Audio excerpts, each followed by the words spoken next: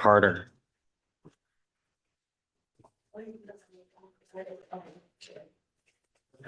It's just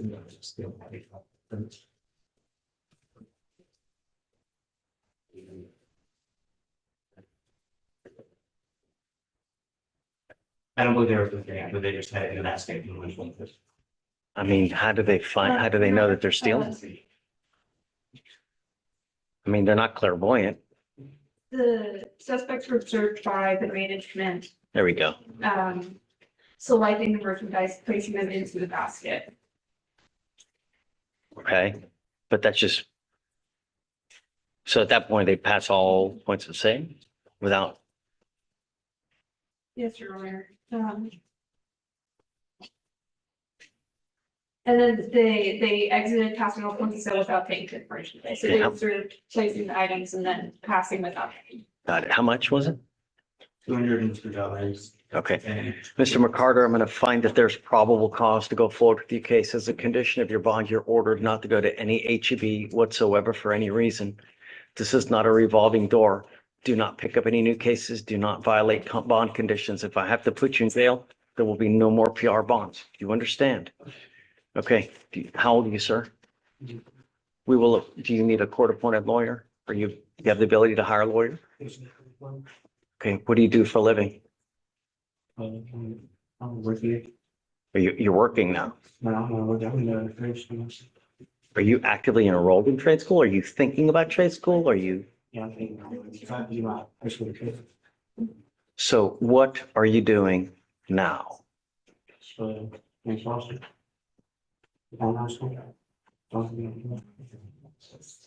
Is this something that you're thinking about or you're actually enrolled in doing like trade school?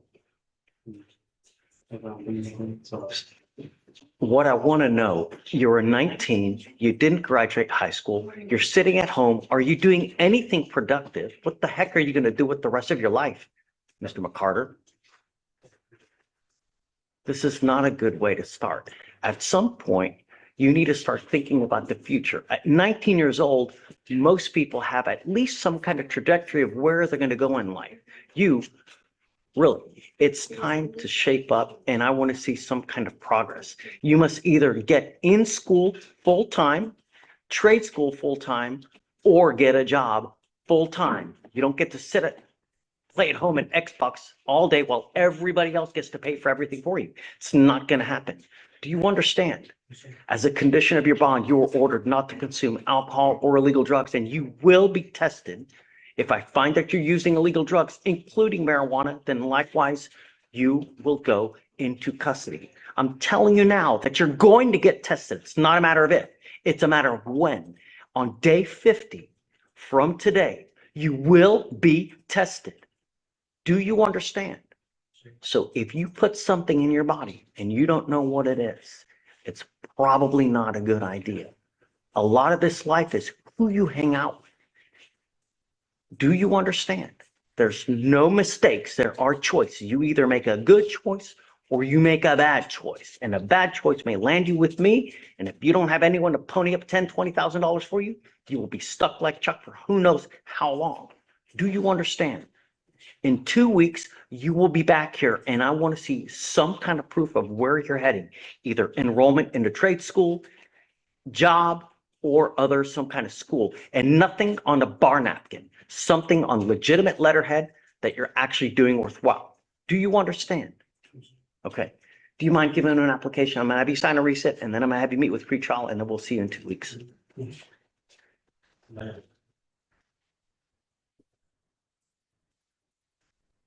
All right, Judge, next is page 20 and 21. Trinidad? Go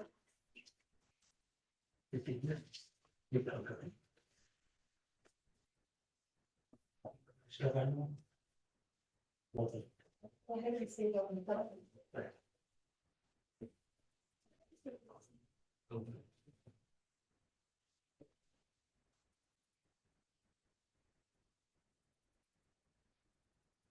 Good morning, Mr. Trinidad. Good morning. Ma'am, you're charged with assault of a family member and criminal mischief. On both of those, you're facing up to a year in jail and or a $4,000 fine. we're going to do probable cause. You have the right to remain silent. Anything you say can and will be used against you. You have the right to have an attorney present. If you cannot afford one, one will be appointed to you, ma'am. Okay. On June 29th, of 2026, deputy responded to 12123 Swan Creek Drive in Harris County, Texas for a family disturbance.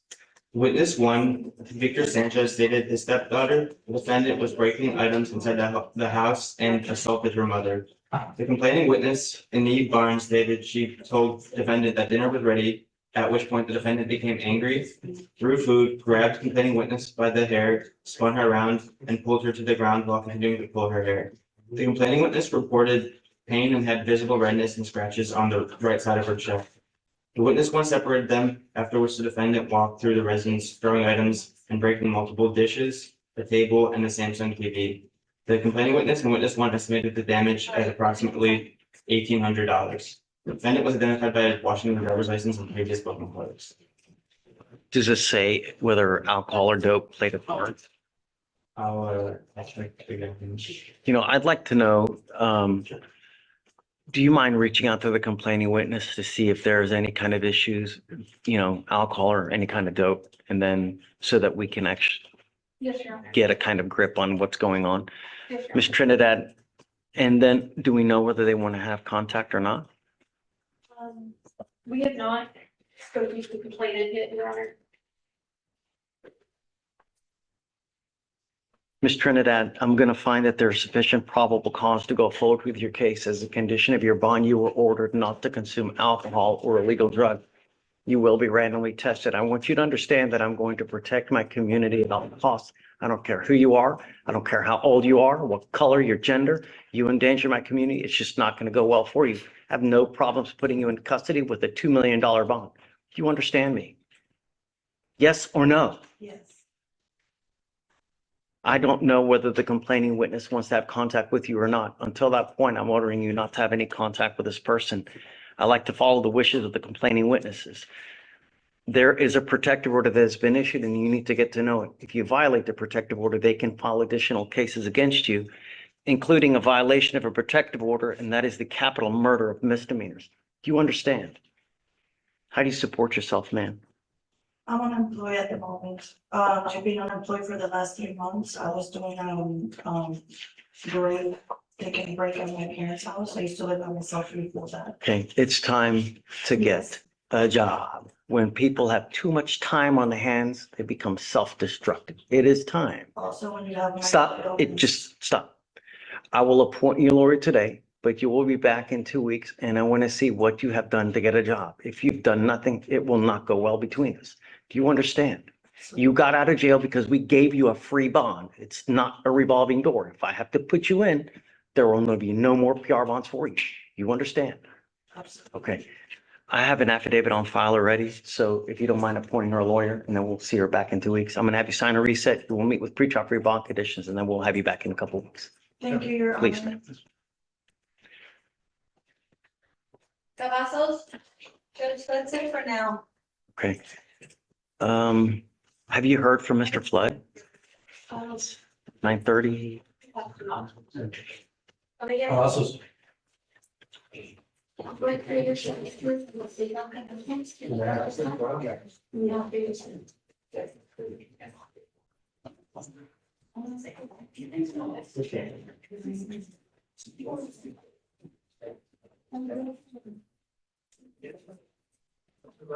Hey, are you ready? Jury's here. We're all ready. Yeah, all right. Okay, not a problem. All right. Yeah, when you get here, we'll talk, but I'm just seeing where you are because we're ready. Okay, okay, all right. All right, bye.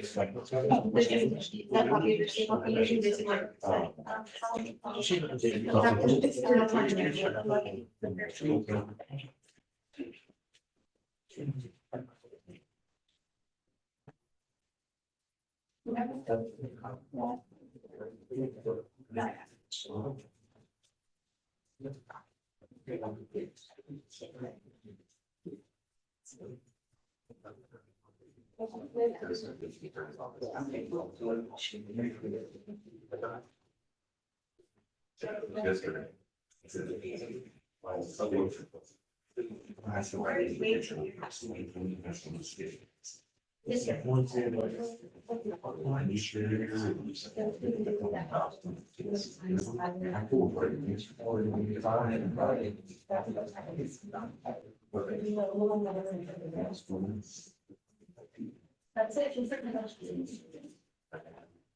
Hey, there are no THAs? Mr. Flood's on the way, so in a couple minutes he'll be here and then. We don't need to sign. You want a copy of it?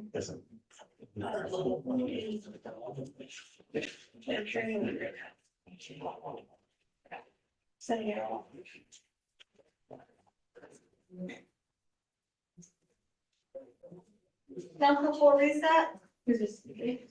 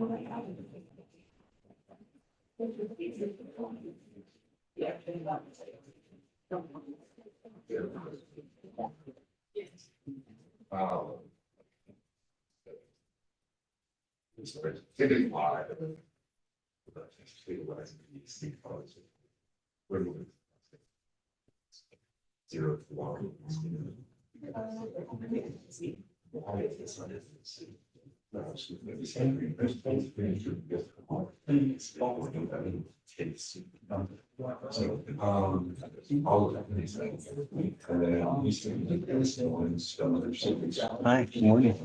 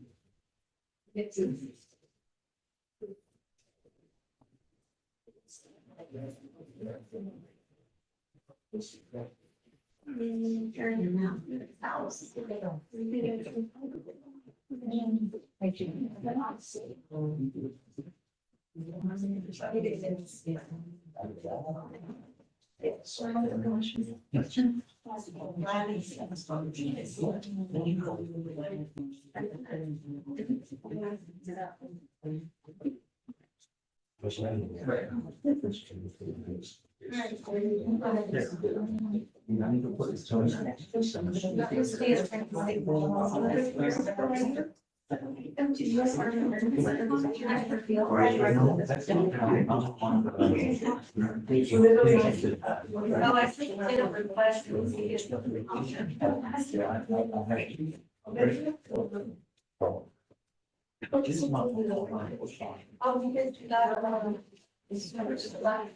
You need me?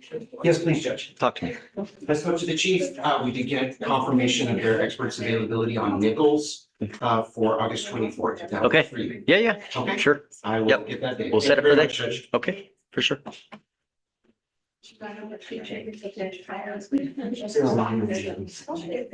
Councilor reset. There is. All right, awesome.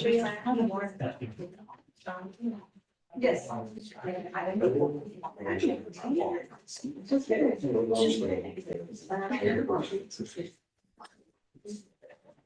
Okay,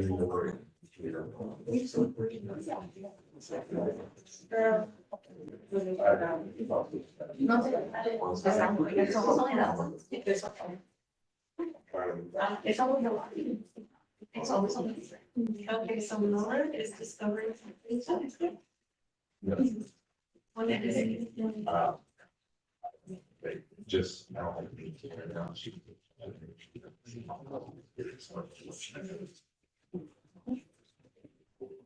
How's the August 5 or 6?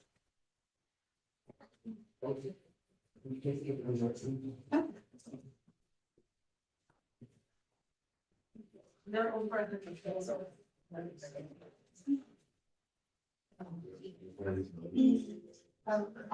or 6.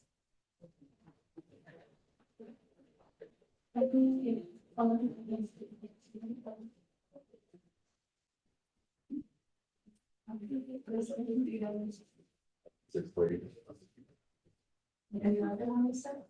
Office, your office.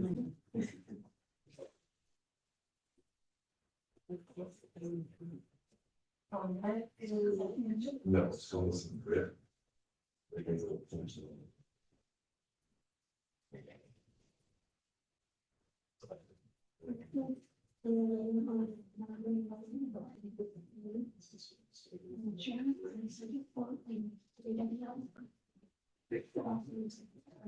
I'm listening.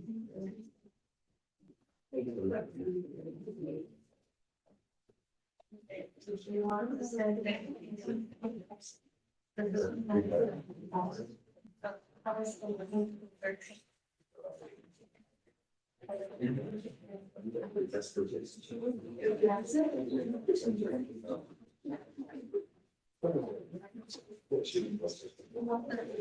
One second. Oh, yeah. Okay, so I'm not sure.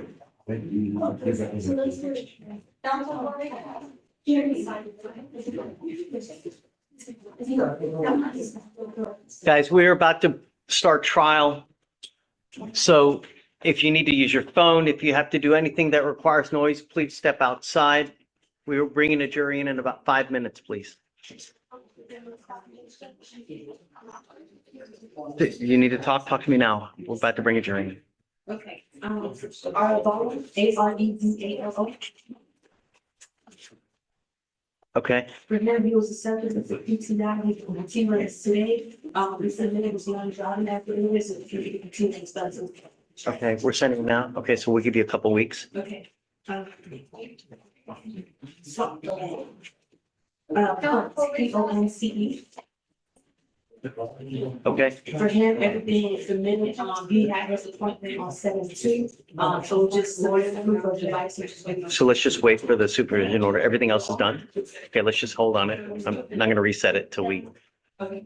is that it? Yes. Okay, thanks.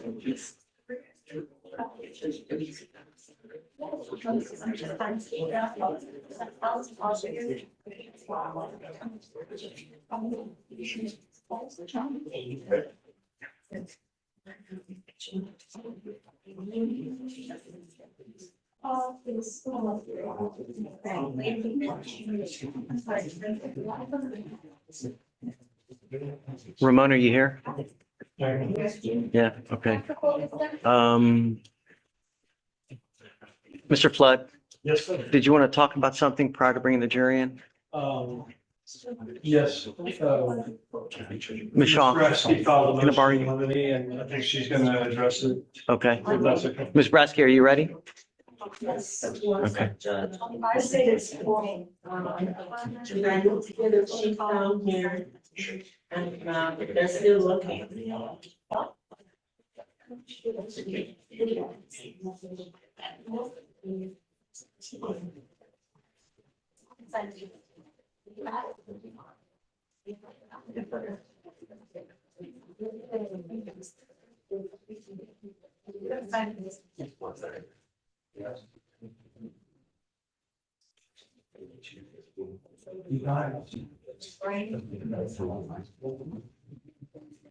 Just do the file here.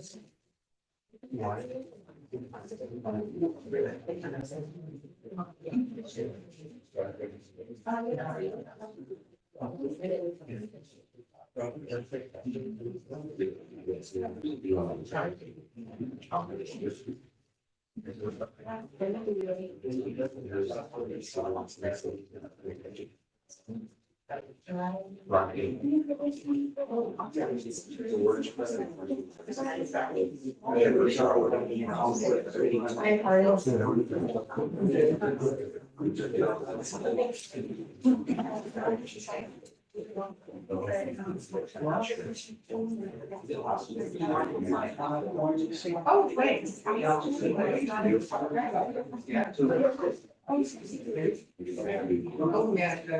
Hey, Ms. Shaw, have you seen the motion in limine? I'm just looking at it. Please.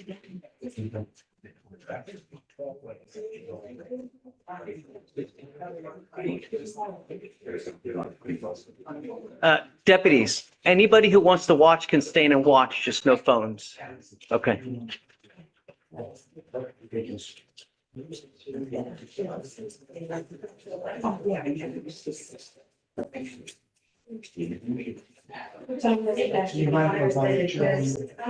Yeah, good. Anybody who wants to stay, please stay.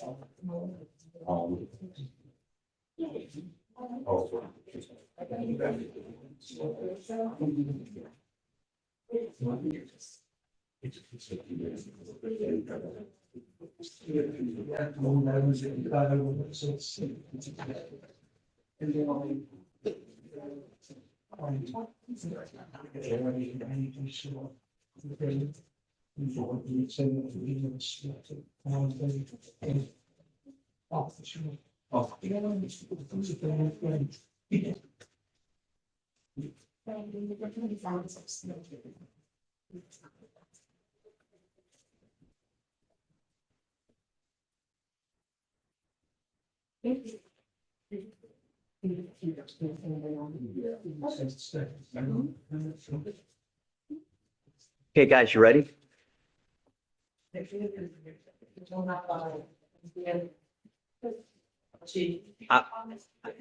9:45. The jury's been here for 45 minutes, man. I don't want to keep them waiting. Okay.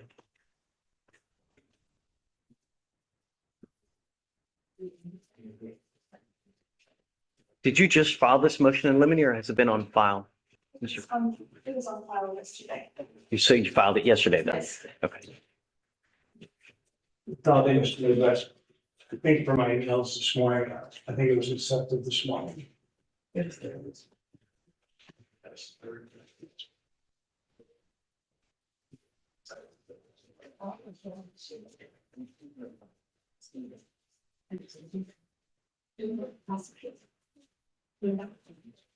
Sure, across the all bit clear.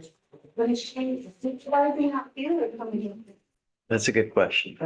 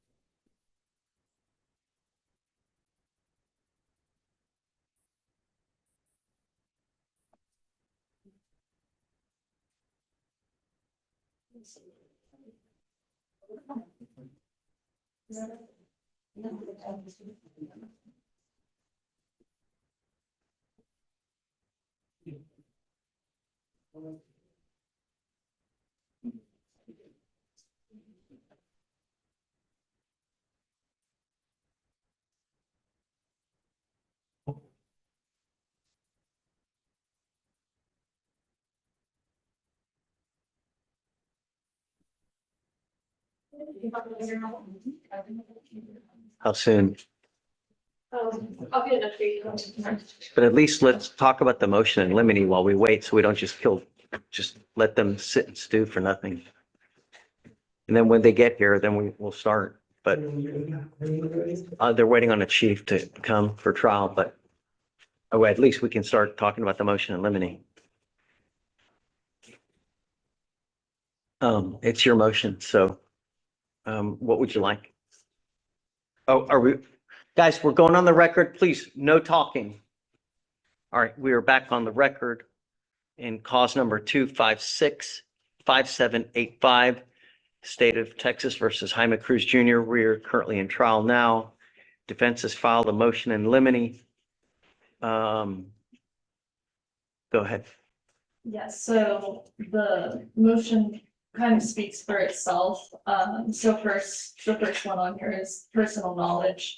We request that the court instructs the state Sure. witnesses, right?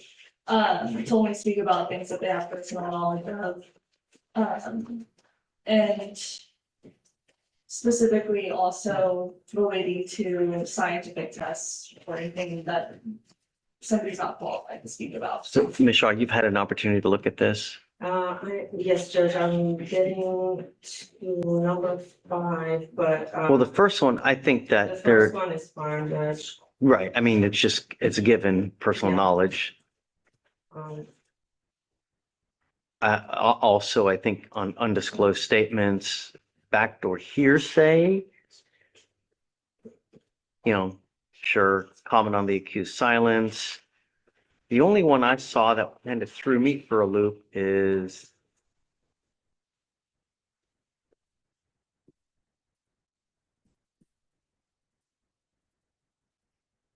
so under backdoor hearsay, the accused requests the court to instruct the state and its witnesses not to mention during voir dire, opening statement, testimony, closing statement, any statements made by any non-testifying witness, officers, EMS, civilian, other person not called to testify without first approaching the bench.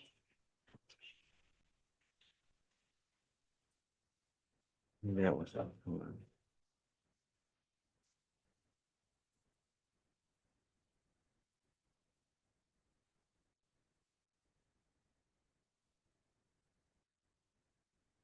That's what I saw.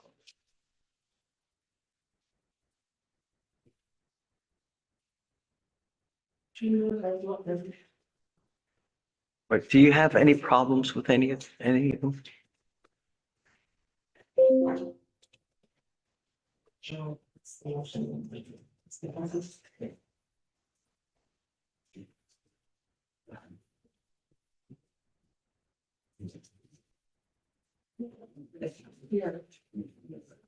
There is no opposition to this. Number 3, Judge. So 1, 2, 3, 4.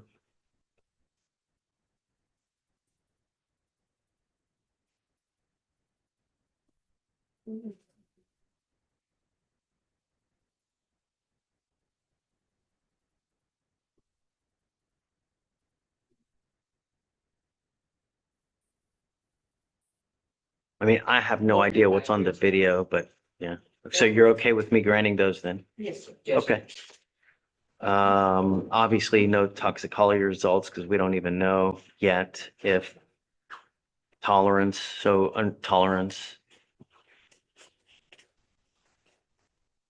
So far, hey, I'm granting 1, 2, 3, 4.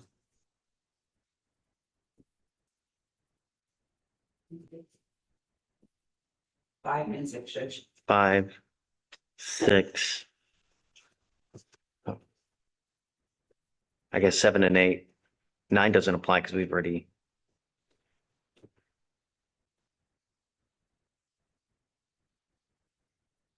Well, no, I guess it would. I mean, they're asking.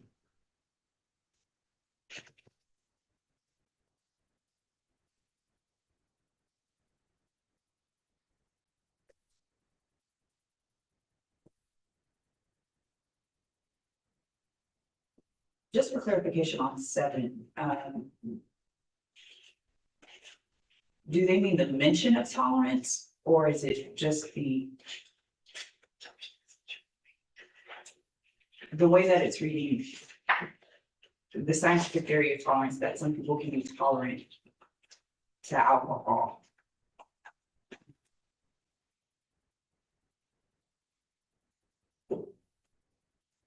Um, No, it's her motion. so that I think the state would have some form of objection to, just in the fact that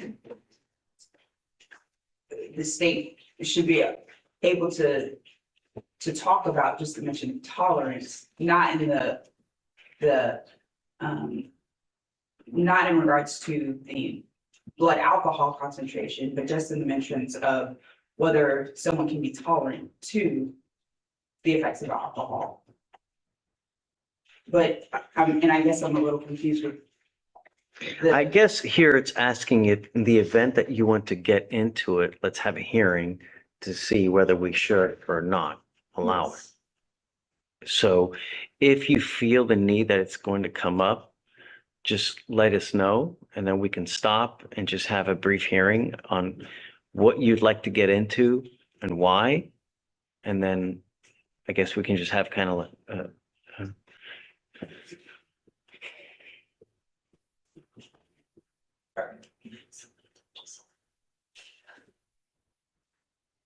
I mean, I guess we need to see whether it's relevant or not. I don't want to just go on a fishing expedition just for the sake of having a fishing expedition. If somehow you guys can get into it and can show something or have some kind of evidence or proof, then sure, we'll have a hearing. But I don't know. Until we get into it, I don't like to just blanket say no to things just for the sake of saying no when there may be relevance for it. So we'll have a hearing to see whether it should or should not. Okay.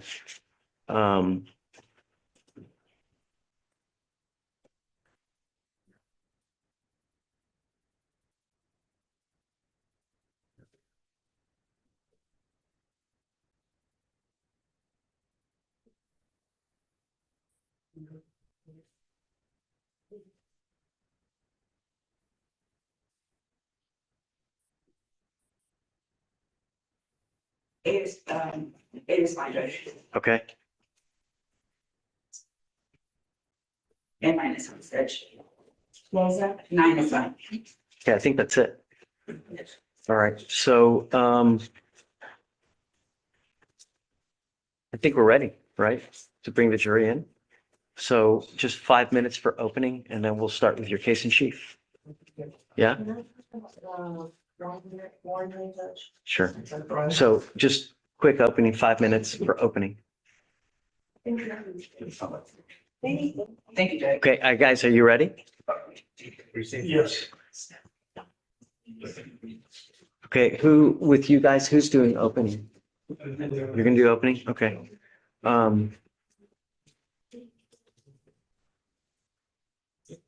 So, hey, Mr. Fleck, 5 minutes. Okay, yeah. All right, let's roll.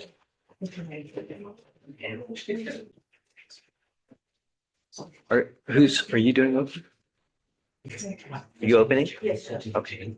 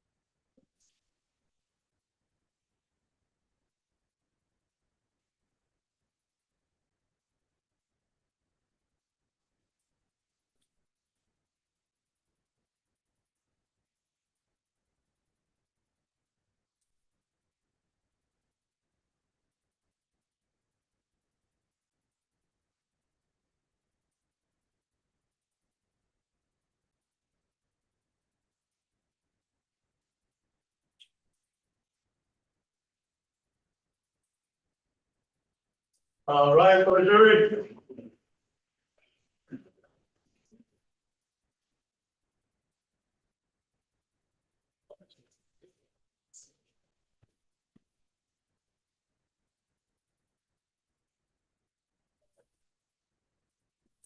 All right, you may be seated. Thank you for coming back, ladies and gentlemen of the jury. You didn't run away. I'm so very proud of you. We will try, like I said, to be as efficient as possible. Every now and then, we will have to excuse you guys. Usually that's just due to housekeeping, realize we're in trial, but we still have other business that we still take care of, just that had to try to put on the side while we're in trial, but sometimes it's inevitable that we have to take other brief, recesses. Are you guys ready for opening statements? Okay. All right, please. Good morning, everyone. Again, if you remember, my name is Judge Fleischer. I'm the prosecutor in the case. And I just wanted to talk to you a little bit about the facts of this case since we were not able to yesterday. When I look at this case, it's really about choices and consequences. In life, we make choices all the time. I'm gonna object, that's argument, improper opening statement. Say it again.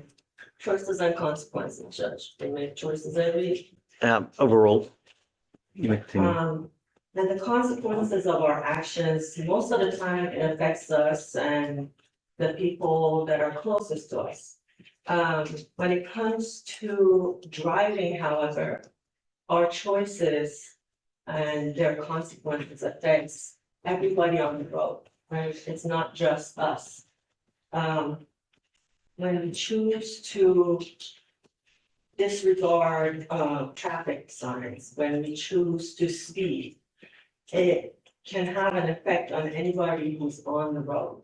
It can change people's lives in a Yeah, I'm second. sorry, I'm gonna object, this is argumentative, not talking about the anticipated facts. Yeah, that's what the evidence will show. Yes, sir.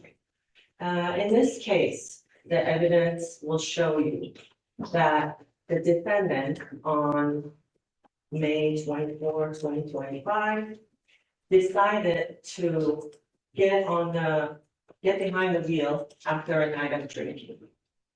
Admittedly, he had a six-pack of beers, and after that, he chose to get behind the wheel. You'll hear from the deputy who made the stop. When he observed the defendant speeding over the limit, about 20 miles over the limit, and he made the stop. You'll hear from him what made him decide to start a DWI investigation, what he saw, what he heard, what he smelled. And you'll also hear from Deputy Allen, who got the custody of the defendant and and took the defendant to the station and was able to collect a sample, a breath sample. Here. Yes, Judge. That's pretty much it. Okay. You'll hear about the findings. You will also hear from the experts in this case who are familiar with the test and how it goes. They're familiar with the machine and how it works. And they will explain to you their findings of that night. And I'm pretty confident that at the end of this case, you will have enough evidence in front of you to be able to see how the defendant not only had lost the normal use of his mental and physical faculties due to the introduction of alcohol. But basically also was over the limit. So, I'm gonna object, that goes towards what we had discussed, emotion and eliminate. Yeah, just let's, yes. Right. all right, sustained. So at the end of this case, I'm going to come back to you and I will go over the evidence that we will present to you. And I will ask you to find the only verdict that will be supported by evidence in this case, and that's guilt. Thank you so much. Thank you. Man, Please. so I respect the state, but getting up here when, you know, the evidence, they're gonna try to saddle a person with a criminal conviction for the rest of his life. Being pretty confident, that's not proof beyond a reasonable doubt. Y'all are gonna get to judge the weight of all the evidence, the credibility of the witnesses, all of that matters. I think it's gonna be interesting. What you're gonna see is, so this is precinct 4 constables and Deputy or Corporal Ryan is on a freeway following Mr. Cruz's truck. And he says he pulls him over for speeding, and you're gonna see other cars going by even faster than the officer, faster than Mr. Cruz. But for some reason, he's focused on Mr. Cruz. You're not gonna hear any evidence of like a 911 caller saying, hey, there's a drunk driver on the road. You're not gonna see a person swerving all over the road. You're not gonna be able to look at the driving and say that person looks like they're intoxicated. But he pulls them over anyway. They go to a gas station. The officer, the Corporal Ryan, asks for backup.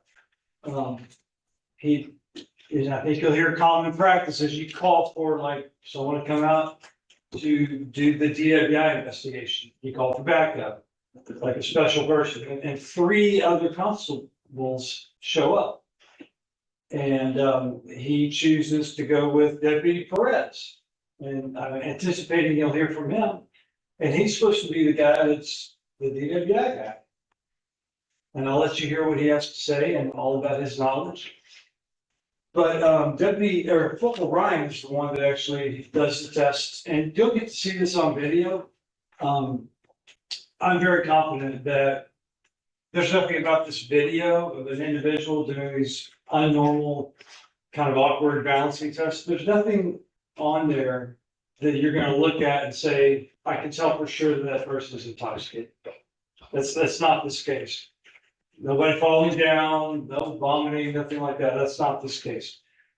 There's going to be some issues. You'll probably hear me object a few times. That's my job. But the video and the arrest decision, it's not going to be enough to convince you of a person who was guilty of DWI. If you do hear of any BAC number, listen to the testimony really carefully, because what matters is that they've got to prove what the BAC was at the time of driving, not at some point down the road after the person was driving. And there's a way they can do that, but only if they have certain information. If not, their answer to you is going to be, I don't have any proof of what Mr. Cruz's BAC was when he was driving. And just keep in mind, this isn't just a person on trial for allegedly being intoxicated. They've got to prove driving while intoxicated. But at that time that he was driving, they can prove beyond a reasonable doubt he was intoxicated. So you're also, last thing, and I'll sit down, Mr. Cruz's first language is not English, it's Spanish. And both of the deputies that you're gonna hear from, I think you're gonna hear them say the same thing, that English isn't their first language. But you're gonna hear evidence of slurred speech. You're gonna get to watch and listen to this on your own. And you're gonna hear strong accents with all the parties. So you got to decide, is that really slurred speech or accents coming into play? But you're all going to get to see everything and judge all the evidence. I just ask that you keep an open mind until the end. Wait to hear all the witnesses before you make any decision. And I'm confident that you'll do the right thing. Thank you. Thank you, Mr. Flood. Okay, State, you ready to call your first witness? Okay.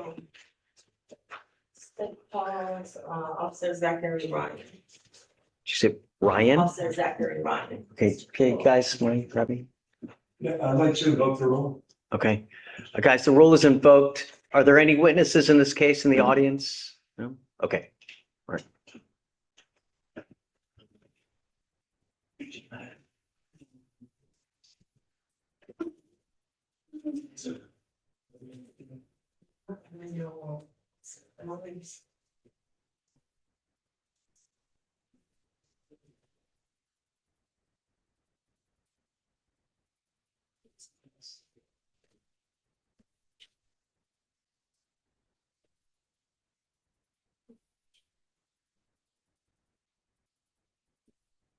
Good morning, Deputy. Coming up. Hi, good morning. If you would please raise your right hand. Do you solemnly swear to tell the truth, the whole truth, and nothing but the truth so help you God? All right, come take a seat. If you would please testify loudly, clearly. If you hear the word objection, just stop until it's been addressed and then you may continue. Yes, sir. Okay? All right. Please. Good morning. Could you please say and spell your name for the record? Zachary Ryan, Zachary, Ryan, Ryan. And, would you please tell us what your rank is? I'm currently a sergeant with the Harris County Counsel's Office, recruiting forward. Sergeant Ryan, how have you, I mean, you already said how you working for, but, how long have you been with Constable, Precinct 4? 10 years now. And are you assigned to a particular area? I'm currently assigned to the North Patrol Division, as well as the Active Investigation Team. Do you receive any, training in handling DWI investigations? I have, Would you please tell us about that? both in the basic Peace Officers Academy, as well as taken the SFST refresher course 3 times now. Do you receive any specialized training regarding intoxicated drivers pertaining to intoxicated? Correct, both in the academy as well as those field sobriety refresher courses. So let's talk briefly a little bit about the training that you have received. When you detect a intoxicated driver, are you trained to conduct field sobriety tests? I am. And what are those evaluations called? The standard field sobriety test, the specific test, Yes. horizontal gaze and steadiness, the walk and turn, as well as the one leg stand. Did you receive any certification for performing the field sobriety test? I have, Could you tell us a little bit about that? both in the academy, and then I've taken that refresher course 3 times, where they make sure you're proficient in giving the examination. Does the certification include field and classroom training? It does. Has all of your training, would you say that your training has allowed you to identify signs of intoxication? It has.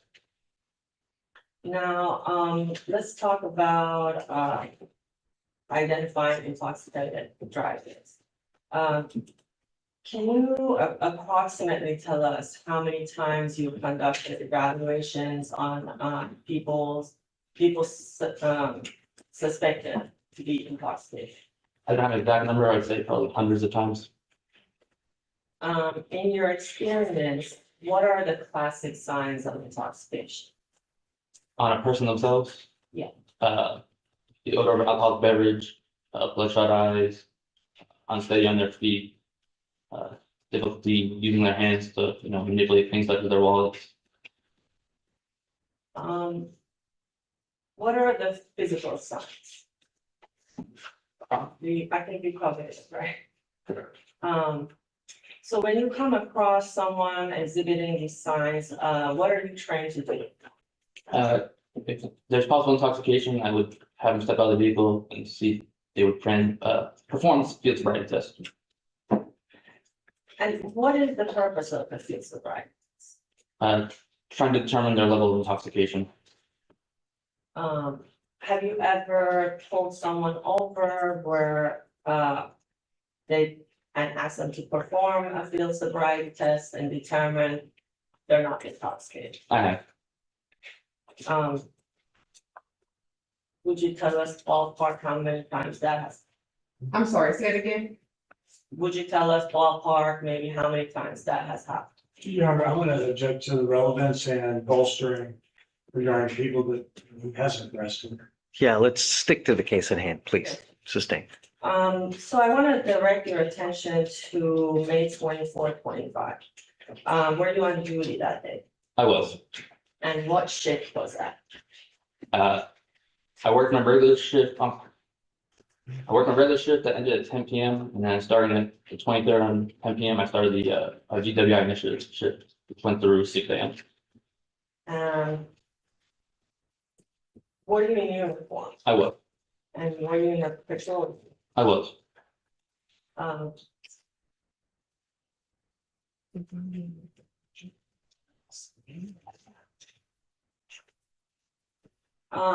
Could you tell us, you were saying that you were on a DWI initiative. Could you explain to us what that means? The department puts out extra units to patrol for reckless drivers and intoxicated drivers. And how are you trained to spot that? Through regular traffic stops, making contact with the drivers.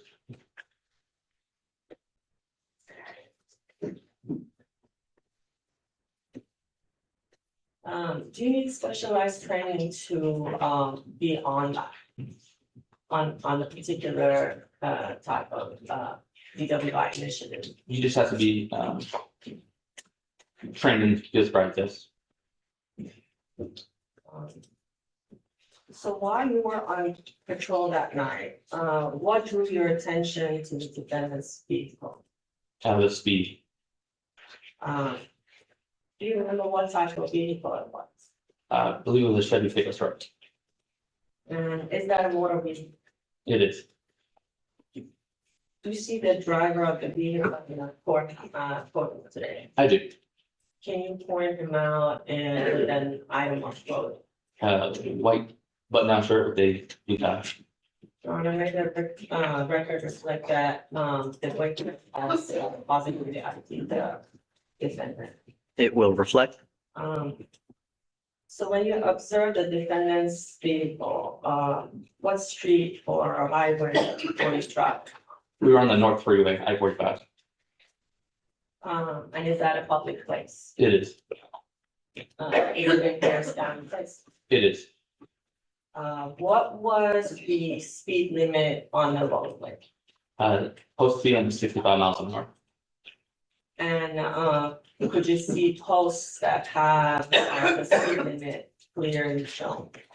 Correct. There's many up and down the freeway. And I'm not sure if I asked you what was the speed limit. You said 65 miles an hour. 65. And what was the defendant's speed? I had 85 miles an hour. How were you able to verify the defendant's speed? Utilizing our in-car mounted radar, so the Stalker dual SL radar. Can you explain what that radar shows you? Basically, there's an antenna, send out radio waves that bounce back and are able to give the speed of the vehicles.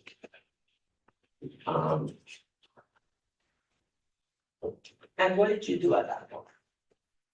After following them for a short while, initiated a traffic stop. And when you approached his vehicle, what did you notice? There's other alcoholic beverage coming from the vehicle, as well as he had some red bloodshot eyes. Hold on. Hold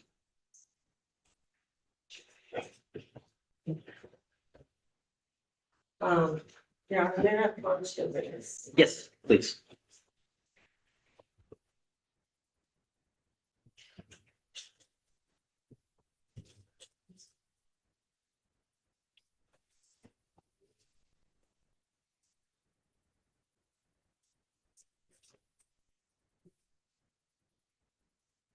Sergeant Ryan, do you recognize this? It's states exhibit 1. I do. And what is it? It's a CD containing my body worn camera from that evening. How do you know that? We reviewed it prior to trial, and that's initialed it after reviewing it. do you believe that it will show, it accurately depicts what happened that night? I do, And has it been altered in any way? not to my knowledge. Judge Mayor, Judge Mayor, please. May we approach? Sure.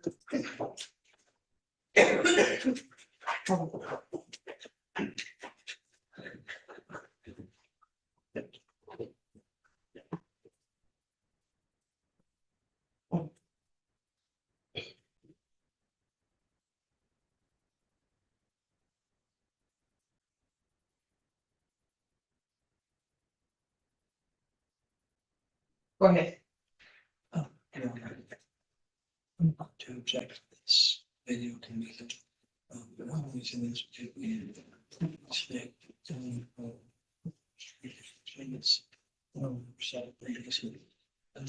Things contain those reactions from like. Subjecting to gene.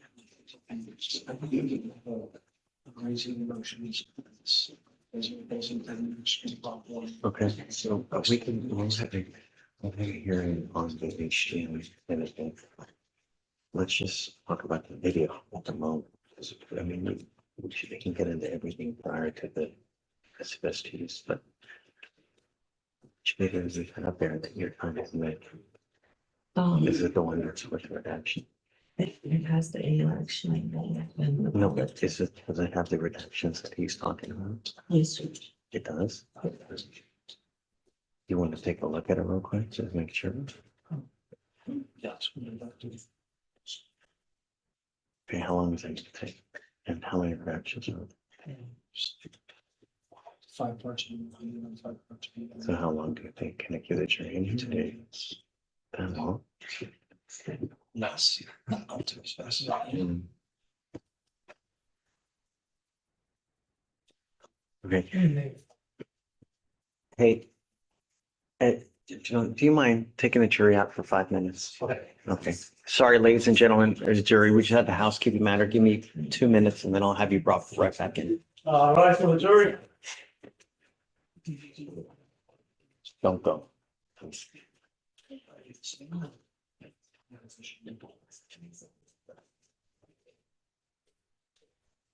All right. Yes.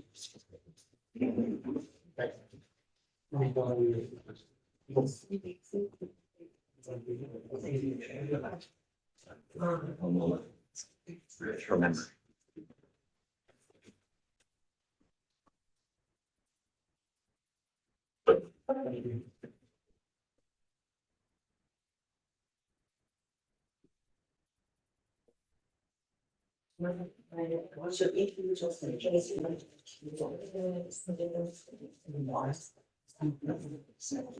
Mr. Flood, once you have determined the redactions are in place, then there's no objection, right? Other than what we, I still have objections. The HDN and then. sure, no, right, aside from that. Objection, about, the arrest time. Okay, well, let's do first things first. Just go ahead, look at the redaction so we can at least start playing it for the jury.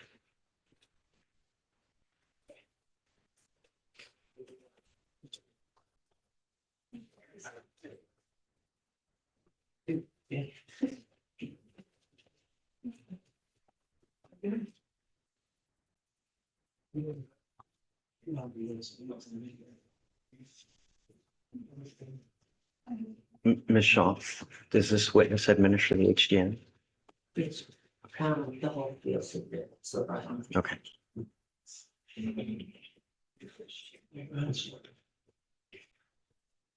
Ms. Frasky's looking at the redactions. She just made a suggestion, but I don't think you want to do this right now. We could also deal with the HGN right now, but Well, let's look at the video, see if that's at least good, and then we'll do the HDN after.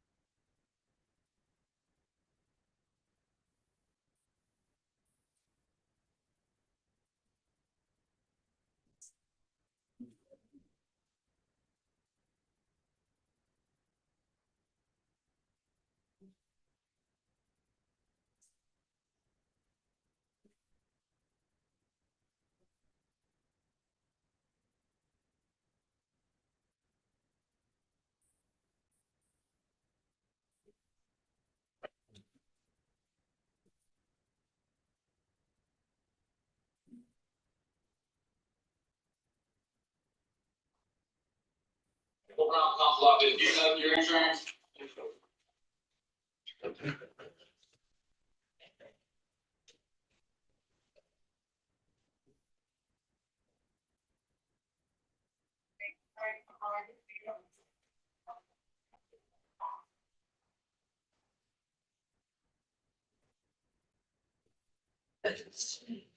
Bless you.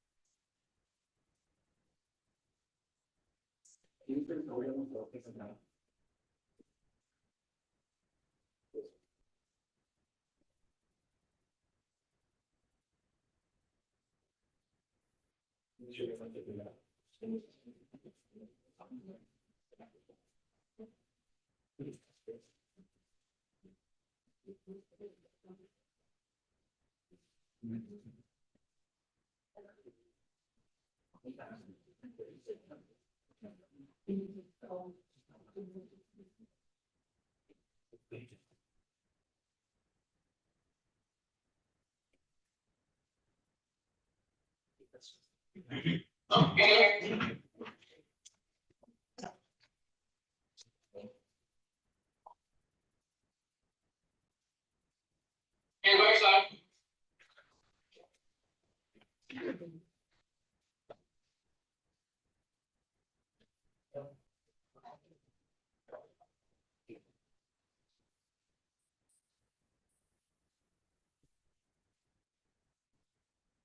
They're down the hot end of it.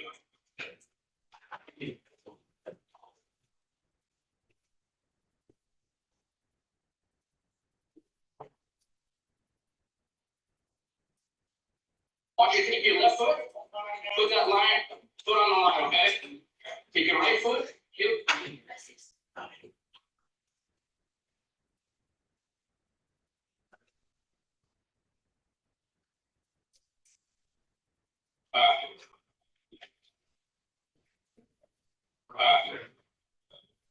Want you to imagine a straight line going that way, okay? Yep, imagine a straight line, okay? No, see where you're at. So that's what I'm saying. I want you to take your left foot, put that line, foot on the line, okay? Take your right foot.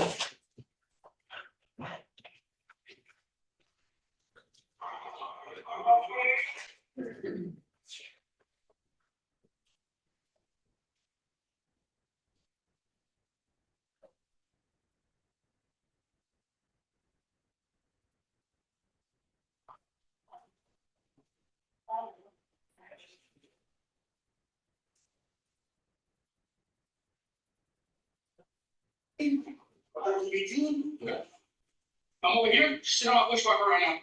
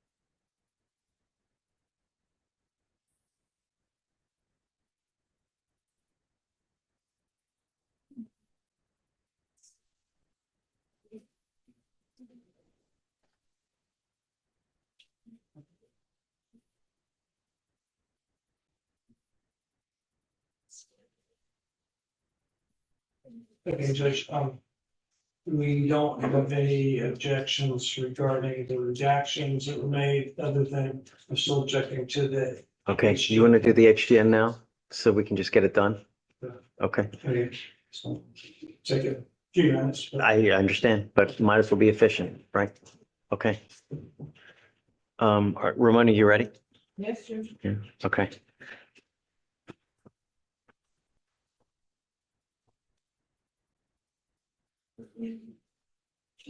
Did you want to go ahead and take the witness now? If you don't mind. Yeah, I'd all like right. to, so I'm gonna raise a motion to suppress the HGN. And I'd like to ask Corporal Ryan some questions, and also if the state's moving to admit this video, I don't have any objections to the redactions, but I'm objecting still to certain parts that remain. One is the HGN and another is probable cause for arrest. But I'd like to be heard on the HGN first. And Floor is yours. State's Exhibit 1, I'm assuming. Right. We can do for the flag. Can we get off? Okay. Sure. Is it, so was it ever Corporal Ryan? It was corporal at the time, sir. And is Sergeant above or below? Above. Oh, it's Yes, sir. much on. I want to ask you some questions about the HGN administration that night, okay? Yes, sir. So you're familiar with NHTSA, you've been trained in the field sobriety testing, correct? Yes, sir. I have two manuals. You need to refresh your memory or something. I'd be happy to lend you a copy, okay? I'd like to first talk to you about how you properly administer an HGM, okay?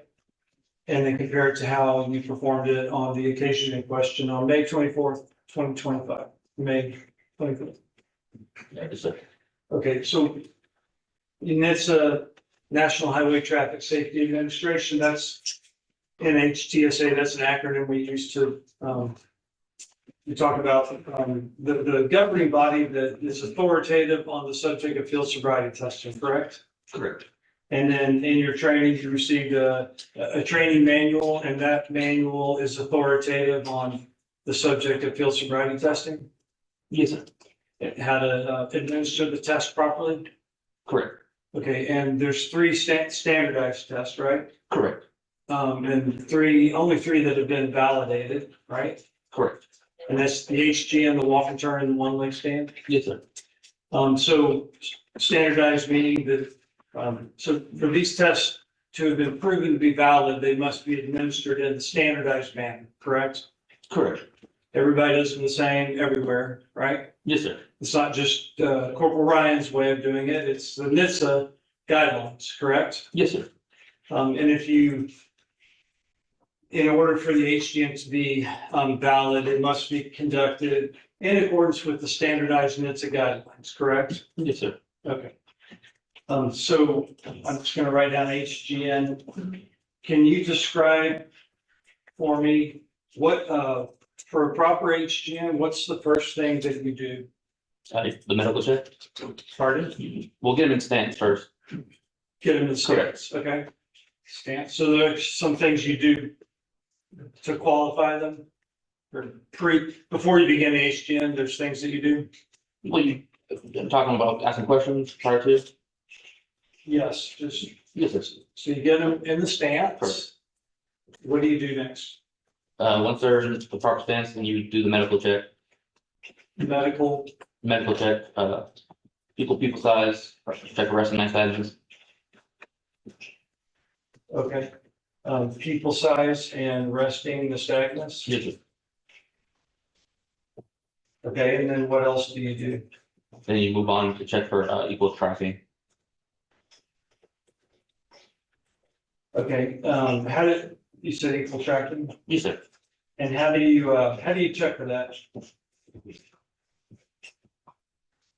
You hold your stimulus, whether it be your finger or hand, 12 inches from the base, and go about 2 seconds out, back and forth, twice on each side. Okay, so you take the stimulus and, Just better show or explain, sorry, I'm not, no, it's okay. I'm trying to write and listen, but are you counting going to, so which direction do you start moving? move to the right, To your right? yes, sir, Okay, and you go to the right and then you go to the left, and when you come back, you're counting that as one pass? correct, I do one pass, Okay, just want to make sure that we're not calling that two, but okay, so you hold it 12 inches away? Below their eyes, at their eye level? about eye level, Pardon? eye level, Eye level, okay. And then you move it to your right first, correct, and you said approximately 2 seconds? correct, Like approximately 2 seconds to go out? correct, Okay, and then you moved it to your left, correct, and then what? Do you just, so that's like one pass, right? correct, And you just do one pass to check for equal tracking? 2 passes, Okay, so you're supposed to go then to the right and the left again? correct, Okay, and that would be to check for equal tracking? correct. Okay, and then what do you do next? Last smooth pursuit would be the next, which would essentially be the same. I'm putting LOSP for lack of smooth pursuit, is that okay? Yes, sir. If you disagree with anything that I'm writing, let me know, okay? Yes, sir. And what do you do what are you supposed to do for a proper HDM check for lack of smooth pursuit? It's essentially very similar to equal tracking. Right to left, 2 seconds out, 2 passes. Okay, so same thing, right, left, right, left. And you said approximately 2 seconds. But, yeah. It's like it's approximately 2 seconds, okay? What are you supposed to do next? We look for distinct and same assignments at maximum deviation. Okay, I'm gonna write down max for short, okay? And how do you check for that? The same pass pattern right to left, but when you go out to the eye, you hold it out for approximately 4 seconds. Okay, approximately 4 seconds. So 4. 3 seconds, 3.5 seconds would be fine according to NHTSA. I'd have to look the manual or called. They say about 3.5 seconds. Sorry, Just for 3.5 seconds, 3 seconds, I have to look at the manual route. okay, may I have a question, witness? Sure. I can give you this, I think I got some tabs there and, session 8. You're probably familiar with, that's where they discuss HDN administration. So you do this how many times? So this is one pass checking for distinct and sustained nystagmus and maximum deviation. You do one pass for that? It'd be 2 passes. 2 passes? Okay. And so what are you looking for when you score that clip? For the next dive must be the thick and same, but while you hold it out, approximately shoulder width. Make sure that status is sitting there. Okay. And then is that the end of the test? No, then you have onset nystagmus, prior 45 degrees. Okay, so I'm gonna write down the less than sign, probably prior to 45 degrees. And how are you supposed to perform that set of passes? The same pass pattern, but you go out at a rate of about 4 seconds, trying to see if you see that nystagmus prior to 45 degrees. Approximately. Out at about 4 seconds. Correct? Correct, moving at a rate of about 4 seconds. Okay. And so I noticed that, so these would be for equal tracking, right? And these 2 would be for lack of smooth pursuit. These 2 would be for maximum deviation, and these 2 would be for onset prior to 45. Yes, sir. So why are you supposed to check each eye twice with 2 passes? The reason why I'm not positive, I don't recall. But that's required Correct. by NHTSA, right? Correct. Not just 1 pass per eye, right? NHTSA dictates you've got to perform 2 passes to check for each of these 3 different things, correct? Correct. Okay. So you're saying this would be a proper HGN? Yes, sir. Okay. If you look at section 8, are you, I'm sorry, session 8? When's the last time you've had an update That would have been in January. Okay. If you look at section 8, this dictates that, so there's some approximations of time on these other passes, but when you're checking for distinct and sustained nystagmus and maximum deviation, that's the one that's got like a strict timeline. You have to hold the stimulus at maximum deviation for a minimum of 4 seconds, right? That's what says, Well, I don't want to be the one. You're the one here testifying, right, as the one who's trained and who administered them, correct? correct. Can you look through there and see where it says that in section 8? It's a couple places.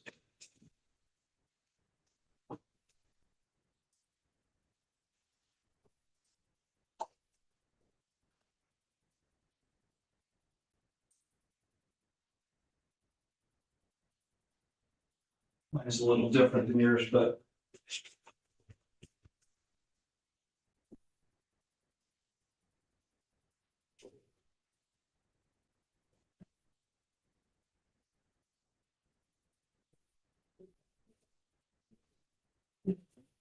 Find it? Correct. What page you look? 23 in this manual.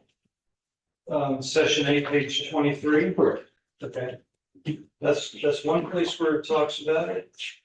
And it states when you're checking for distinct and sustained nystagmus and maximum deviation. It's evident when the eye is held at maximum deviation for a minimum of 4 seconds. Correct? Correct. Okay.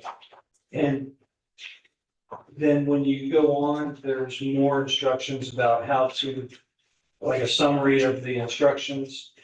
But the 4 seconds is the one that's required. That's the only one it's got to be at least 4 seconds, right? Correct. So not 3, not 3.5. That would not be in the standardized validated manner, correct?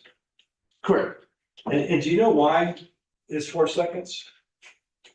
I don't recall. Okay, in your training, when did you go through the basic?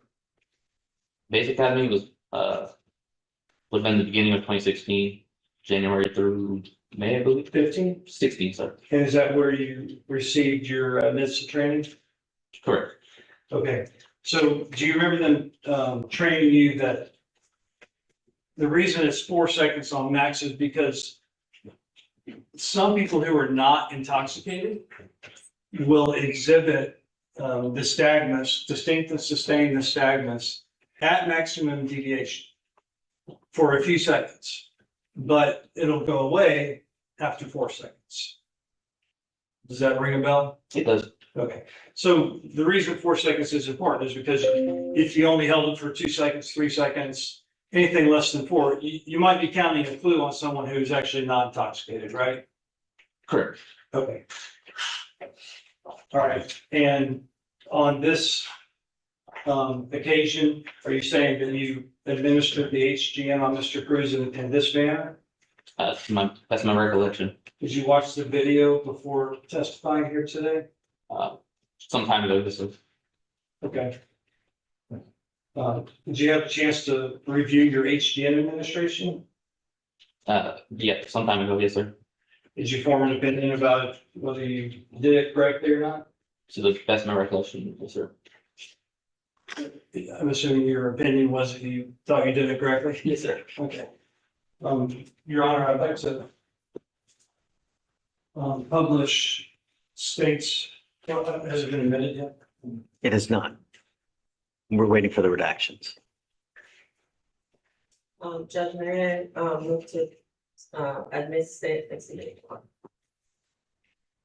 Any objection? I don't have any objections about the redactions, but I am not waiving all objections. Sure, of course. Going forward. I understand. We'll get to Okay. Yeah. So I'm waiting. it. But for the purposes of this hearing. I don't have It's any right. Objections at all. Yep. All right, you can go ahead and publish so we can, Okay. Beautiful time. Yes. and then I don't know if you guys want to maybe kind of tweak the TV this way so everybody this can see it also.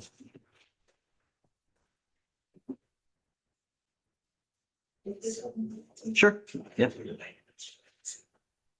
Okay.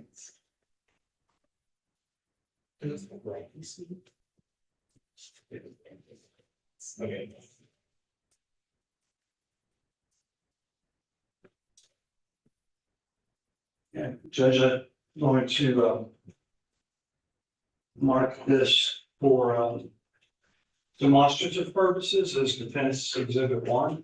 Okay. I'm not asking it to be admitted right now, just For demonstrative. demonstrative.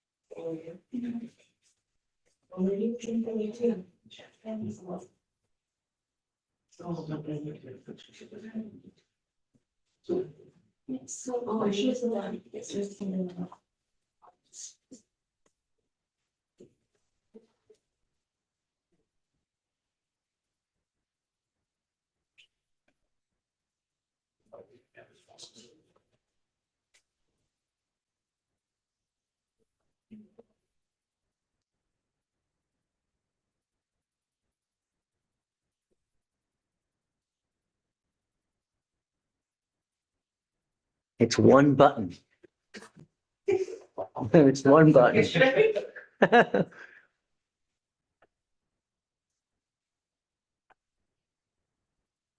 I think it was toward the top when Ulysses hit it yesterday. Well, this was a different setting. This is part of the video.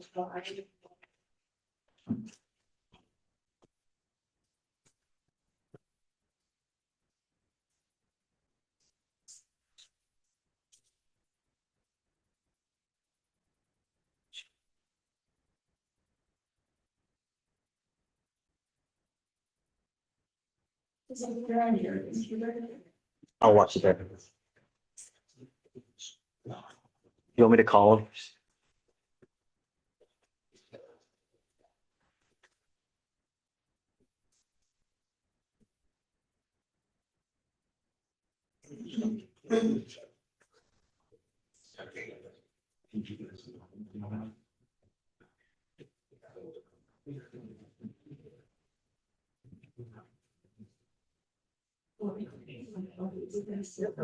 Hey, can you come back and help us one more time? We're trying to play a video. Wait. Yeah, if you mind, please. Thanks. Okay, cool. Bye.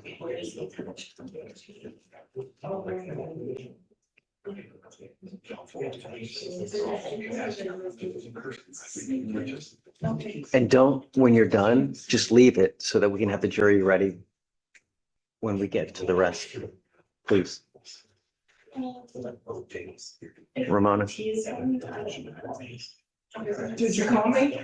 No, I sent you a text. Okay.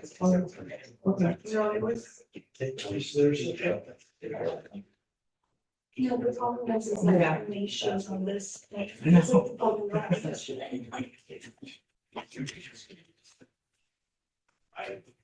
Yeah, you just put one button on it. Now we push every single one. On there, on the other one. Yes, I did. Push the DVD, but on my computer, I was attached. Sorry. Now Sure. it's- Yeah. But the DVD was on the computer, but we went down on the computer.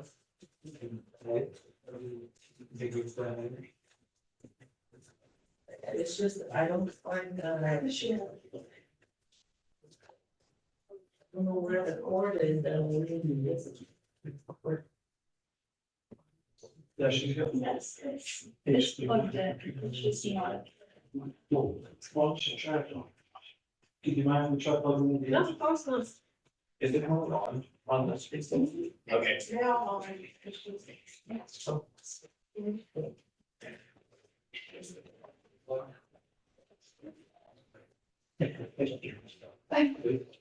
Hey, thanks, Jesus.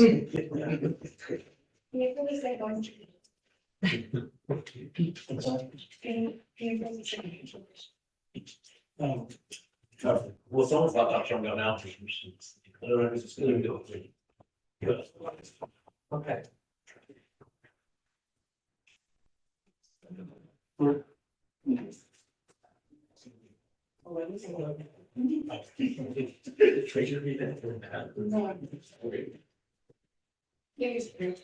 Yeah, I think this one is three. I was just going.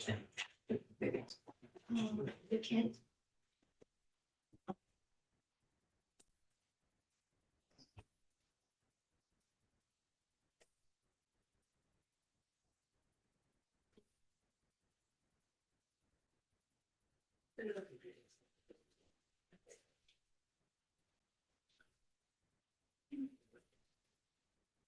Are we allowed, is there someone with how we can play from ours, or we just need to stick with theirs?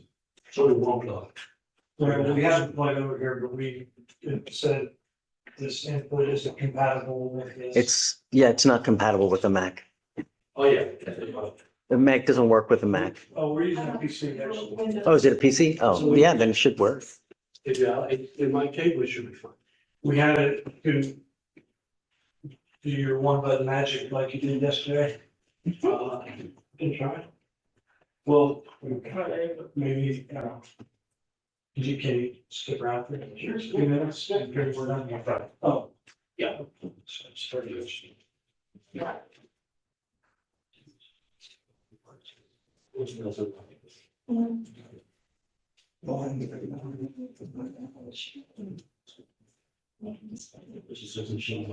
It is smaller, so I don't. It's okay, yeah, it's showing, again, it's showing on the screen, it's not nice.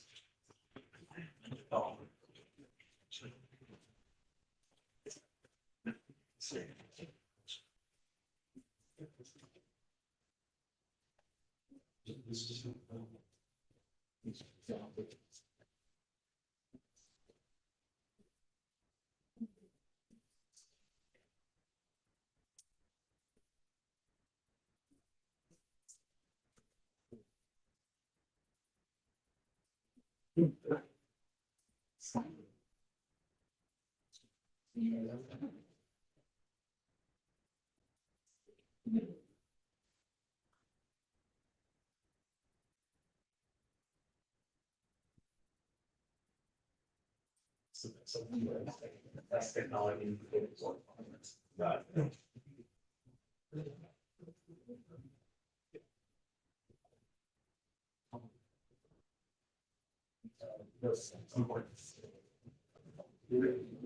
I'm here in the order.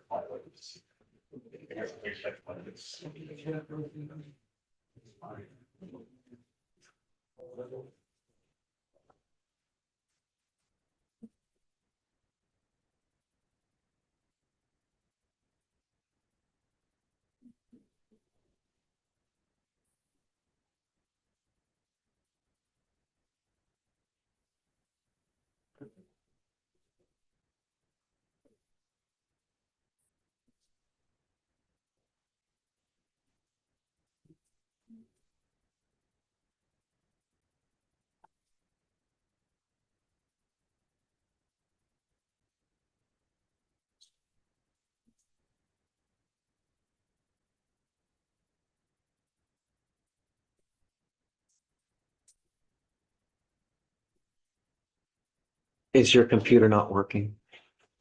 It's the adapter, George. We'll have us, very new adapter. We don't have HDMI to USB. If it's not gonna work, I mean, they've been out there for a long time. Let's just do it on theirs so we can bring them in. We'll put it here.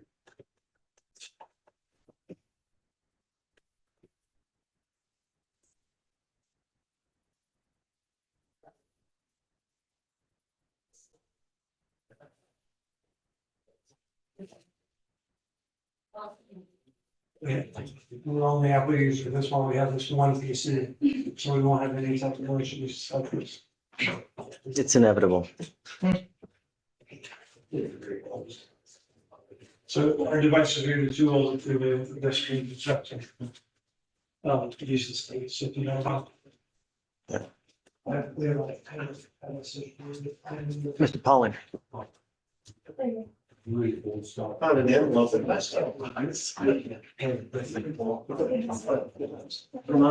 Okay, Judge, I'm coming. Yes.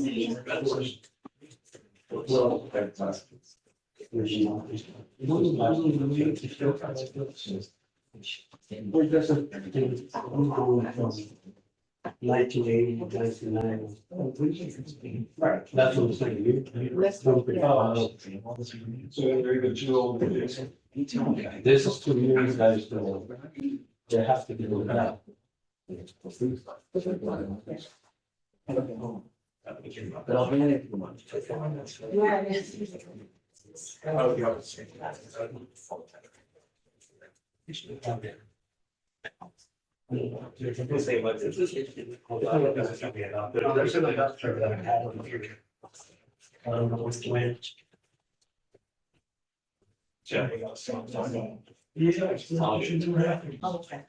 You guys ready? You can see it's blowing up. We're doing up on ours.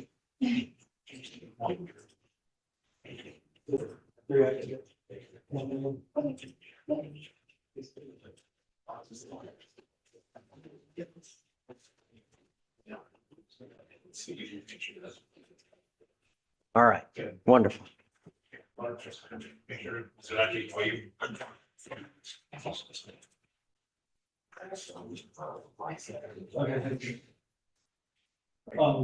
Okay, this is States Exhibit 1. I'd like to start it at approximately 5 minutes and 50 seconds on the media player time.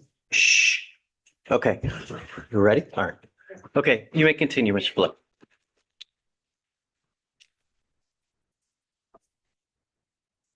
So, Corporal Ryan, I'm gonna play it through so you can watch it, and then I'll just ask you a couple follow-up questions, if that's okay. Yes, sir. I'd like for you to watch your administration and see if you notice any deviation from the validated, standardized manner, okay? Yes, sir. Do you see that right?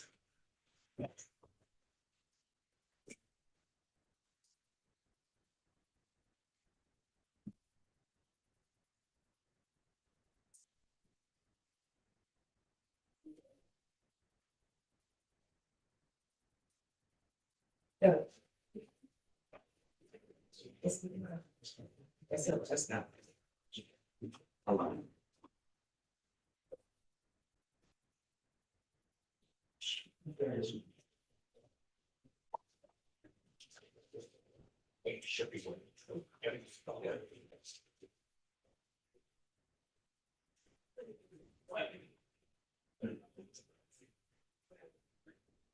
We can't get the volume to work. Okay.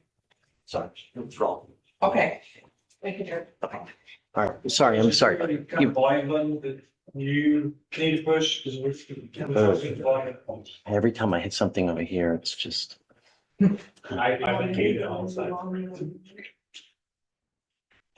Someone's turning the volume up, so that's you. And it's up on your computer? Yes.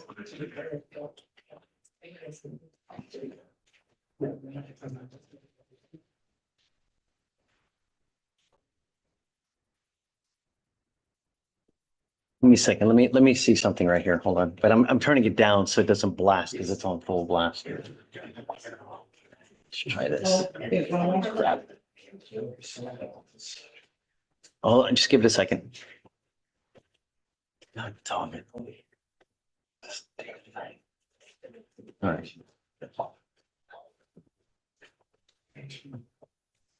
Can you hear anything or no? No. Doesn't sound like it.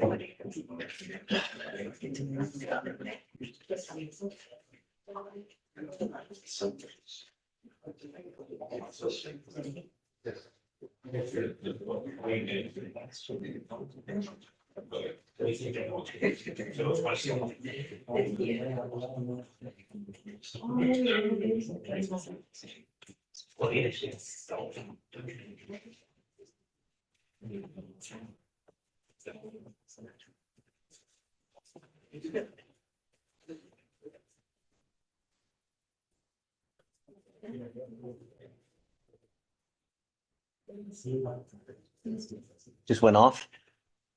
You turned it off. Now it's like, you're listening off this stupid.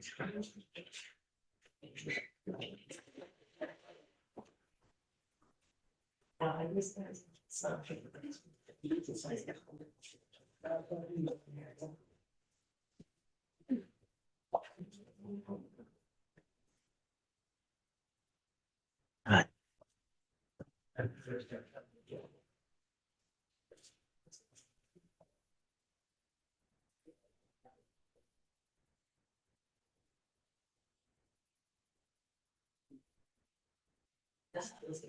Now they can't get the sound. Sorry. Okay, all right. Bye.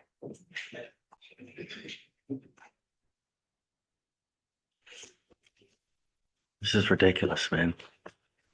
Spend more time jacking with the AV than actually in trial.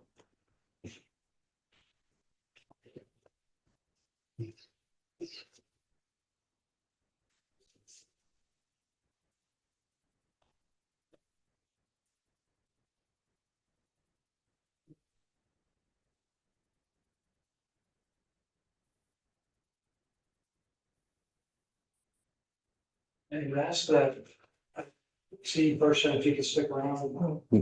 He said he would. Yeah, he's coming. He's on his way.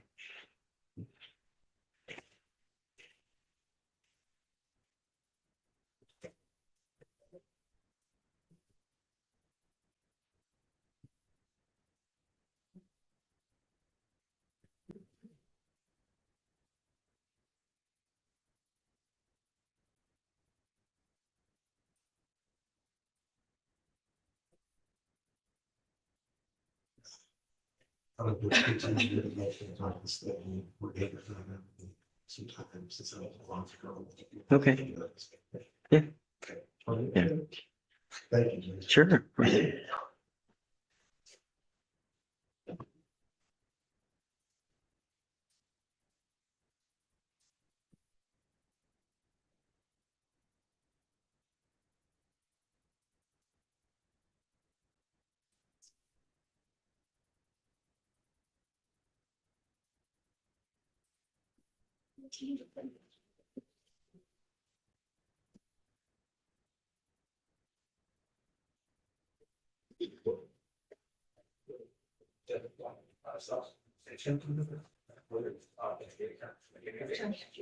Well, this is 185. Yeah, it's a. And with mitigation, what needs you. All of that stuff. So. Yeah.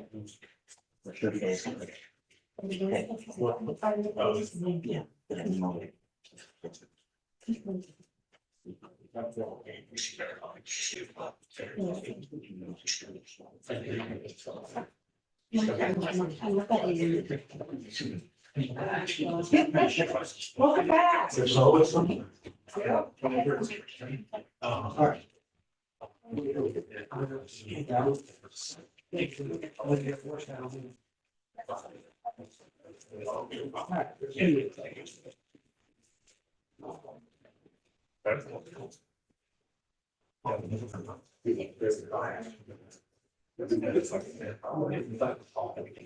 Morning, Mr. Robbins. Good to see you, man.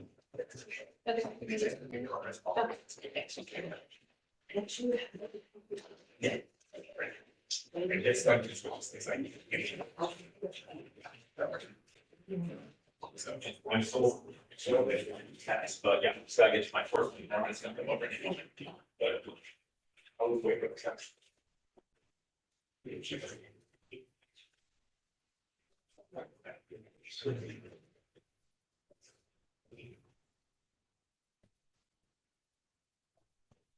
Videos in this, right? Yeah.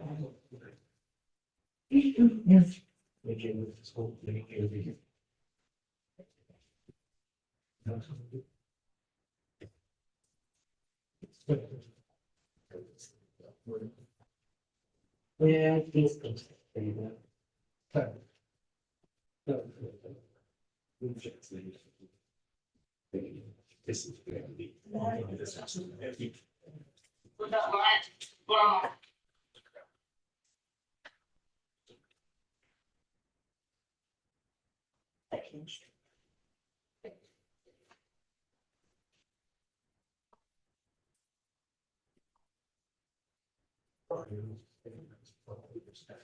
Nine kilos of step down line, leave that lead leg on the ground, you can see the small steps, and you do 9 more additional steps to that down line.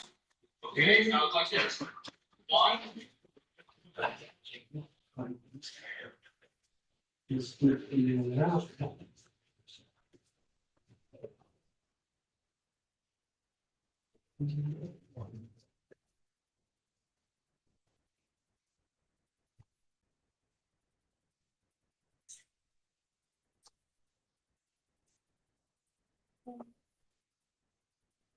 All right, Tyler, you ready? 2, 3, so on and so forth, till you get to 9. I can't see it. Yeah, but we can't see it. So after this, don't touch any buttons. Just leave it alone.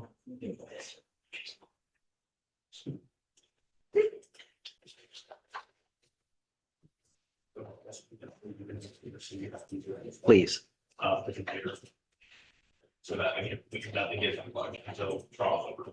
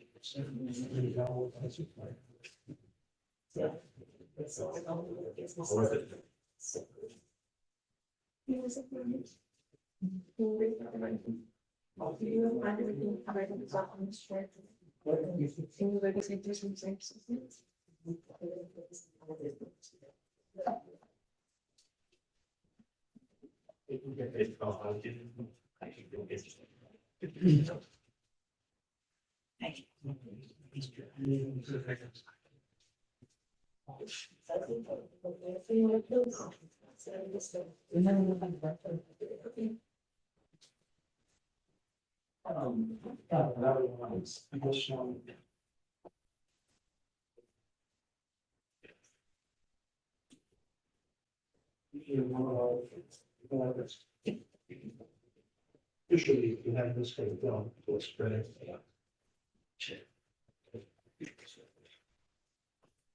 No.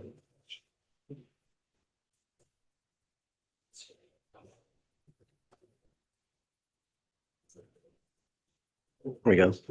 Oh.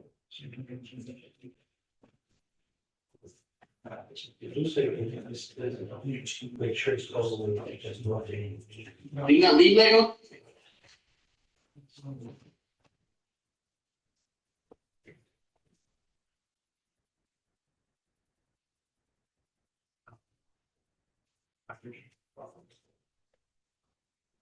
Down. No. This week or. These 2 small steps. You can take 9 more down. 1, 2, 3, all the way to get 9. Okay? I want Yeah. Weird.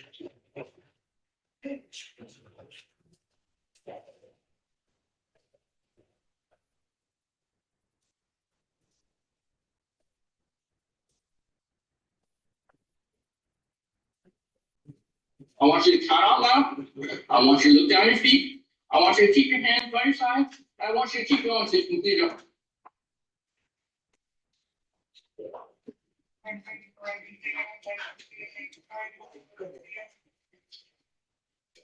Okay, let's give you just one.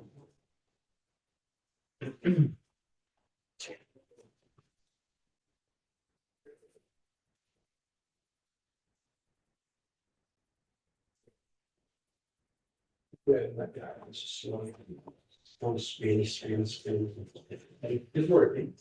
Exactly. That was it. We should just everybody for a long time for some, because I know you know, from some of this side. That's what going on. All right, are we good? Again, move here, just so you have to do that. All right, Tyler, do you want to cue it up? Let's go. Jury's been waiting for like 45 minutes already, man. Let's go. If you can make it happen. Okay, I'm gonna start at, trying to Thank get you. back to the 5:15.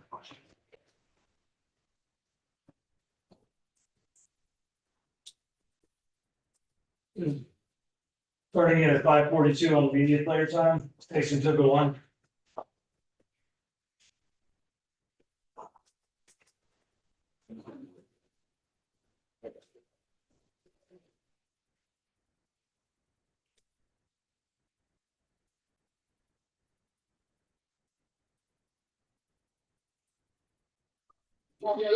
Hang by your side. Hang by your side. Just do my phone. Follow the guys on me, okay?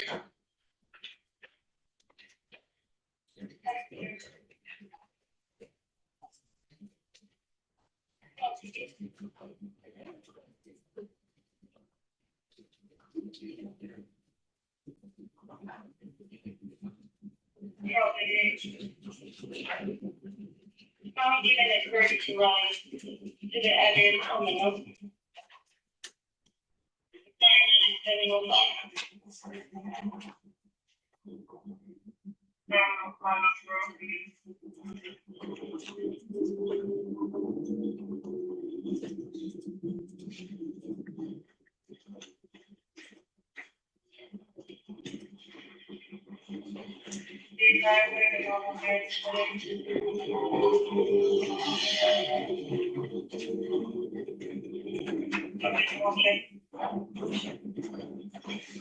So you don't have to do. Okay.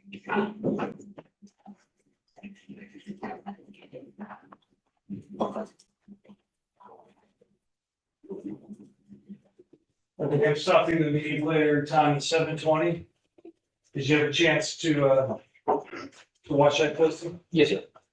Did you notice any discrepancies on how you're supposed to do it as opposed to how you administered it? Yes, sir.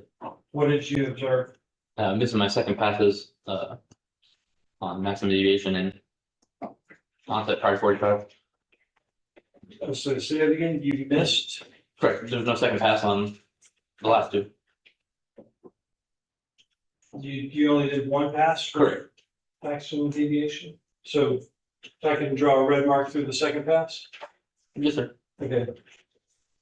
And then I'm checking for, this tag was prior to 45 degrees. So it looks like you went right and then left. But then you only did one pass? Correct. Or you kind of went back to the right, but you never did a second? Full second pass. Correct. Okay. And then on this set, I don't know if you noticed when you're coming to the left, you maybe held it a second and then moved it back. Correct. You didn't hold it for a minimum of 4 seconds. Correct. Right? Okay. And then, you know, according to, this, if any of the elements of the field sobriety test are changed, the validity is compromised. You agree with that?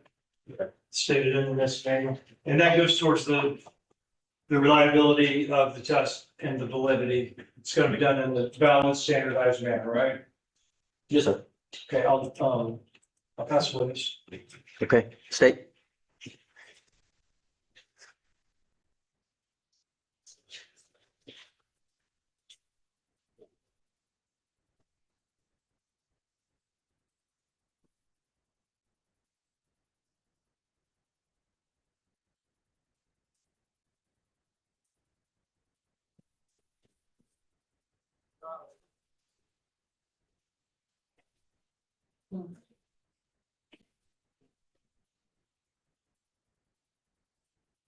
So, as you were talking about your expertise before, have you done, how many times have you done this HGN test? I couldn't give you an exact number, at least hundreds of times. And, if you can tell us again, what is your, certification and expertise in doing, the field cigarette? I've taken in the academy, the SFSD course, as well as taken a refresher 3 times. In your expert opinion, the way you conducted the HGN that day, do you think it had an overall effect on the result? Could you rephrase the question? Do you believe in your expertise, the way that you conducted the HGN ultimately had an effect on the results? No.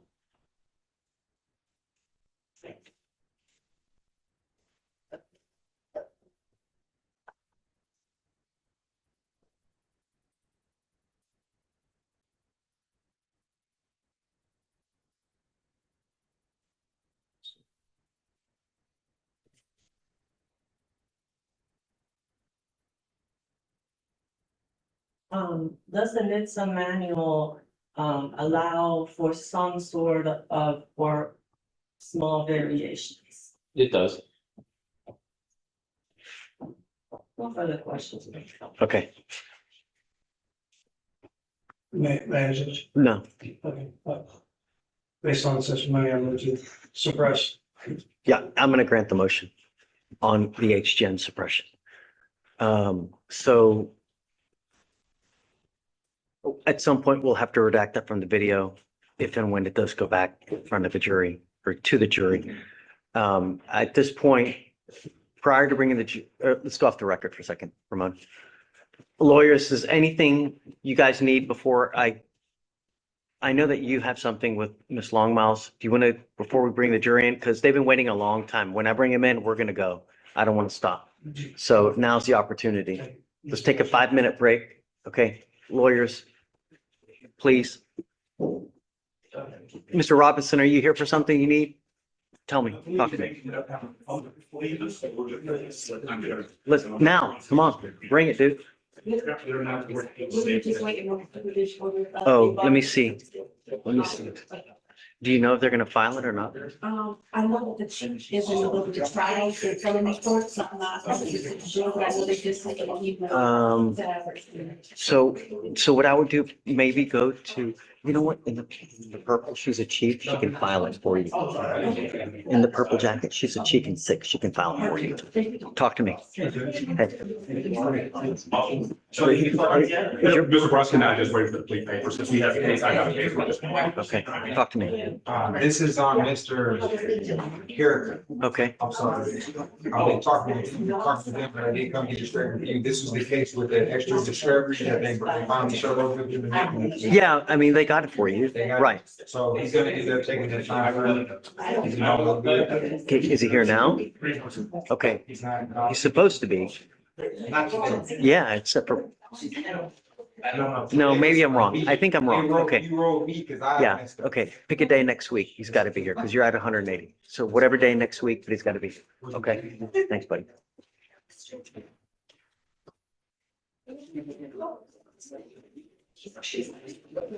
Yeah, now's the time. What do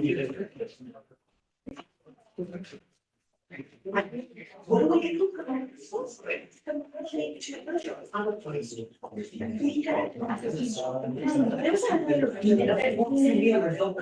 What's the, She just keeps demanding my Christmas. do you have it? Do you know who? Who? Are we, McCarter, there's 2 McCarters on balcony. she said that we had already done the other one. Yes, McCarter's Oldie was already finished, the, McCarter, Memorial was not done. Oh, there's 3 McCarters? There's 2 McCarters. Well, Victoria said that we had already done the other McCarter. Because I asked her, I thought that it looked like there was a co-defendant, and so I had asked her, we did our Maureen, right? No, we did, Colton.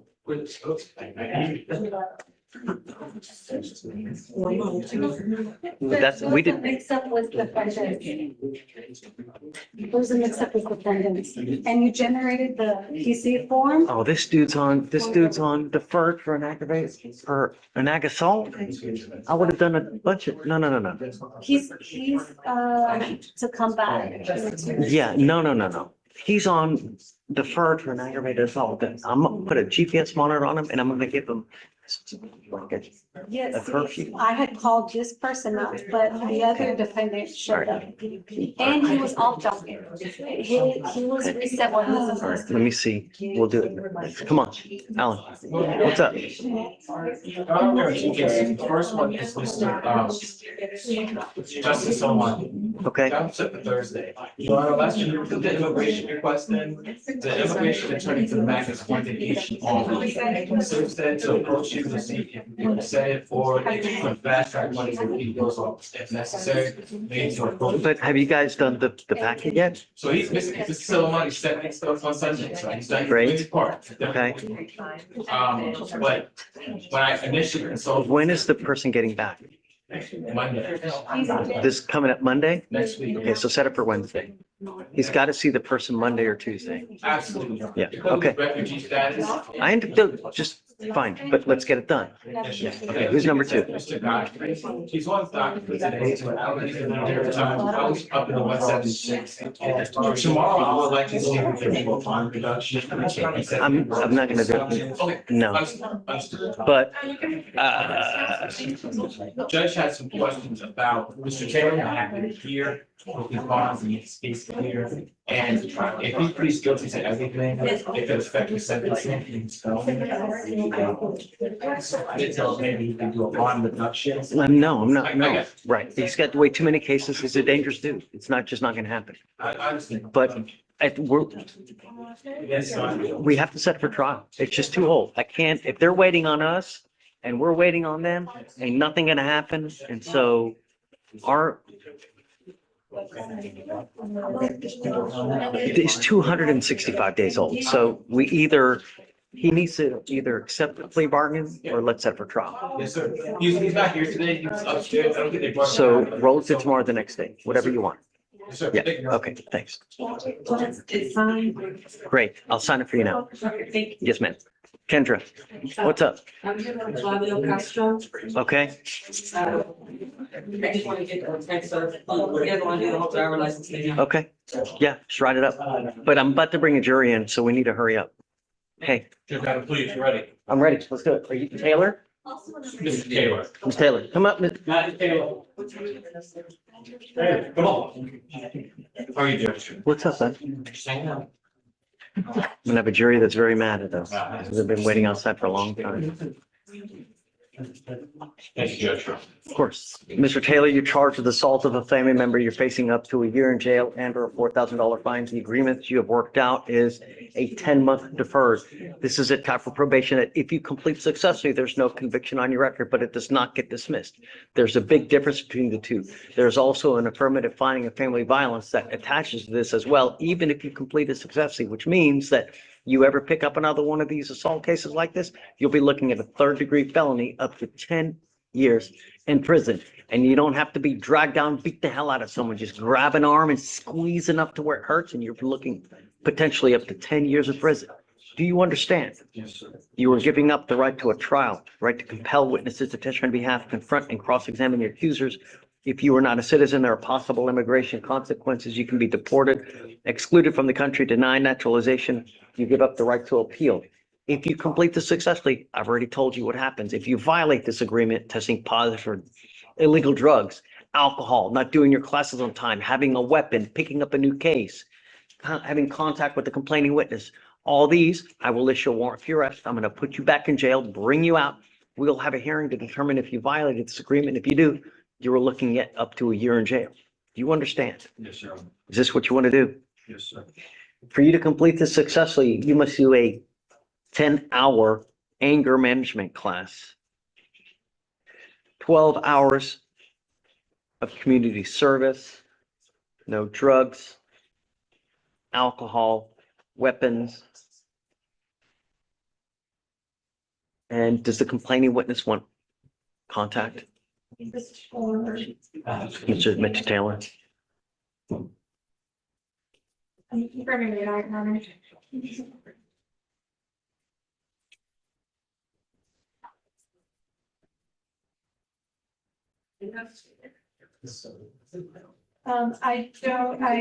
Based on my conversation with her, Your Honor, she wanted some type of supervision.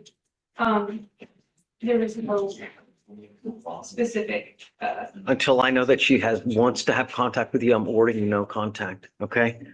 I don't know, and so I'm not gonna take anyone's word for it. I don't know. She contacted me. Okay, you're not allowed to have contact with her. Just listen, I'll explain it to you. If she reaches out to you, you cannot have contact with her. If she calls you, hang up the phone.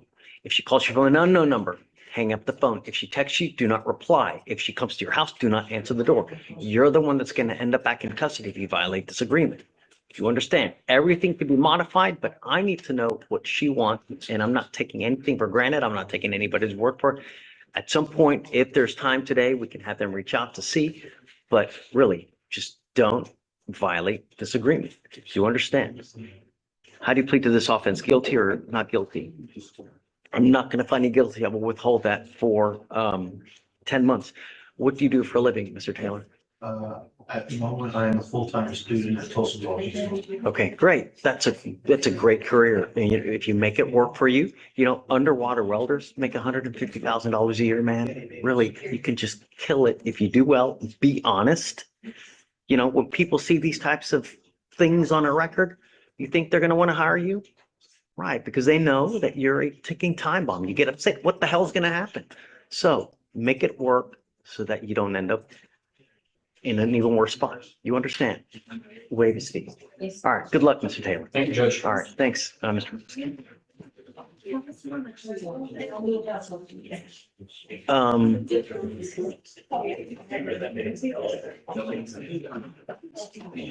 Hey, are you, Victoria, I'm going to bring up the, Your ring mark?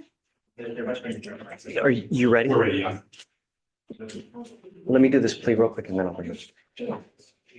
Would you mind bringing your client up, Mr. Robinson? Mr. White, come up, or Miss White. Are you, Mr. Robinson? Are you appointed or retained on this case?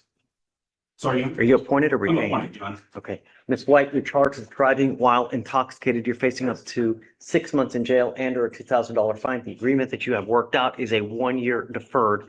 This is a type of probation that if you complete successfully, there's no conviction, but it does not get dismissed. You cannot tell people it gets dismissed if you complete it successfully. There's a big difference. Do you understand? Yes, sir. You are giving up the right to a trial, right to compel witnesses to testify on behalf, confronting, cross-examining your accusers. If you're not a citizen, there are possible immigration consequences. You can be deported, excluded from the country, denied naturalization. You give up the right to appeal. So was she in the PTI program? She never entered. She actually gone forward when we were preparing to turn into package. She was originally offered PTI. This case is nearly 1,000 days old and we're doing a deferred? Yes. Where have you been for the last 4 years?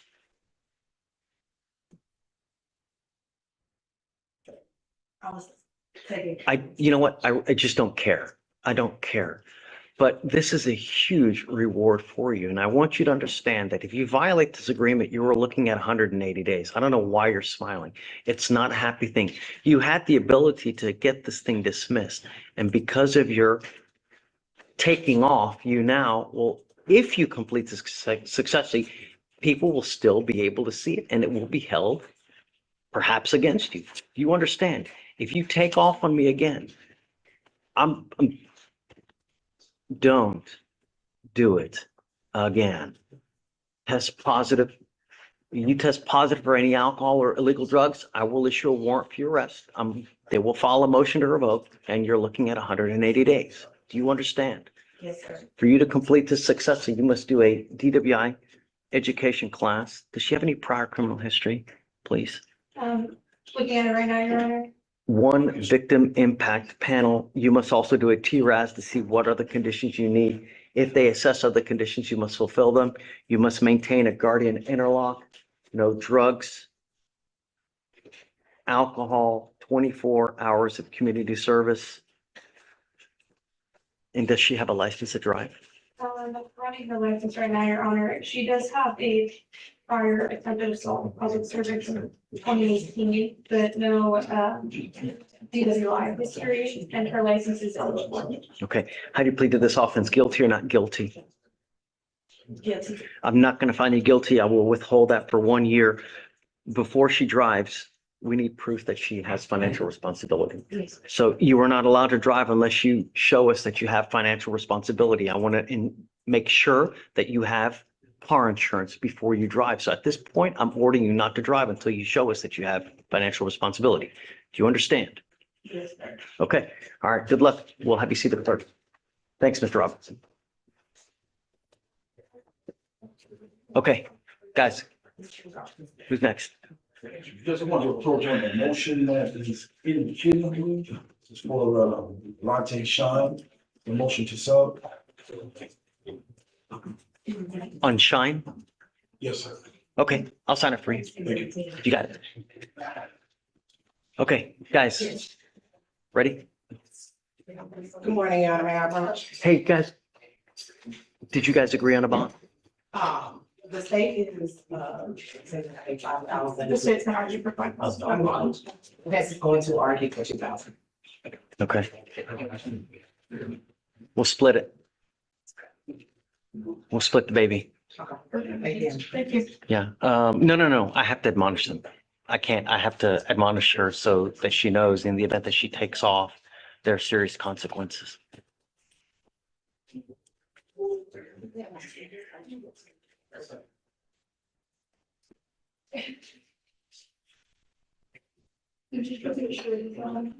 Nobody is for these bonds. Yeah, oh yeah, it's a fugitive case, yeah.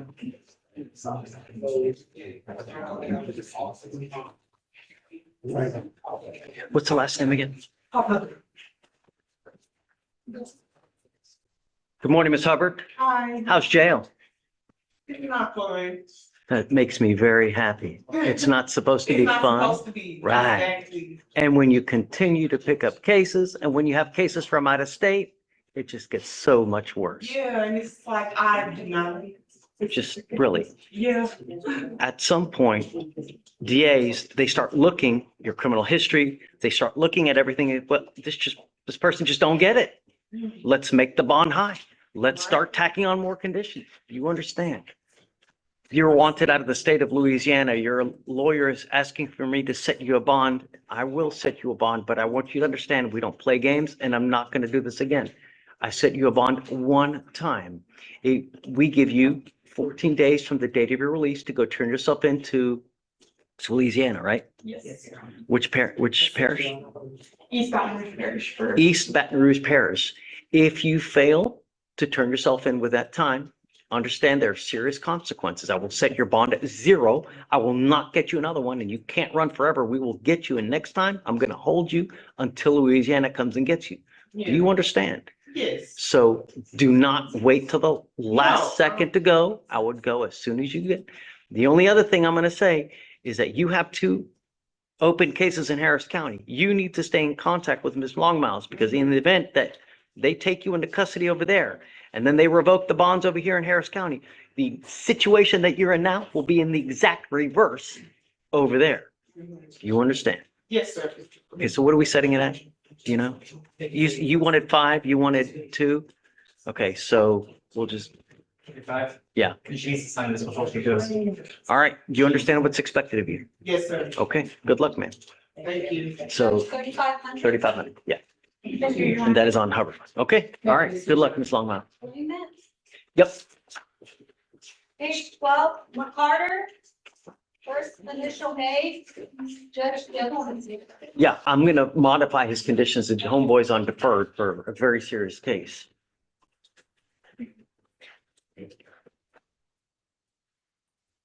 Mr. McCarter, you are charged with theft. You're facing up to 6 months in jail and or a $2,000 fine. We are going to do probable cause. You have the right to remain silent. Anything you say can or will be used against you. Is it the same facts as in the other Yes, case? Your Honor, they are- Okay.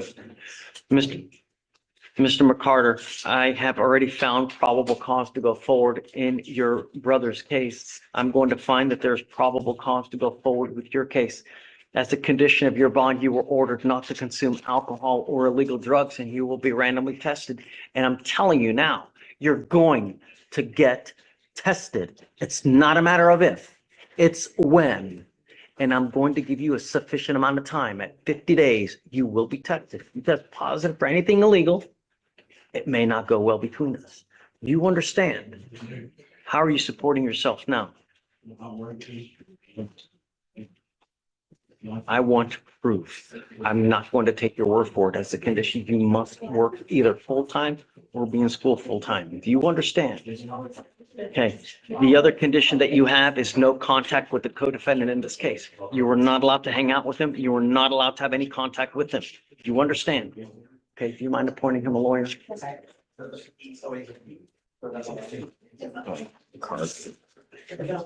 So he's not on docket today? Okay. And you are not allowed to go back to HB as well. You understand? All right, just go ahead, take a seat. We're gonna have you sign a reset. Take a seat. Do not leave until they excuse you. So, no, but hey, I want to modify his conditions, put a GPS monitor, 7 to 7 curfew for now. Okay. Justin. Hey, I'm about to pull a jury in. You want to talk real quick? We can, I'm supposed to talk with the state. Yeah, talk to me. They've been waiting a long time, like an hour, so I got to bring him in. Miss Deborah Michael is still in custody. She did the evaluation yesterday. Okay. Talking to her sister. Her sister said she can come home and live with her. She's her sister what? So she can live with her. It's gonna take some time to get that report back. And she's followed your bond conditions. I know she got the trust. She's not followed my bond conditions. Our bond, I shouldn't say mine, our bond conditions. You get an ankle monitor for her to stay away from the taco place. She stayed away from that. She was at another place. She had an argument with somebody and she went for a walk to cool down. And this cop saw her sitting outside of like a CVS and arrested her outside of a CVS. Was she not supposed to be at the CVS? They said that she previously been told to leave. But all the warning is like the same day as the arrest, like 6/26. But again, she is somebody who I maintain has capacity issues. And I don't know that she even has mental health issues. She has mental capacity issues. I don't know why we're putting her in the jail. She has not ever hurt anybody. She is. So in the last year, she's picked up 1, 2, 3, 4, 5. So within a matter of a year, she's on case number 6. Some of those have been dangerous cases as well. She has not harmed anybody. And the instances that are before the court right now, and the state has not ripped, they have for months been holding her and they have not completed rips on basic terroristic threat cases. They've indicated to me that they are going to dismiss these based on the report that comes back. I've never said it. Yeah, you did. But I'm not done. But the fact remains that the state agrees that she's got mental health issues at the very best, and at worst, she's got mental capacity issues. Where she is right now is not good for her or for anyone. Her sister, who knows her, who has been providing for her whole life, has a place for her to live. She's been finding a new apartment where she'll have her own bedroom in that apartment, but she needs her out. They've been waiting to get her social security disability checks. She has a place to be. She does not need to be a ward of the state and in a dangerous place as a vulnerable person. State, what do you think? Your Honor, I never said I would dismiss these cases depending on the competency report that came back. That is not how our procedure works. Our procedure works that the mental health was involved in this case because the counsel had questions about competency, separate from the questions he had about understanding the defendant based on her native language, which I understand to have been an issue prior to the competency report being filed. I share your concerns, Your Honor, about the danger to society based on this defendant. In this case, the January 14th case, not the June case that she picked up while on bond for the January cases. Defendant is alleged to have thrown a rock at complainant, threatened to throw another rock at the second complainant. What is that? Yes, that's the terroristic threat. Oh, right. The rocks are described as larger than softball size. All of her previous cases in 2025 also involved her throwing a large rock at random citizens. Case 7/25/25, officer responded to defendant threatening individuals with rocks. Observed defendant sitting outside front entrance of gas station, multiple baseball-sized rocks next to her and one in her hands. Complainant reported defendant is always harassing customers, that he has to lock the doors to prevent her from coming in. And today she was threatening customers with rocks. February 11th, 2025. Complainant, 67 years old, was going inside her residence when defendant threw a rock that struck complainant in the head, causing pain and dizziness. Complainant turned around and observed defendant with a rock in her hand. Did not know her personally, just recognized her as a neighbor from the apartments. I do agree that there is some mental health issue going on here, whether it be IDD, a mental health diagnosis. I don't know, which is why we have requested the competency evaluation. Defense informed me that that evaluation was completed yesterday, Justin? Yes. Yes, it's my experience that it takes typically between 2 days and a week for a report to come back, and the report is what I am requesting so that we can determine how to appropriately handle Ms. Gaber Michael's mental health issues so that this doesn't become a problem anymore for her or anyone else. I cannot make those things go faster. We have already expedited that competency report. It came back in, I think we requested it on the 30th, am I wrong? I believe it was the 30th that we requested it, and typically those take a month, but due to the due diligence on both sides here, that is getting done as quickly as possible because I share the concerns that defense does about Ms. Gaber Michael getting the proper care that she needs. However, it doesn't remove that she's a danger. She's getting no treatment whatsoever in the jail where she is right now. Her You can fix sister, that. her sister where she is a healthcare provider. And her sister has connections to all of her doctors, everyone that she's seen in the past, has access to her medical records and is trying to get her social security. Her sister's where she needs to be. The state's not giving the court any reason why she should stay in jail. They've given you the background and the history about the case of the person who got hit with the rock. That case is not before this court. That case is over. I don't know if y'all dismissed it or if she pled out on it, but she's done. The terrorist threat that's pending before the court is one where there's an allegation of throwing a rock in the direction of the person, not at the person. They didn't charge her with assault. That would be assault. That's what I argued in the PC on the beginning of that case. But Judge, since that January incident, she's followed your rules. There was that one time, if you remember, when she was found to be within the 1,000-foot zone. But when you looked, it was like 20 feet in, and it was waved, and she drove by and you let her back. Didn't we order her not to be loitering and do the same types of things that have been in the past? Okay, so that day, she needed to take a walk, and so she went and took a walk, and if you look at the dim summary, it's like June 26th or 27th, they're like, say, that on that day of the offense is the day that she got the trespass warning. She's just trying to walk around and like cool off a little bit and calm down, and she's just sitting outside by herself. She's not going in the store harassing anybody that we can tell, and they charged her. I don't know. I honestly think that the police, when they got there, with her inability to communicate, with her capacity issues, I think that they were just like, let me just take her in on a hot day. And if I made a mistake, the court and the DA will fix that. But they were just trying to get her off the street that day. But she doesn't need to stay where she is right now, like at all. And she has a place she can go. She's followed your rules. When are we going to get the results? Because I think I'd like to base. I'd like to look at the results first before I just start giving. What we're doing is like, we're holding her on just to see it. I don't think that's a reason why the taxpayer should be paying for somebody in jail while they have a place to go. And I don't think that's good for someone who's got these issues going on. She's in a dangerous place for someone who's vulnerable like her. And the state wants to keep her there just to see what the paper on the report comes back on. I don't think that's a good reason to incarcerate someone. Let me be clear, the state wants to keep her there because I believe that she may be a danger to others based on what I'm seeing in my case now and my pending cases. So you should file a motion to revoke the bonds that are in place right now. I believe the raise them bonds all are to a sufficient. amount. If you think that they're sufficient, then she does not need to be in. Okay, well, regardless, can't afford the I don't know, Justin, but all I know is That's my that. point, is since we don't know, if the default should be freedom. And when you don't have something like, I'm compelled to keep her in, I know to keep her in, then you should default to, let's set terms and conditions for her release, and let's let her. I'll give you a chance, don't worry.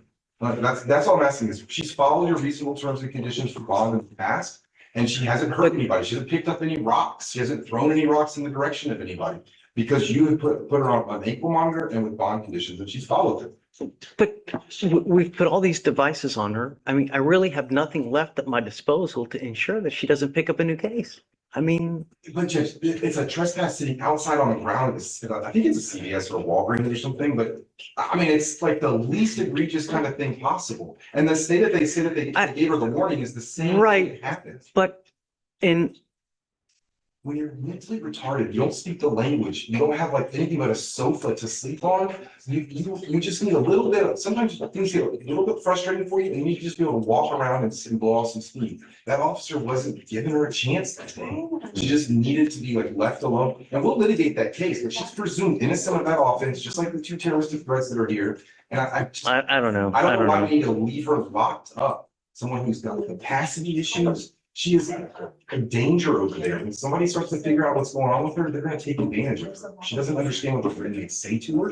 You know, I will say that I am not going to just let her out in hopes that she does something and gets some kind of treatment but if you can show me some kind of plan that when she gets out, she will address any kind of issue so that we know that she is being proactive about not either picking up a new case, dealing with any kind of anger issues,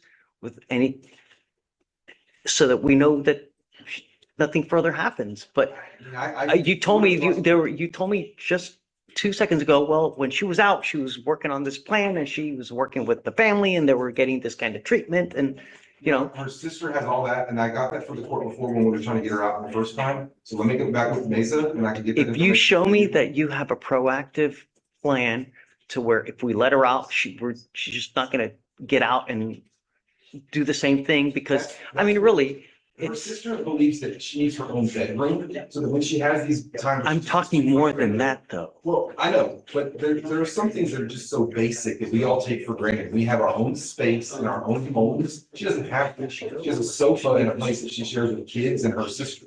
So her sister's like, I'm trying to find a 3-bedroom apartment. The kids can have a room, I can have a room, my sister can have a room. I was like, do you think that will change a lot? She's like, yes, if she has a room she can go into, you close the door and like put on her headphones, it will make all the world of a difference. So she's like, I need to get some time to get that apartment. So let me see where she is with that and come back in. But that's the plan that the family has in place. Her sister's like, I need her back here. I am not opposed to a PR bond, but I'm not going to do it with the hopes that things get better without some kind of plan Sure, in and then the place. GPS monitor to. That's not sufficient. We had a GPS monitor, she picked up a trespass. It's not sufficient. But she picked up a trespass and there was a brand new place. Great. She's trying to find her way in this world. Work out the 3-bedroom apartment. Okay. In addition to that, I want to see more than that, whether it's, anger management, whether it's talking to some counselor, whether resources through the PDO's office, but you've got a social worker. Get the social worker, start working to see. Connected with the max social worker, Yeah. that's already, that relationship is there. Great. But they're not gonna provide her language services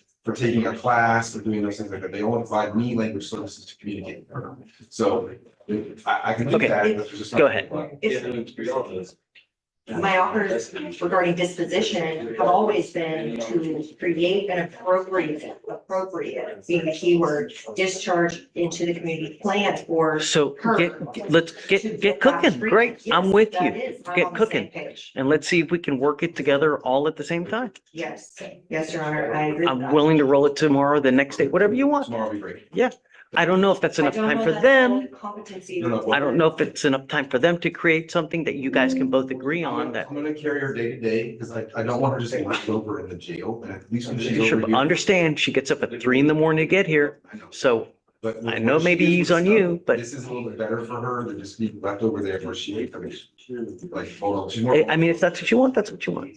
And I wanted to address what you were saying about her not getting any medication in the jail. Are you of the understanding that she's not receiving it?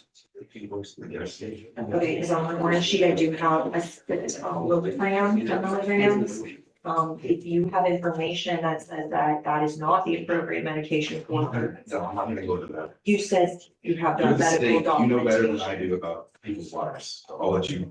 Don't get passive aggressive, man. Really, there's I'm just trying- no I'm need. good. I'm good, Judge. Please. We'll go talk to the streets. All right. Okay. Well, it's just Thanks. every day in paradise. All right. Hey, guys, you ready? Come on. Let's cook. Hi, Sina. Hi, Eddie. What's up? Give me a last name. Dinesh, DANES. That's right. All right. Do you mind bringing out Dinesh, please? Did you guys, so what say you? He already waived on the sixth judge and they're approaching to potentially withdraw the waiver, losing his credit to approach the potential bond. This doesn't carry the death penalty or life in prison, so he is statutory eligible once he withdraws. He's wanted for 4 charges. Well, wait until you. Are you okay or no? You're opposed?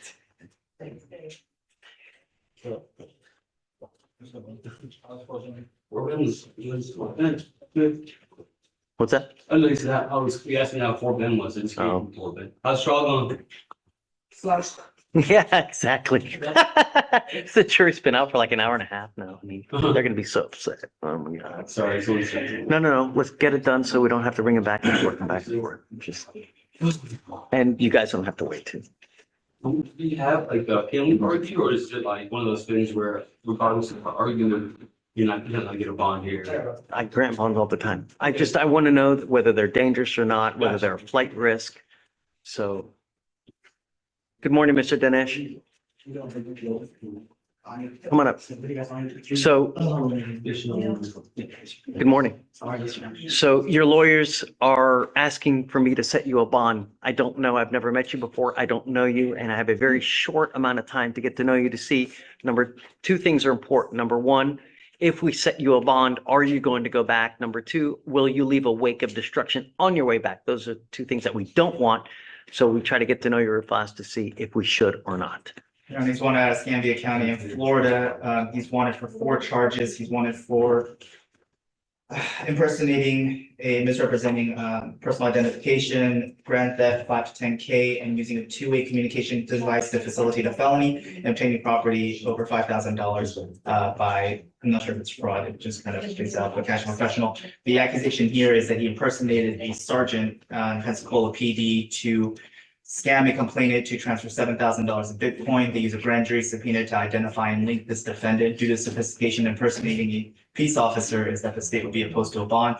Pensacola has requested that this court impose a no bond as well. They already stated they facilitated the extradition and they would be here by the 16th, which is well within the 15 days granted by this court.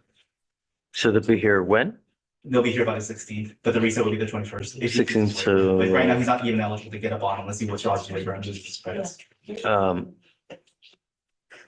So, Your Honor, first of all, like, I think the state doesn't even know what the allegations are, you just know the charges.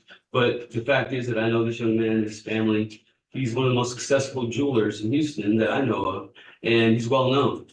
He has no idea what this is about, and we don't either. He was going to Aruba, was it Aruba? Bahamas on Thursday, I think it was. At the airport, he gets picked up. He's never been even like on notice of this. No criminal history. I mean, his family and what I know of him, they're the most polite, generous, and intelligent people I know. So, and they're just in shock. Does he have any criminal history? None. How old is he? 19. Right. Does he have any criminal history? He doesn't have any criminal history, but as the court knows under Michigan v. Dorn, the underlying charges are relevant for the extradition other than. I know. I get it, but you know, it's not capital murder. We have a lot of people in the jail, really. I'm okay with setting you a bond, but I want the passport first. So I want to make sure that he's not going to take flight, but. Whatever you need, Your Honor, I mean, I'll make sure, and I know him, his family and everything. An amount? I'm sorry? An amount? No, Judge, I'm standing on the no bond. He impersonated a sergeant for peace officer, stand $7,000. Well, and so at some point, he'll go back.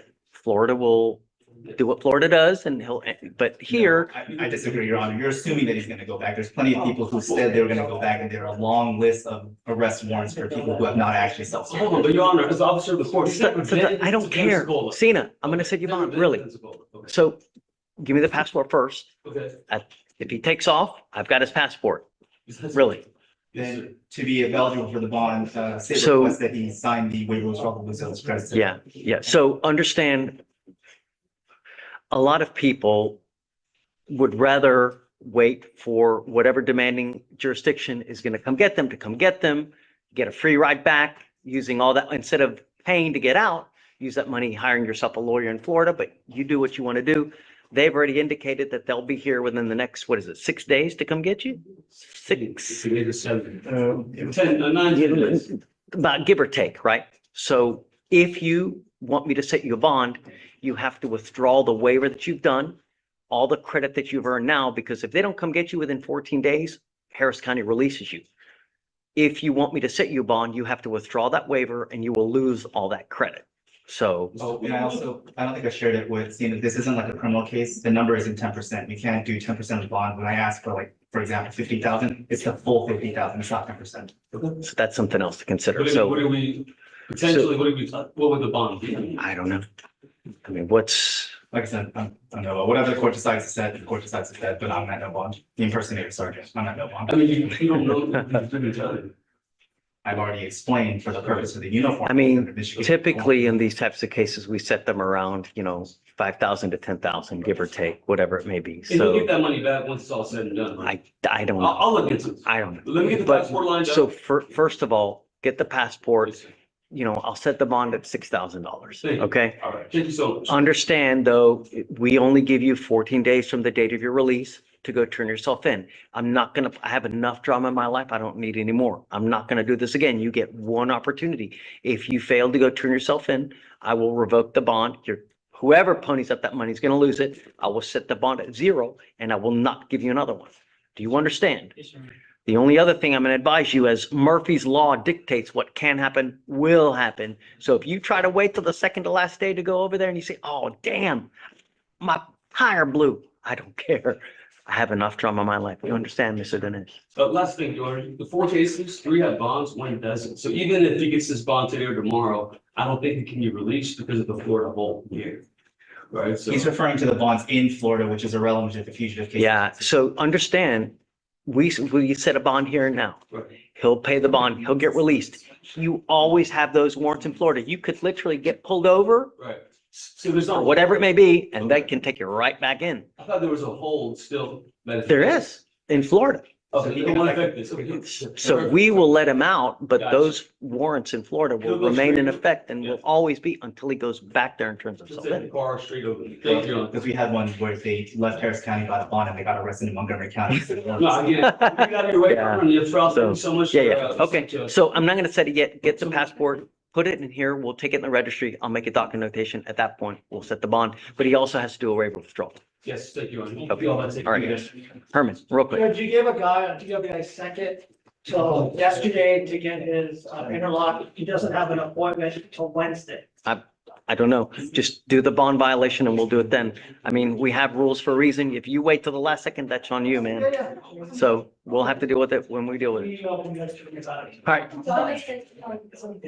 All right, I'm gonna bring the jury in. I mean, really. Hey, are you ready? All right. Hey, so, State, Cameron, thanks for coming in, man. Don't get into HGN. Are you ready, Ramona? Hey, all right, guys, we are going on the record. Please do not talk. So for purposes of the record, I've granted the defense's motion on the HGN not to get into it. Please, State, do not get into it. And we're still, the ball's in their court still. Yes. Yeah. There are 2 witnesses in the witness room. Can I request that they please be sworn in and placed under the rule? Yeah. Do you mind going and grab the 2 witnesses?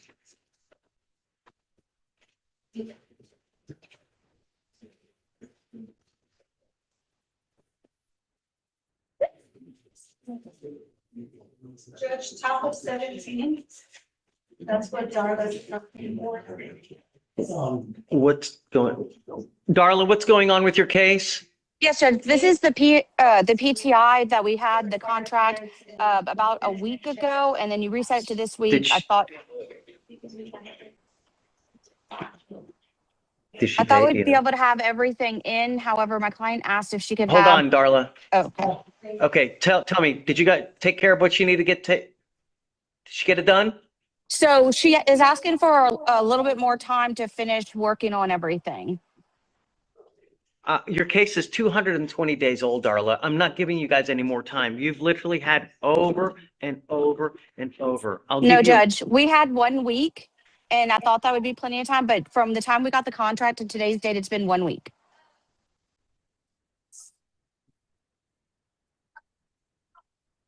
You received the contract nearly 2 weeks ago on the 25th. Let me double check. So that's not right. So I'm sorry. The courthouse was closed on the 3rd. We've had a week and 2 days. Okay, I'll give you a week. At that point, if it's not done, I'm rolling you day for day. Okay, understand. Exactly a week from today. Thank All you, right. Judge. All right, witnesses coming up, please. Both of you solemnly swear to tell the truth, the whole truth, and nothing but the truth? I do. Okay, you guys have been sworn in for purposes of the trial. Also, the rule has been invoked, so please do not talk to each other or do not talk to other people about this case. Okay? All right, just we're trying to get to it as fast as we can. I know. I'm sorry. Guys, if you wanna, and thank you. Based on your ruling on the HGN, I'd like to request that whole video portion be redacted, not just muted, because it will still show the administration. Yeah, yeah. Yeah, because otherwise they're gonna wonder what's going on there. You know what I mean? So just from the point where it starts to where it ends, at that point, it'll be redacted just for purposes of the HGN. Can I just jump into it? Because it. No. It's been, don't mention it, please. No, I won't mention it, but Okay. if I have to redact it, it will take some time again. I have to go downstairs and. I know, and we'll have to get that done, but we'll deal with it when we get there. Before the jury gets it, we'll send it down to get done.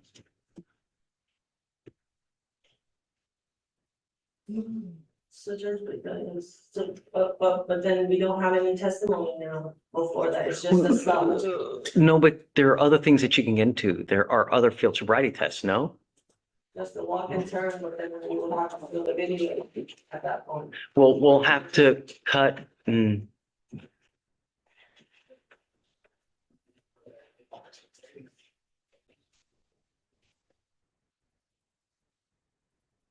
Yeah.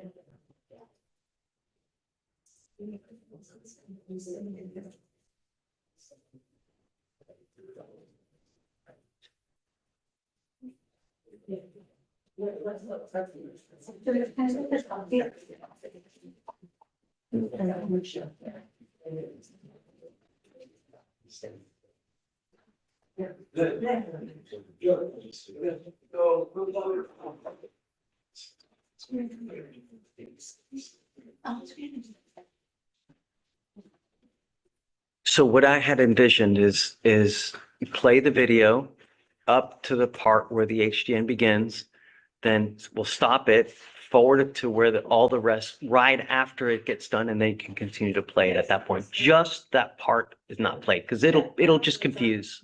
Yeah. I misunderstood. I thought you were saying redacted now and then. No, God, that'll take another, no. All right, let's go. No, God, no, please, for the love of Pete. We'll wait another 2 hours. The video is at mid. Yes, subject to the redaction. And subject to, I think he also wanted to make another, Tyler, were you making another, Tyler? I was just thinking, I don't think that I have a motion to suppress or any other objections on Corporal Ryan's on this video. Got it. Okay, cool. So it'll be admitted states 1. Yeah.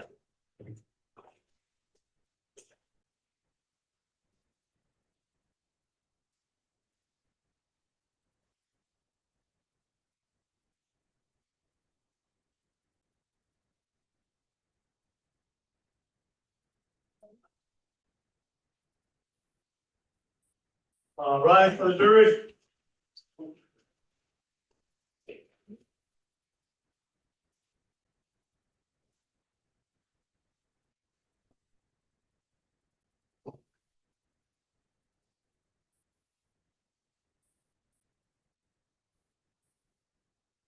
All right, guys, please be seated.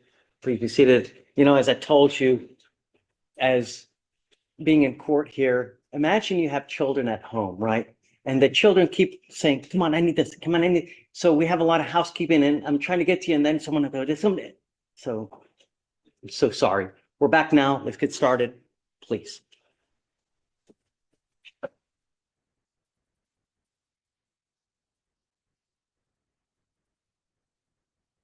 Sorry, Ryan. I'm going to show you, part of State's Exhibit 1. And, I want you to tell me exactly what you see.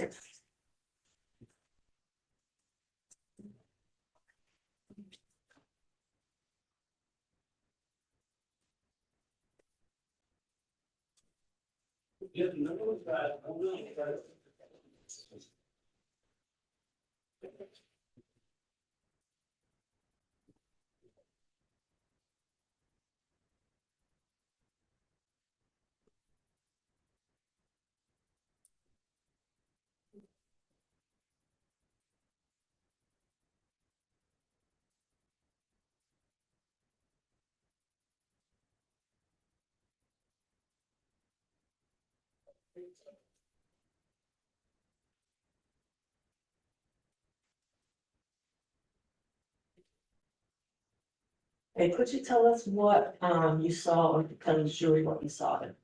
That is my body camera from in my car prior to, and then as I initiate the traffic stop.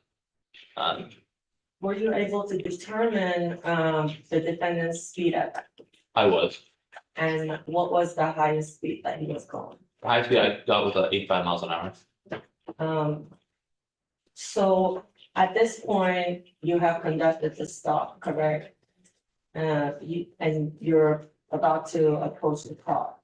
What did you notice first when you approached the car? When I approached the vehicle itself, upon making contact with him at the vehicle, I observed the odor of an alcoholic beverage coming from within the vehicle.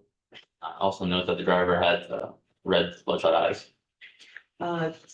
Did you see or hear anything else that prompted you into conducting a DWI investigation?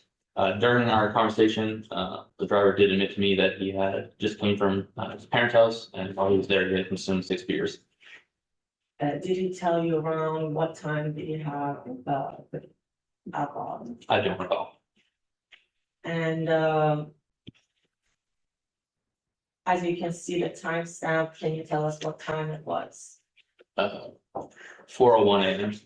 Okay, I'm gonna show you that interaction and show the jury that interaction.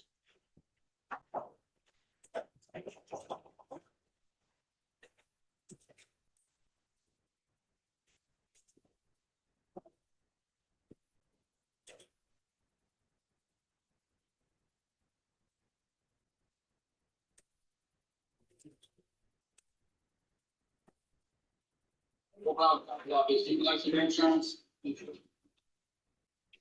Guaranteed speed, and I'm gonna make you find $6,000 measurement there.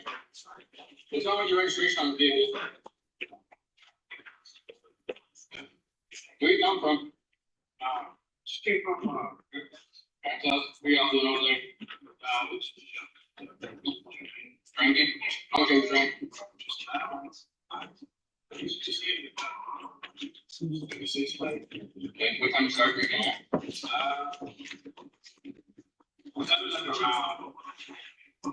Okay, what time you stop drinking? Around midnight. We just got a 6 packs. We'll see it tonight. You just like a review. Okay, give me just a minute, okay?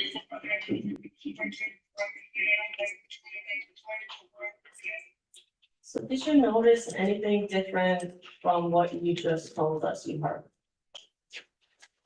Where he said he was coming from? No, it sounded like parents' house. Okay, so what did you hear now? It sounded like friend's house. Listen back to it. Why do you think that you heard it wrong? His speech was a little slurred, a little mumbly. So what did you do after this? I went back to my vehicle, called for another unit, and ran his information. Can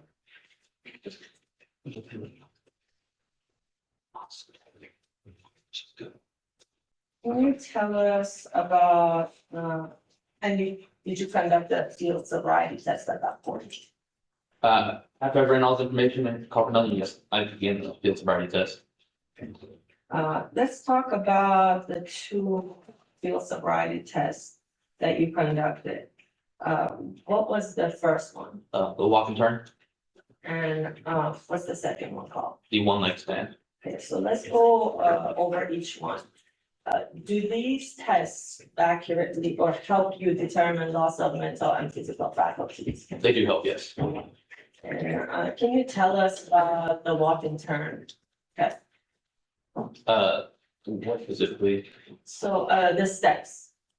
So you get them into the instruction phase, so you get them into their stance, tell them to stay like that until you explain the totality of the test. You go through and explain the test, also demonstrate the test, and then have them conducted. And in this case, did you explain the test? I did, Did you demonstrate? I did. Um.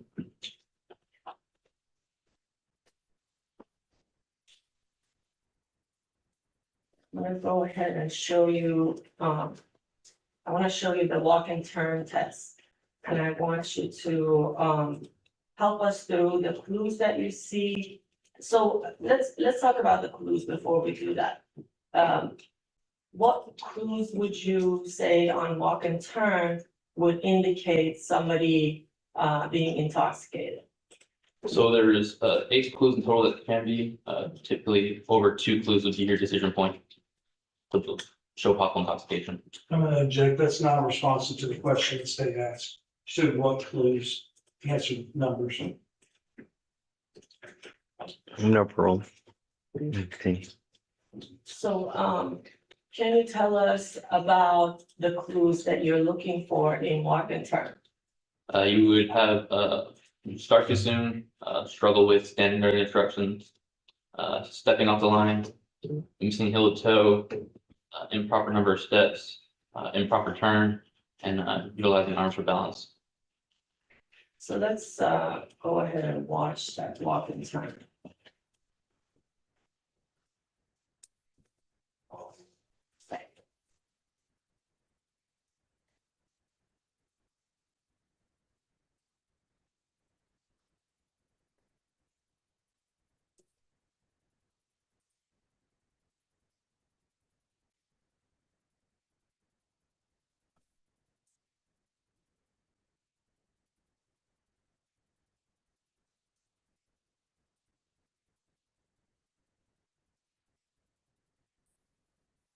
Want you to imagine a straight line going that way, okay? Okay, now? Yep, just imagine a straight line, okay? Don't stay where you're at. So that's what I'm saying. I want you to take your left foot, put that line, foot on the line, okay? Take your right foot, heel touching toe, put it in front. Just do like I'm doing now. So left foot on the line. There you go. Heel touch the top right there. Hand by your side. Stay like that until I tell you to move. Okay? When I tell you to begin, I want you to take a series of 9 heel toe step down line. Leaving that lead leg on the ground. Take a series of small steps. And you take 9 more heel toe steps back down the line. Okay? It's gonna look like this. 1, 2, 3. So on and so forth. Take it to 9. Leaving that lead leg on the ground. Take a series of small steps. You can take 9 more down. 1, 2, 3. All the way take it to 9. Okay? I want you to count out loud.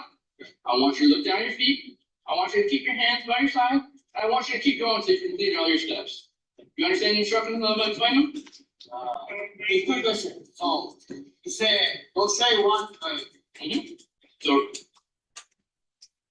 9 down, right? 1, 2, 3. All the way till you get to 9. Leaving that lead leg on the ground. You're going to take a series of small steps. And 9 more back down. 1, 2, 3. All the way till you get to 9. All right. So, any questions? Okay. You may begin. There's 1, right? You can take your first step. 1, 2, 3, 4, 5, 6, 7, 8, 9. Clear, right? Just as I explained it. 1, 2, 3, 4, 5, 6, 7, 8, 9, 10.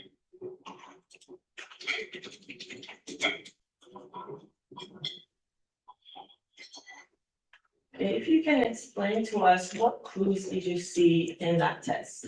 He struggled with balance during the instruction. He had the wrong number of steps, did an improper turn. He missed his heel to toe, as well as he stepped off the line. When he, when you were explaining to him, we saw you explaining it twice and demonstrating twice.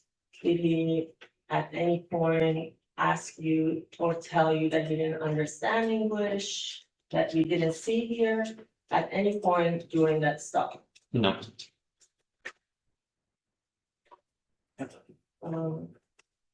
What is the next test? The one leg stand. Can you tell us the clues that you're looking for in the one leg stand test? To see if they put their foot down, if they sway, if they hop, or if they use their arms for balance.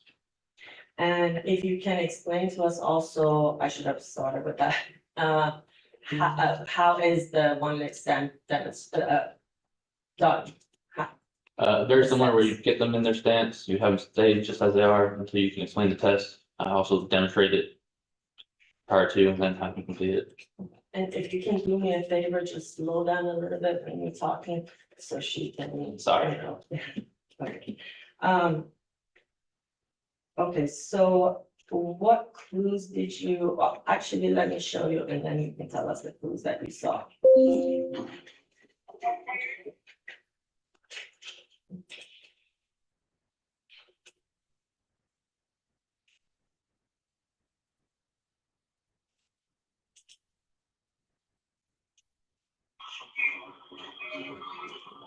Alright. That's fine, he's there, dude. Okay. Keep together, hands by your side, okay? When I tell you to begin, with the leg of your choice, put it straight out, getting your foot 6 inches off the ground, keeping that foot parallel with the ground. And keep your hands by the side, look down your foot, you're gonna count aloud. 1001, 1002, 1003, so on and so forth until they tell you to stop. Okay? Keep your hands by your side, make sure you're looking down your feet, make sure you keep that leg straight. I put 6 inches off the ground, and count out loud. Alright, do you have any questions about that? Just one question. I got 1,000, 1001, 1002, 1003. You keep going until I tell you stop. Any other questions? Okay. You're gonna begin. 1001, 1002, 1003, 1004, 1005, 1006, 1007, 1008, 1009, 1010. Okay, 11, 10,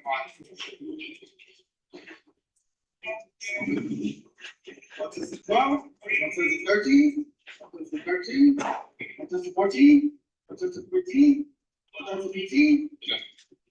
I'm over here, sit on my push rocker right now. Okay, so what clues did you observe? He puts his foot down and he was swaying. Puts his foot down and he was swaying. What did you notice the account? He struggled with counting, miscounted. Why are these clues important? What do they show you? With the divided attention test, if they hit certain maximum number of clues, shows possible intoxication over those set of clues. So in this case, 2 with the decision point on it. So how do you score a one leg stand? Out of 4 clues, you want a minimum of 2 clues. And what was what? His was 2. What about the walk and turn? I forgot to ask you that. How many clues are you looking for? At least 2 clues out of 8. And what was the defendant's score? 5 out of 8.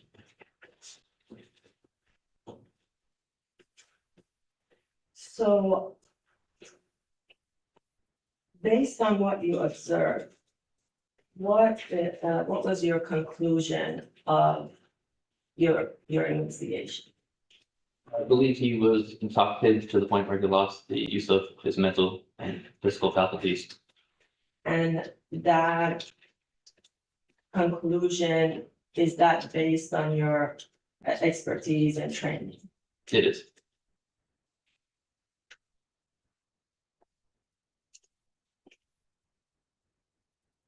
And what did you think was the cause of his intoxication? Alcohol. And what are you basing that Based on his own admission of drinking and to the odor of alcoholic beverages from this person. on? Possibly, Mr. Honor. Okay. Mr. Flood, are you ready? Yes, I'm ready. Thank you. Floor is yours. So on this video, you stated that the first, well, we didn't see the beginning part of that when you made the stop. We just saw your volume of digital numbers, right? Can you say that again? Yeah, we didn't see the video of you following his vehicle. Correct, just my body camera. Okay, but we have that video, correct, from your dash cam? I believe so. Objection, Your Honor. Maybe approach bench. Sure, briefly.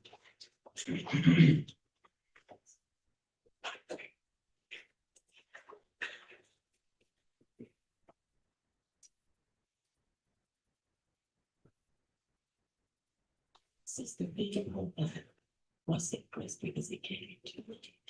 And now, this has got now 50,000 suppressed. They didn't know about it. Unless we get the show.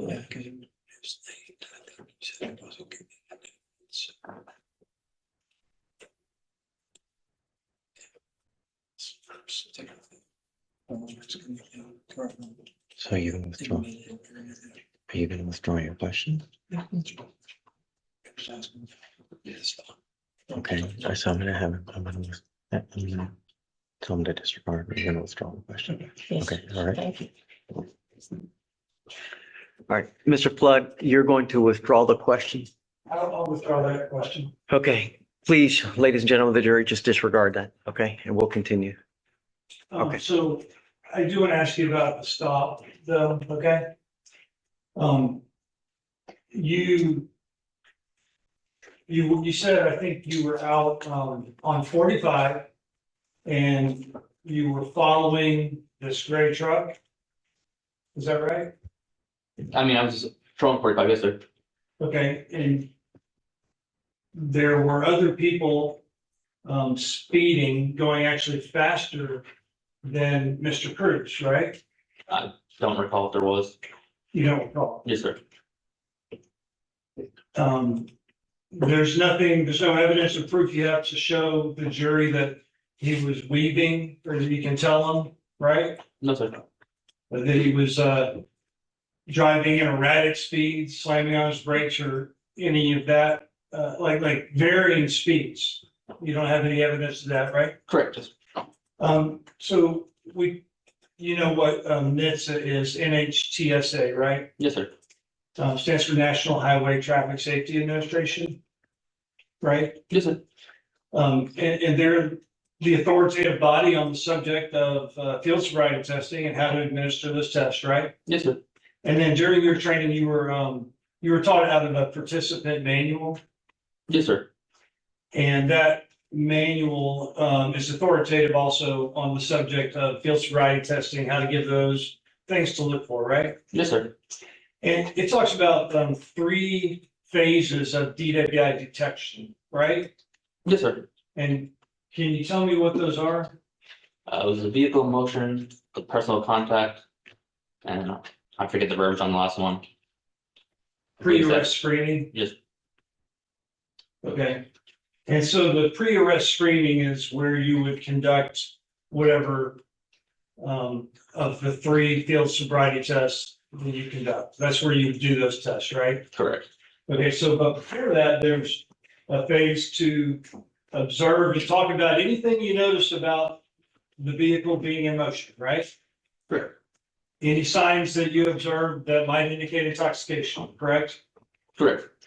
And that's what you're here to tell the jury today, about what you might have observed in Mr. Cruz's driving that indicated he was intoxicated, correct? Can you say it again? Sorry. That's what you're here to do today, is to tell the jury about any signs of intoxication that you might have observed from his driving. Yes, sir. Okay. And the NHTSA manual, there's a litany of types of driving behaviors that could possibly indicate, an intoxicated driver, right? Correct. I mean, such as running a stop sign, running a red light, things like that, right? Correct. Straddling lines. Right? Yes, sir. You didn't witness any of that, correct? Correct. The way they turn, if they're drifting, they're almost striking other vehicles. You didn't witness any of that, correct? Correct. Okay. Driving in the opposite lane, that didn't occur, right? I mean, like going the wrong way against traffic. Correct. Wasn't following anybody too closely, correct? Correct. Without going through all of them, I don't know when is the last time you had a refresher Would be course? January of this year. January of this year. Yes, okay. sir. So you know, I have a second, and it's a manual, if you would like to use it to refresh your memory about anything I ask you, okay? I mean, obviously you don't memorize the whole manual, right? Correct. But you're aware that it's divided up into different sessions, right? Correct. And there's also papers contained in the NHTSA manual. Are you familiar with the paper that talks about the visual detection of DWI motorists? Could you say it again? It's a NHTSA paper, talks about the visual detection of DWI motorists. Yes, sir. Okay, and in the NHTSA manual, there's a whole page that talks about different clues you could observe about their driving, right? Correct. And there's a section called speed and braking problems, right? Correct. I don't know when the last time you read this is, but you're aware that speeding actually is not listed as a clue of intoxication. Correct. Correct. Okay. So you're not here telling the jury that because he was speeding, that was a sign he was intoxicated. Correct. Okay.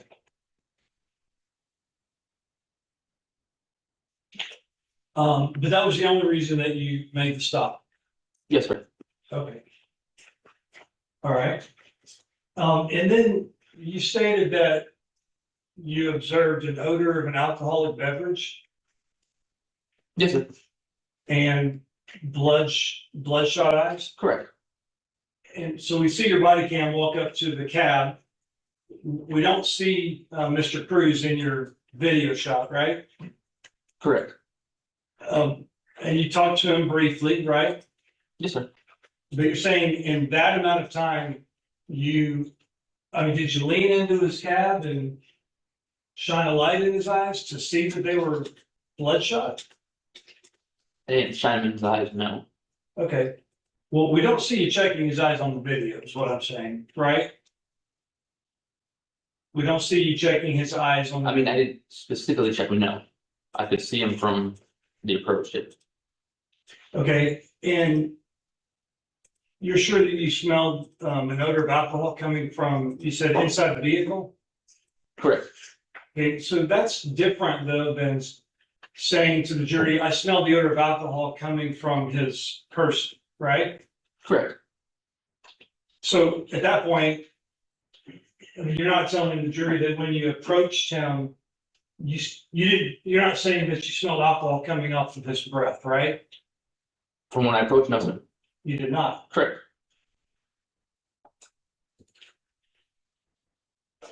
Okay, and you know, the law in Texas is that it's not illegal to drink alcohol and then drive as long as you're not intoxicated, right? Correct. A person can drink alcohol and then drive as long as they're not intoxicated. They can't drink and drive at the same time. That's illegal, right? Correct. But the odor of alcohol alone, that doesn't tell you how much a person has consumed, right? Correct. And just having an odor of alcohol from the vehicle, obviously that doesn't prove that a person's intoxicated, right? Correct. Having an odor of alcohol inside the vehicle, that doesn't mean a person is driving while intoxicated, right? Correct. It could just mean that person had something to drink, right? Correct. It could mean that there's an odor in the car. You don't know who was in there before or what might have been in there, but you can't even really pin it on Mr. Cruz at that point, right? Correct. Okay, and so you asked them like, where are you coming from or where have you been, something like that? Yes, sir. And I know you said you weren't exactly sure if he said like his friends or his parents. Correct. Okay. And then I know that you testified, the state said that he admitted to drinking alcohol, or you said he admitted to drinking beer. Correct. On the video clip that we saw, when you were asking him questions, when you stopped, you said like, what were y'all doing? He said drinking. Right? Correct. He never said drinking beer. Did he? I believe he did. On that part of the video? I don't recall which part it was. Within the video, yes, sir. Okay, so I'm talking about, so this is going into the personal contact phase, right? So you make contact with him. I mean, he said, well, if you want, I can play it again so you can hear it, but there's no admission he was drinking alcohol. He just said drinking. You might assume that was alcohol, but he never said that, right? My recollection is he did say that. Okay, Your Honor, I'd like to, if I may, publish Sure. a portion of state's, one.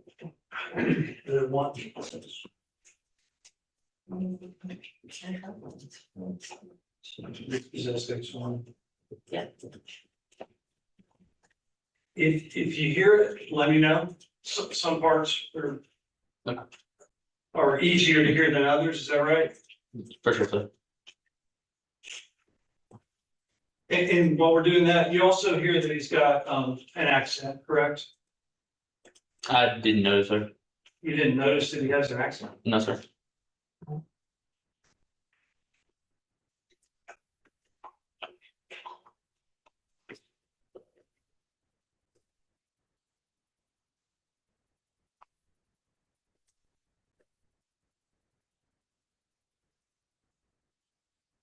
Go Brown's council office, do you like your insurance? How many people speed, and I'm doing 85 and 65 off the main lines there. What's wrong with your registration on this vehicle? Where you come from? Just came from, alright, tell us, where y'all doing over there? Drinking? How much are you drinking? Okay, what time you start drinking at? It sounded like around. Okay. I'm stopping at, is it say 1 minute 45 seconds on the media print? So you asked him about drinking. Did you hear him say that he was drinking beer? No, it was a reference to the six pack, if I recall. I'm sorry? It was a reference to the six pack I was remembering to. Okay. I got you. So, I mean, in a case like this, or when someone's on trial, we don't want to assume things that we don't know for sure, right? Correct. We don't want the jury to speculate about things that we can't prove, right? Correct. I mean, I get it. This isn't the biggest part of the whole case, but he said drinking, mentioned a six pack, but it's kind of like an assumption that it was some alcohol, right? But the point is, he never admitted that it was beer, even though he testified to that, right? Correct. In that portion, yes. So it's important to tell the jury accurate facts, right? Correct. And you actually wrote, you didn't author the main office report in this case, did you? No. So you're familiar with the term like primary officer? Correct. Were you the primary in this case? I initiated the stop, but I wasn't the primary officer now. Okay. You made the stop and then you I think, we get copies of your mobile data terminal communications, Correct. and you had asked for can somebody check by, right? Correct. And there were actually 3 other deputies that showed up. Do you remember their names? So we know Perez, right? Correct. And do you know the other 2 officers' names? I don't off memory alone. There were 3 separate constable cars though, right? I don't recall how many there were. Sounds correct. Do you know who deputy? It is relevant to go towards the investigation. Yeah, overruled. So you asked for somebody to check by and 3 people checked by. Do you know Deputy Johnson? Yes, sir. E. Johnson? Yes, sir. Okay, and then Deputy A. Reed, R-E-E-P? Yes. Okay, and then is Zachary Ryan? Okay. That's myself. He was there? That's me, sir. I'm sorry. Deputy Perez. Correct. Yes. So in that situation, you were calling for somebody to conduct the field sobriety test? Just to check by and take over. Take over. Correct. Take over at this point, you assumed it, or had decided it was a DWI investigation? Correct. Okay, so you asked someone to check by to take over the DWI investigation. Correct. And obviously, part of the DWI investigation is conducting those sobriety tests, right? Correct. So out of the 3 vehicles, or 3 other deputies, Deputy Perez, you made contact with him at the scene, right? He came up to you, y'all talked? Correct. And I think one of the first things you asked him was, can you do the field? Objection, can we approach No. Just state your objection. this? Oh, Something that's stepping over. Well, I can Can't have it rephrase both it. ways. I mean, okay. Was your intention to have Deputy Perez do the takeover of the DWI investigation? Correct. Okay.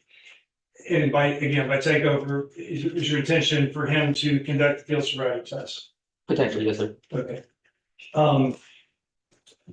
But through your investigation at the scene, I guess experience is important in your ability to do those tests, right? Yes, sir. And I guess you learned or knew that Deputy Perez doesn't know how to do this. We're stepping on it again. Come up, please.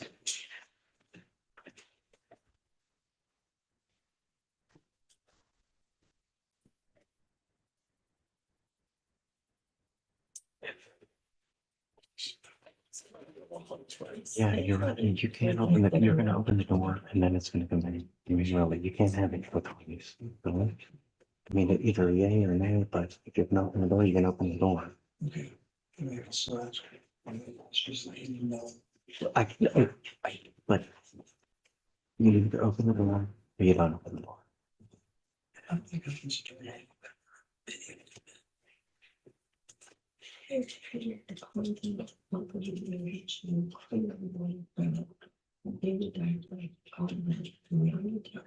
know what I mean?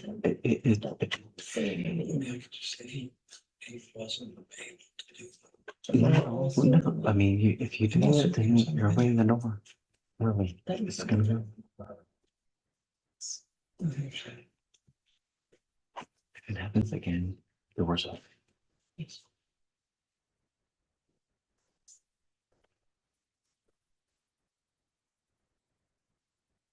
I mean, I can. Just. Either if it happens again, the door's open, really, because So that. it's.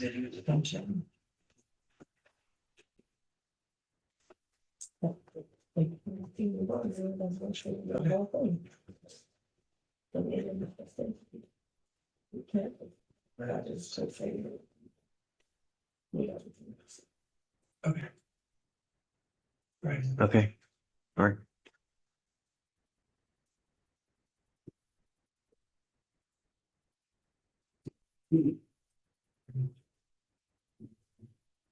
Okay, where do we leave off? So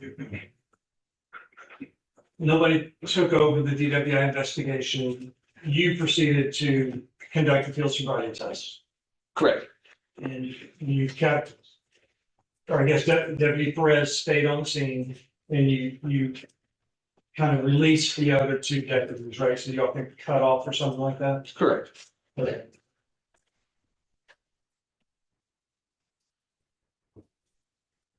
All right, so you stated that,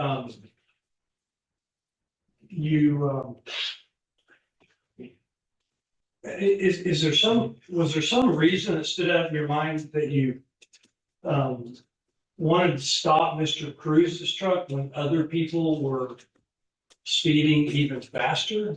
Objection, Your Honor, legal practice does not prohibit. Say, what was it? Repeat the question, please. I was just asking, what was it, was there something that drew your attention to Mr. Cruz's vehicle when there were other people speeding Overruled. faster? Overruled. You can answer the question. I don't recall the vehicle speeding. His vehicle is the one that caught my attention. Okay.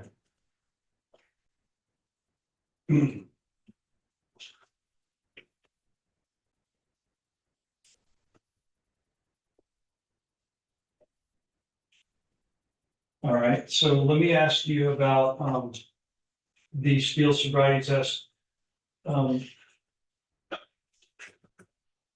I'm gonna ask you some questions that you learned in training or should have learned from like the NHTSA SFST training, okay? Yes, sir. Okay. And if you need to refresh your memory, I can approach and hand you this other copy, all right? So you talked about there being three tests, right? Correct. And you're aware that those tests, they've been validated by studies, correct? Correct. And that your point in using, I mean, these are like tools you can use to make an arrest decision, right? Correct. To determine between an impaired and an unimpaired driver. Right? Correct. And you're aware that making a proper decision and the validity or the studies are based on the results of more than just the walk and turn and the one leg stand, right? Correct. It's based on the results of all three of those, right? Correct. Okay. And here we have evidence of the walk and turn and the one leg stand, right? Correct. And now with respect to the walk and turn, do you know how much Mr. Cruz weighed at the time? I do not. Okay. May I approach the witness? Yep. Would it help if you referenced your office report to refresh your memory? Did you bring a copy of it with you? I have my supplemental report. I don't have the full office report. Okay. And you understand that office reports, you know, they're not admissible as evidence typically, but I can ask you questions about things that you recorded that you remember, right? Correct. Okay, so do you see any indication of the weight? The weight listed 270. 270 pounds. And you know how tall? I had referenced 5'6". 5'6", 270. In your opinion, would that be at least 50 pounds overweight? Couldn't begin to tell you. 5'6" and 270.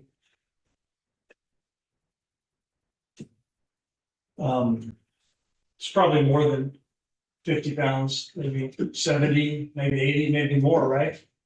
I'll take your word for it. Okay. Well, that's something that, okay. And according to the NHTSA training, there's issues with the walk and turn, for example, when it was conducted on people who were 50 or more pounds overweight, right? Yes. You remember that? People who are overweight by 50 or more pounds may have difficulty performing the one leg stand as well, right? Correct. Okay. And you talked about the walk and turn. And I'd like to ask you about what you observed. The state asked you to list the 8 things, we call them clues. Asked you to list the 8 clues that you were trained to look for, right? Yes, sir. I think you only listed 7. I think you left out stops walking. That would be one of the clues, right? Correct. Okay. And you stated that he was unable to keep his balance during the instruction phase. Correct. Okay. And then you counted that off as a clue. Correct. And so part of it is these are called divided attention tests, right? Correct. And you tell the person to, in this case, there was no line. You asked him to imagine the line, right? Correct. So you're part of what you're scoring him on is if he stepped off the line, right? Correct. A line that doesn't even exist. Correct. Okay. And you asked him to put like his left foot on this imaginary line and to put his right foot in front, correct? Correct. Hands down by his side, right? Correct. That's not how we normally stand when we're talking to people, right? Correct. Okay. And then you scored him for not being able to keep balance while listening to the instructions, right? Correct. Okay, do you know what you're supposed to look for to score that clue? In terms of, I mean, you're telling the jury that you observed that clue. You said he couldn't keep his balance during the instruction phase, right? correct. And that means that's a sign of intoxication, right? Correct. Well, through the NHTSA manual, the purpose is to train you on, here's when you score that clue. If you see this, then you can score it as a clue, right? Correct. Okay, so there's different criteria for like missing heel to toe or stepping out flying. There's different criteria it teaches you to say, okay, you score this if you see this happen, right? Correct. And sometimes it says, but you don't score it if you see just this, or if you see this, you don't score that clue, right? Yes. Do you remember what it states about the criteria for scoring that clue of not being able to keep his balance during the instruction phase? I don't recall the verbiage, no. We have question witness? Yeah.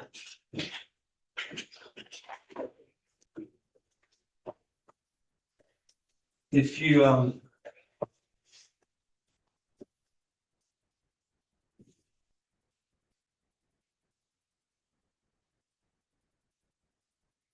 gonna be asking you from, so in section 8, so that's the main chapter where they talk about the administration of the field sobriety test, right? Correct. Okay, and in session 8, regarding the instruction stage clues, there's 2. He can't keep balance during the instruction phase, or he starts too soon, right? Correct. Okay, but it talks about what you need to look for to score that as a clue, right? Correct. And you don't want to come here and tell the jury you saw clues that you thought were intoxication if that's not what you're supposed to score. I mean, you want to tell the jury accurate clues of intoxication, right? Correct. Based on how you were trained, right? Correct. All of these tests have to be done in a standardized manner by every officer that does it anywhere, right? Correct. Okay, so misscoring a clue would mean telling the jury evidence that you're training and this says, you know what, that's not a sign of intoxication. We don't want to do that, right? Correct. Okay, so regarding, have you had a chance to look at that page, session 8, page 44? Yes, sir. So because it's a divided attention test, so it says a person who is impaired usually can't focus on their, doing two things at one time. That's why you divide their attention, right? Correct. So that they may listen to the instructions, but they may not be able to keep their balance during that instruction phase, right? Correct. And it says to record this clue, and it's underlined, if the subject does not maintain the heel to toe position throughout the instructions, right? Correct. So on your camera right there, we didn't see any evidence that he broke his foot apart or broke that stance, did we? No. Okay. So even though NHTSA states record that clue, it actually provides more description, more instructions on how to score that clue, right? Correct. And it actually states feet must actually break apart or step off the line, right? Correct. We don't see any evidence of that on the video, right? Correct. And then the very next section, next sentence, underlined, do not record this clue if the subject sways or uses the arms to balance, but maintains the heel to toe position, right? Correct. So I think on your camera, I mean, to be fair, it looked like, I mean, he did ask you some more like clarifying questions about the instructions, right? Correct. And I think he put his arms up like this or something. Correct. I mean, using your arms for balance, he wasn't using his arms to keep his balance. He had raised his arms, right? I took it differently, but yes, his arm went up. Well, you don't see him losing his balance, is what I'm saying. Per the definition, correct, no. Right. I know there's another clue that you can score using arms for balance, but during this position, like, it says only score that clue if he breaks his feet apart from that stance and steps off of that line. And we have no evidence that he did that, right? Correct.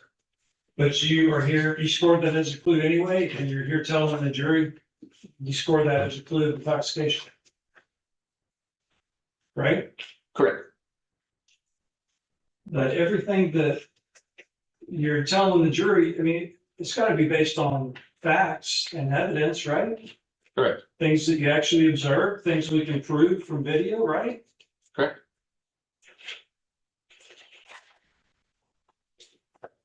Okay.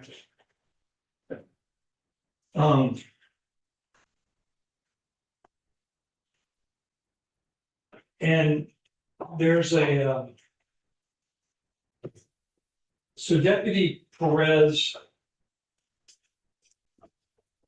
even though you did the sobriety test, he wrote the main offense report and was the primary officer, correct? Correct. And he ended up transporting Mr. Cruz downtown, right? Correct. Okay, but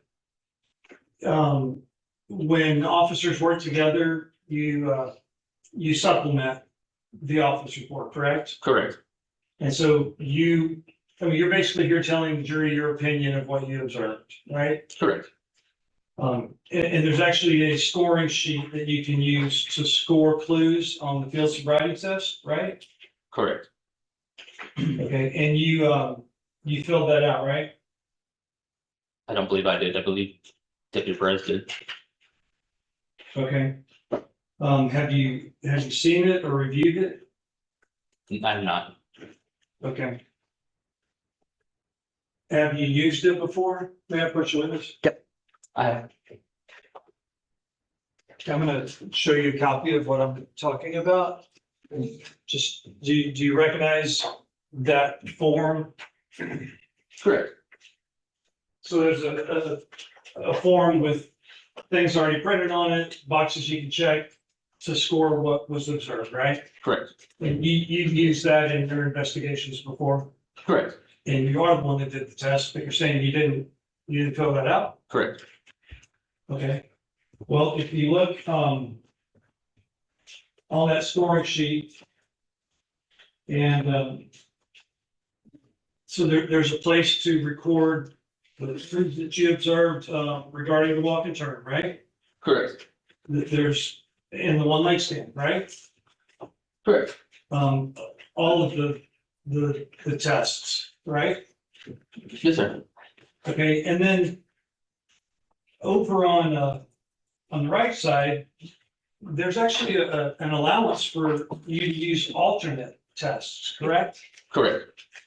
And these, aside from the three that you talked about, but basically states that if a person is 50 pounds overweight, and they also talk about age, the studies have shown that if a person is 50 pounds overweight or more, or 65 years of age, or if they have an injury, that can affect their performance, right? Correct. So we're in agreement that if a person is, the weight can cause, can affect their performance on this balancing test, right? Yes. Okay, and this whole scoring sheet makes an allowance for that. It actually states that if a person is 50 pounds overweight, there's 1, 2, 3, 4, at least 4 other tests that are right there printed for you to use as tools, right? Correct. Okay, and on the scoring sheet, and in this case, I mean, there was nothing else done. All we have is evidence of the walk and turn. I'm sorry, these tests. Okay, you testified about the walk and turn and one leg stand, right? Correct. The alternate test, if you think, or whoever's doing them, if you think the weight is an issue, is to administer the alphabet test, right? Correct. And that's something that you're trained on. It's discussed in the NHTSA manual, how to do that, right? Correct. You get a person to, it's not just saying A through Z, you get them to start at one letter and stop at a different letter, right? Correct.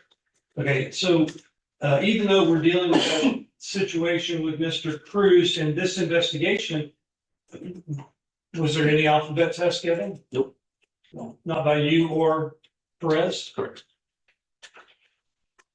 Okay, and the next one that's recommended, if you're in this situation, another test is at your disposal, is the finger count test, right?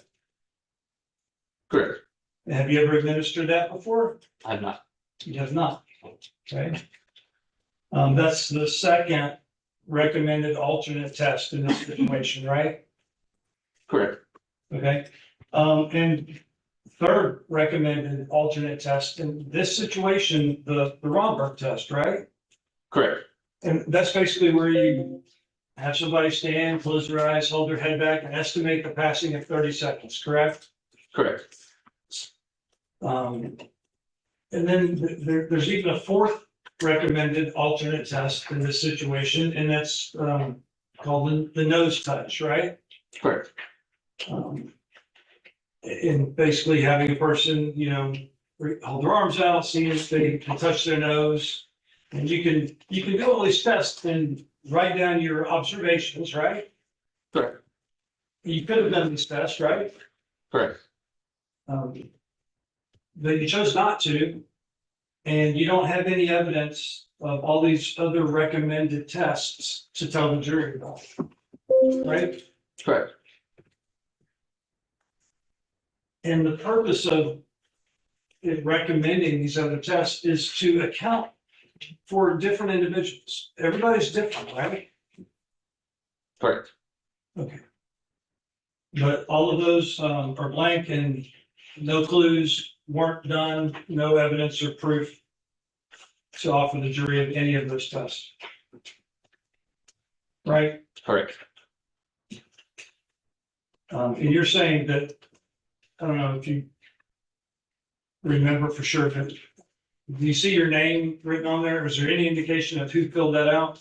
There's not. And why do you think that it was Deputy Perez that filled it out? Just typically the offer those report fills up the entirety of the packet. Okay, so you're certain it was Deputy Perez? I'm not. You're not certain? Correct. I mean. Okay. Aren't you the one that's here that's supposed to be convincing the jury that you did these tests and you scored them? And I mean, you said, my opinion is based on this, he was intoxicated, right? Correct. Is it, I mean, is it kind of important to remember who did what, who scored these clues? Correct. Okay. And you've had a chance to, I mean, you got a subpoena to be here for trial, right? Correct. You knew we were going to trial. Well, I guess you don't always know, but you knew it was set for trial and you got a subpoena to be here. You had a chance to talk with prosecutors before trial, right? Briefly, yes. I mean, and that's not, it's recommended that you prepare and talk to them, right? Correct. And it's important to review videos, offense report, anything that you authored with respect to this case, right? Correct. Okay. I mean, would you be surprised to know that Deputy Perez did not fill this out and the video shows the one that was entered shows at 13 minutes and 19 seconds that you're filling out the scoring sheet? Would that surprise you? Possible. Did you want me to show that to you? No, I mean, I'll take your word for it. Okay. I don't recall filling it out. If it's on video, then. Well, I'd like to just play that one part then. I mean, it's important to make sure there's no misunderstandings and we give clear facts and clear testimony to the jury, right? Correct. Okay. So if you're the one that filled this out, then it was your decision to not administer the alternate test for a situation like this, right? Correct. Would you mind starting at 13:19?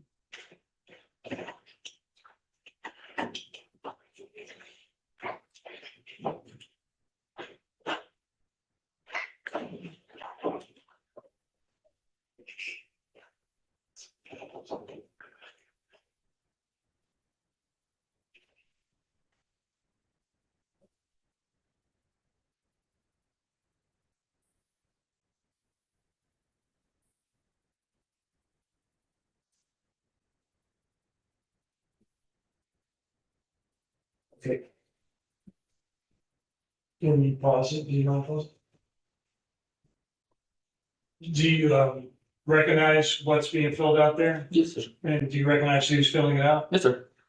Is that, how do you recognize? My hand. Okay, so that was you Yes, sir. filling out the scoring sheet you were talking about. Correct. Okay, so Perez didn't have any involvement in filling out that sheet. I scored it. I mean, he did write on yes, but I scored it.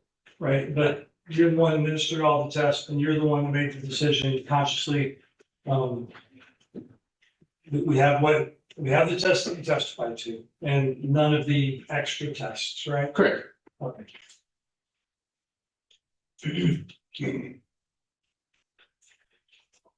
And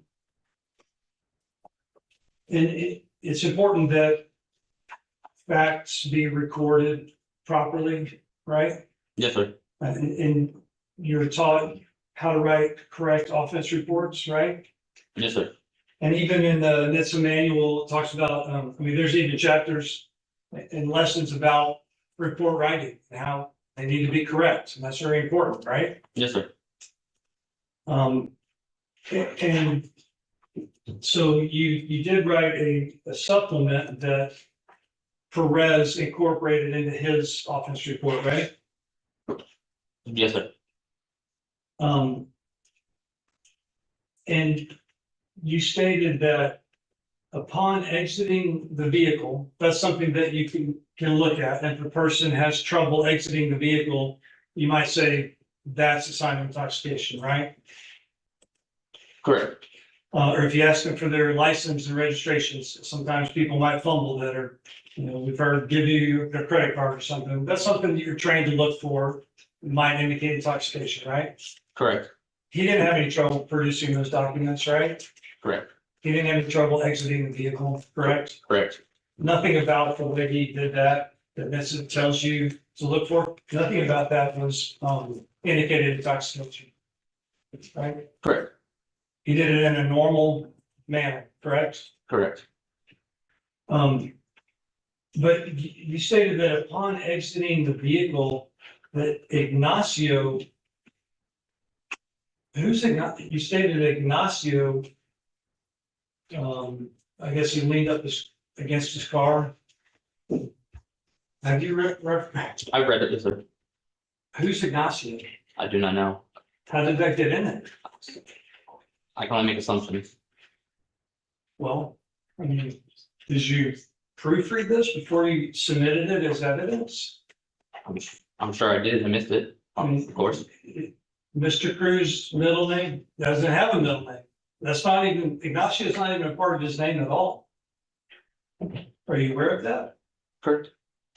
Okay, so you're writing a supplemental report about things you observed about some person that is not on trial named Ignacio, right? Can you say it again? I'm saying you're here, or you wrote a report that is to be used as evidence talking about something you observed about a person named Ignacio that's not even a part of this trial. Right? Correct. Well, that's not good. Is it? No.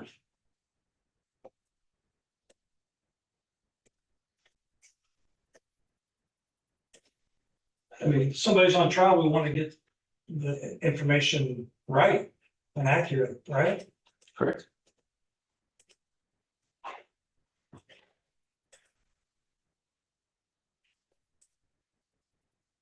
I think with that, I'll pass the witness.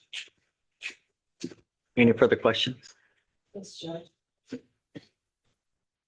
So let's start from the beginning. No, make it brief. Don't rehash. Make it brief. Yes, Judge.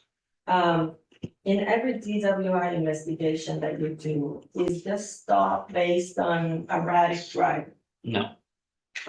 Is it common to stop a car based on a traffic violation and that leading into a DWI investigation? Yes.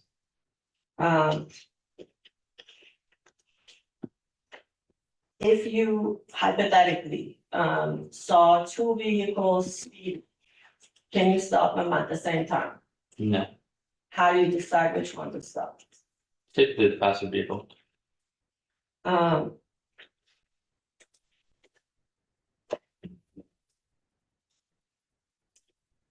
As far as the drinking go, counsel pointed out that you didn't know if he was drinking alcohol. And you answered that he referred to a six-pack.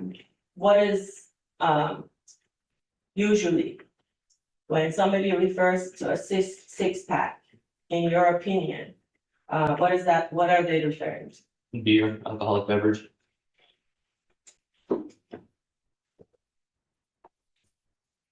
Is it uncommon to get assistance from other officers at a scene of a DWI investigation? No. Does the officer who conduct the stop, do they always take the person to the station? No. Is it common for another officer to come and take over the investigation? Yes. When you were talking about walk and turn, you named 8 clues, correct? I believe I did. And one of those clues is about balancing, correct? Correct. But there are 7 other clues that's not about balancing, Correct. including counting. Counting itself, not a clue. When somebody, like when you would walk and turn, how many steps are there? When you ask them, how many steps should take? Supposed to be 9 each way. So, if a person counts 10, that can't have anything to do with their weight, correct? Correct. Uh, Doing a series of small steps turn, that has nothing to do with someone's weight, does it? I wouldn't think so.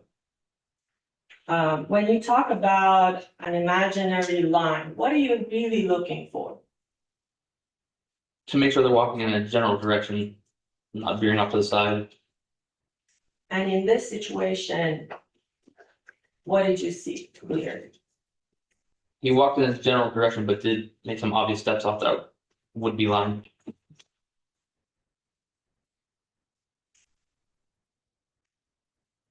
The particular section that council spent a lot of time talking to you about, the stance and the balancing, that was the first stance before the test starts, correct? Correct, part of the instructional phase. And that counts for 1 out of the 8 clues. 2 potential clues. 2, okay. And the defendant in this case had how many clues out of 8? I counted 5.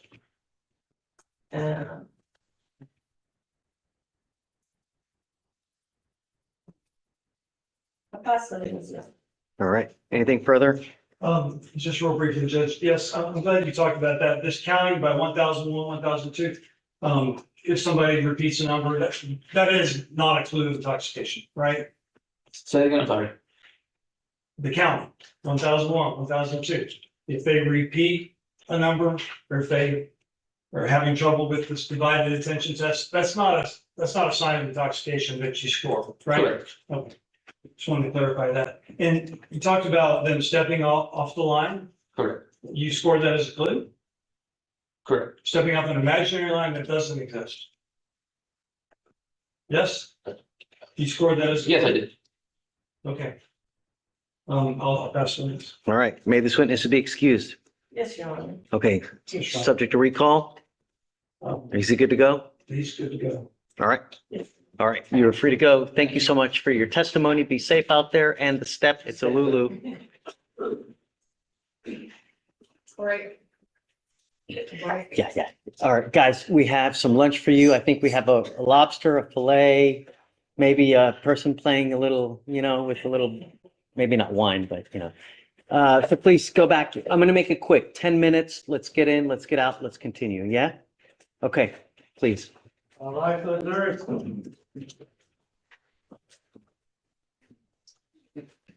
So 10 minutes, don't go. So, don't go far, come back. We will start promptly at 1:15. Ms. Reschke has to get on Zoom for an ALR hearing, but Sure, but we're not going to wait. We got to continue. I have a motion to suppress the stop to raise. Then let's do it now. Okay. There's no sense in waiting. Oh, okay, go. Yeah, sorry. Go take a break. You ready, Sina? Yes. You got it? Okay. Well, Your Honor, so yes, we verified everything. The police took the passport at the airport. They're waiting for him. The girlfriend actually has sent us screenshots as well. The passport is in possession in Harris County Jail. There's a tag on his wallet. Yeah, you guys should still be able to get it. There's a way for you guys to get it. Okay. Talk to the deputies. I think there's a little white card that you guys can get. Okay. They'll release it to you guys and then we can bring it. To you. Okay. Yeah, but you can get it. Thank you. Appreciate it. Of course. Good afternoon. Hi. Judge. Nice to Thanks see for you. coming to help. Mr. Henry, you okay? Oh, just, okay. Going back to the. Yeah, it says like property, but that, they give you a form, fill it out, they take it, never to walk to. And then one day they give you. Oh, okay. All right. And then like, so do you know if I do that, I'm not gonna stay or the same place? You go upstairs. All right, cool. Well, we learn something every day. Cool. Big one, please. Yeah, who's doing it? No, that's like, also, let's see. Cool. All right, we'll see y'all. Because they're all the same, right? Three months. Which one? You never know that.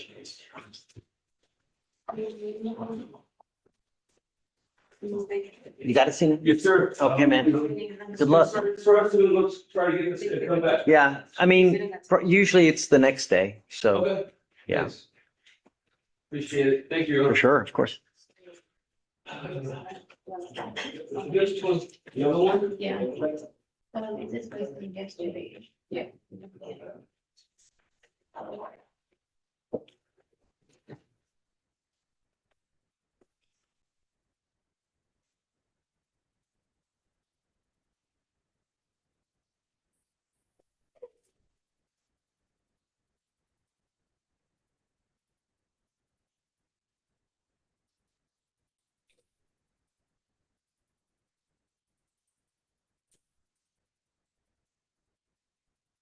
Just waiting on his date, Judge. There we go. Awesome. Oh, you're waiting on far away? Yeah, I'm kind of afraid of taking this off. Don't, yeah, don't. Because we'll end up paying for it, you know? Took us 45 minutes to get that darn thing working. Hi, I'm here for Mr. Rodriguez, Regal, Birch. Are we doing a plea? Judge, we're not, we're gonna release that. It is a very old case from 738 days. What last name is Rigoberto Rodriguez. Judge. Rodriguez? Anything in particular you'd like? Just a Judge, reset or what? he has a pending felony on August 4th, that's on August 4th. I just got a plea to it today. Sure. And it's a DWLI. If you want to reset, get a reset. Okay. Yeah, I mean, I get it. You're appointed today. You Yes. can be expected to do anything in a day. So as, you know, we'll give you some time, not 180 days, but certainly it's much, you know, a couple of resets. Perfect. Thank you so Sufficient. much. And I don't know if this is new case upstairs, so I doubt a global will probably, you know, Yeah, I think they're letting us handle ours separately. just, okay, cool. Yes, Judge. Okay. Thank you, ma'am. Yeah, of course. So do we know if he's gonna bond out upstairs? Because I need to put bond conditions on him. Judge. Did he get- as of right now, I have not been able to contact the felony attorney. I am going to shoot her an email to see what is going on. But his next court date is August 4th. Tell me about the felony case. Was he in a car driving? Because we have him on a suspended license case. He picks up an unlawful possession of a firearm by a felon. Is he driving? Yes, he was driving. Right. So we need to do a no driving affidavit. I already did one. And he's in here. Yeah, I'm gonna revoke, and $102 is just way. Especially in light that I ordered him not to drive 2 years ago and he's popped now in a car, allegedly.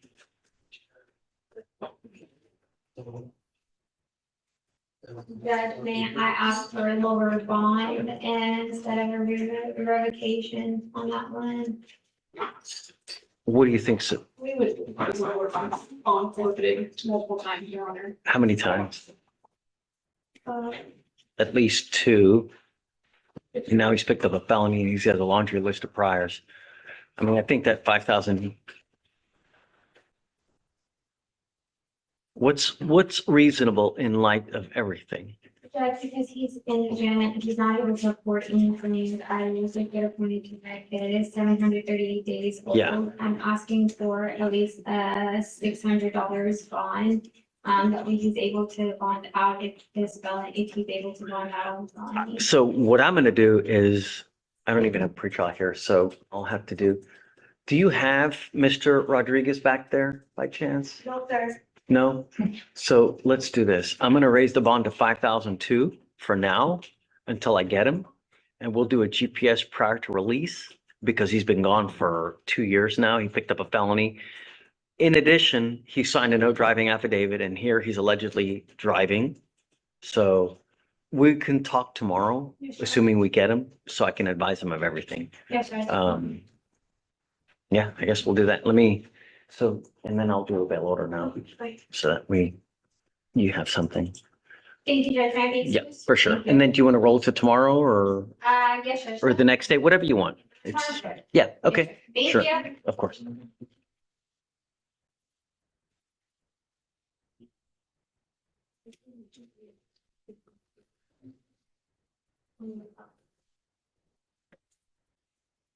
Judge, I'm ready. Okay, we're going to argue the motion to suppress. So I need, Ms. Shaw, please. No, wait. May I approach? No, let's wait for them. But thank you. But just to be fair, let's just.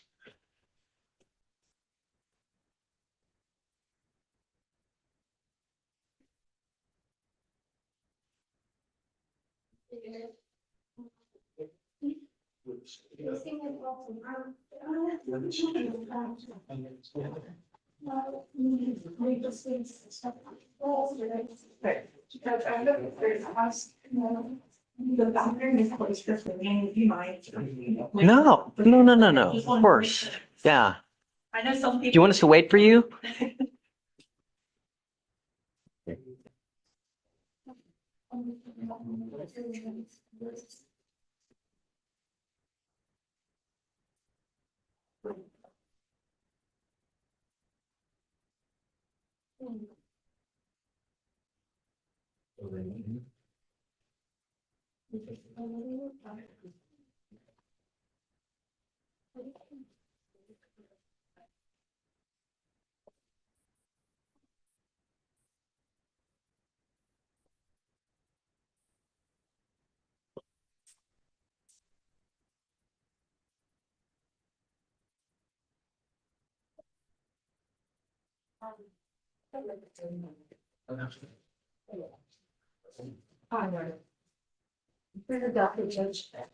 Okay.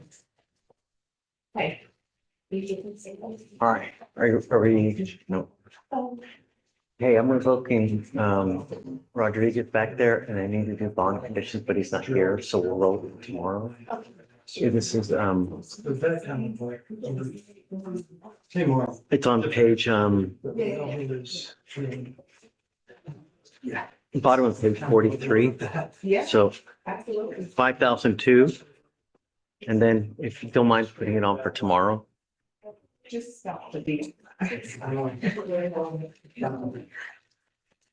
the last side. Yeah. That will eliminate all of that. Okay, you guys ready? Yes, sir. All right, so you have a motion. Yes, I have a motion to stop. May I approach to offer case law? Of course. I'm giving a court and I gave you state a copy of Paul, the state. I'm moving to suppress the stop based on that I wanted to wait till the end of the testimony to see what he had to say. But the use of, he said the only reason for the stop was speeding and the use of radar technology. Courts have determined that to be novel scientific evidence. And in this case, it deals with. Novel? Let's try this. In this case, they dealt with a radar system called LiDAR. And that's what the whole case talks about, that this, any scientific evidence such as this must undergo the scrutiny of a 702 hearing. And it talks about the elements on page 3. To be reliable, scientific evidence must satisfy 3 criteria. The underlying scientific theory must be valid, the technique applying theory must be valid, and the technique must have been applied properly on the occasion in question. In this case, they stated that the state failed to meet their burden. They have the burden of proving that it qualifies under Rule 702. And in this case, we heard, I think he said he had some kind of stalker, dual something, but that's all we heard. And so I'm objecting to. What are you saying? I'm objecting that without more and without the meeting 702, the use of any radar must pass the 702 test. Because the courts have determined that it is scientific evidence, it's scientific instrument, must be proven to be reliable, and that wasn't elicited. There wasn't testimony about the methodology, the use of it in this situation. Well, don't you have to bring it up or take him on board higher? Well, I mean, now he's gone. now he's gone, and I wanted to hear everything he said, and the state had an opportunity to prove that. And he testified, I guess, everything that he was gonna say about the radar. So it's a timing issue, because if I raise that at that moment, then I mean, basically just flips him off, and he's gonna try to then say, I don't know what he would say, but this is not a new, it's been around since 2000. All right, so in the case that you provided me here, are you saying the use of radar was invalid? And it was held that the use of the radar was a bad basis for the stop? Is that what you're saying? That is exactly what this case is. Additionally, I don't think there was sufficient evidence to extend the scope of the detention from a traffic stop to the DWI investigation. He never admitted to drinking any alcohol. I know that assumption can be made. I said drinking. The officer said he smelled the odor of alcohol from inside the vehicle. He admitted to a 6-pack of beer. He never said that. And that's why we showed the video again. He said, he didn't say beer. So where did the 6-pack come from then? He said 6-pack. Who said 6-pack? Mr. Cruz did. But he never. Oh, I see. Oh, I see. Okay. It's just. It's premature. We have another witness that he also admitted to the type of 6-pack. Right. I'm sorry. So that's one. And to respond to the case law that council provided, Marco v. State, that is from our jurisdiction. Wait, Marco v. State, he's provided Hall v. State. Yes, but Marco is the authority that applies to our jurisdiction, which does not agree with Hall v. State in this situation. In the way it Are you saying, is that from the 1st or 14th? I'm sorry. Is that's from the 1st or 14th? Yes, Judge, it's from the first district. Okay. And it is a more, yes, I'm about to give it to you right now. So it's a unreported case right now, but it's 2015 Westlaw 505194. Okay, 2015 Westlaw. 505194. Okay. And the first district of appeals, it's a February 2nd, 2015 case, and it distinguishes this case specifically, stating that Hall relied solely on LiDAR technology, and that the defendant argued in that case that the arresting officer lacked probable cause because the state failed to prove the reliability of LiDAR device, which the officer used to determine the defendant was speeding. However, the Texas Criminal Court of Appeals concluded that our jurisdiction specifically distinguishes that case by saying that the deputy, like the deputy in this case, personally saw the defendant traveling at an excessive speed, which is what he testified to. And so it stated that this was distinguishable and actually criticized the Hall case for that ruling. So the Markle v. State case would be controlling here.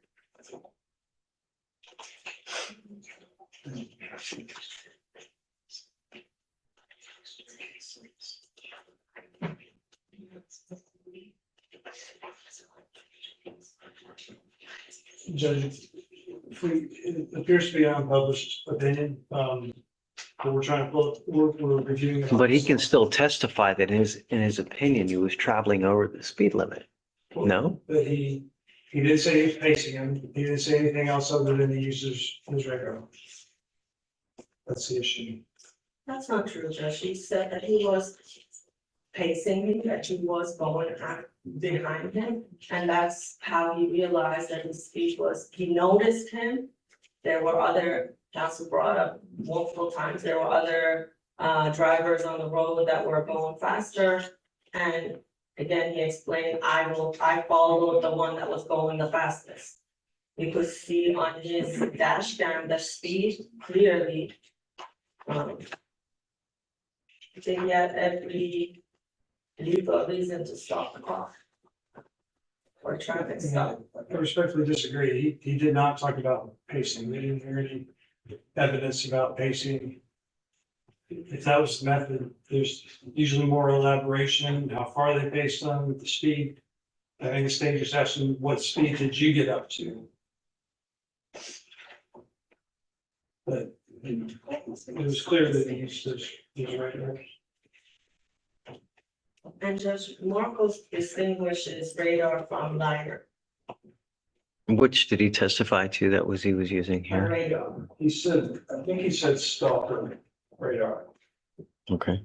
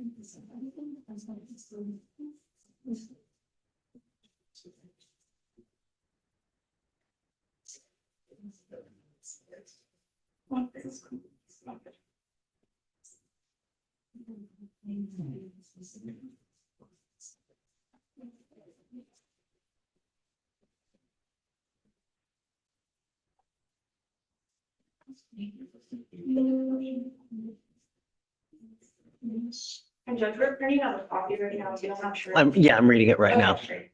Thanks.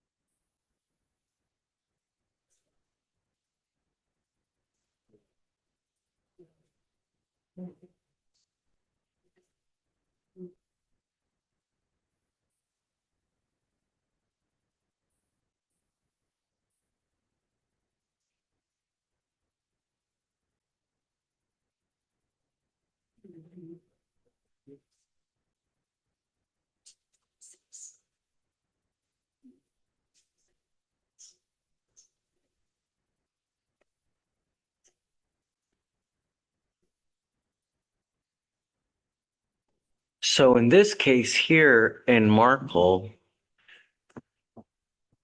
they distinguish it because Hall is markedly different from the radar technology utilized by the deputy in the Markle case.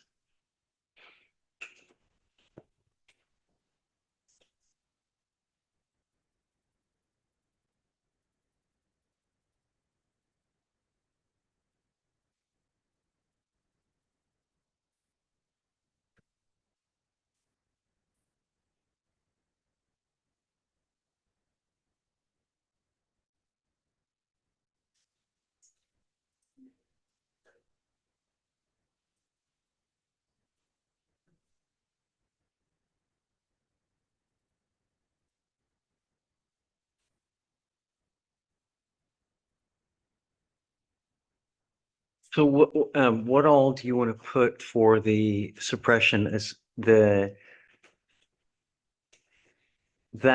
is there anything else that you want to add to it? It is a case, I think. Or do you want to see the case law first and then? Well, I think, Ms. Brasky has been researching that, if I can give her the last word. Sure. But it's not just the radar, but also the reason for asking him to step out of the car with no admission of drinking alcohol, Okay. not being able to place the odor of alcohol on his person. Okay. And he didn't have any other signs, he said, of intoxication. He did say that he saw, Well, I see. PCI. Well, let her finish real quick and then I'll let you address. So one and done. Specifically responding to the Marple v. State case. What's distinguishable about it is that in that case, the officer also paced the vehicle. And he identified a different way that he could say that this person was speeding. So it wasn't the use of radar specifically or any sort of machine that would detect speed.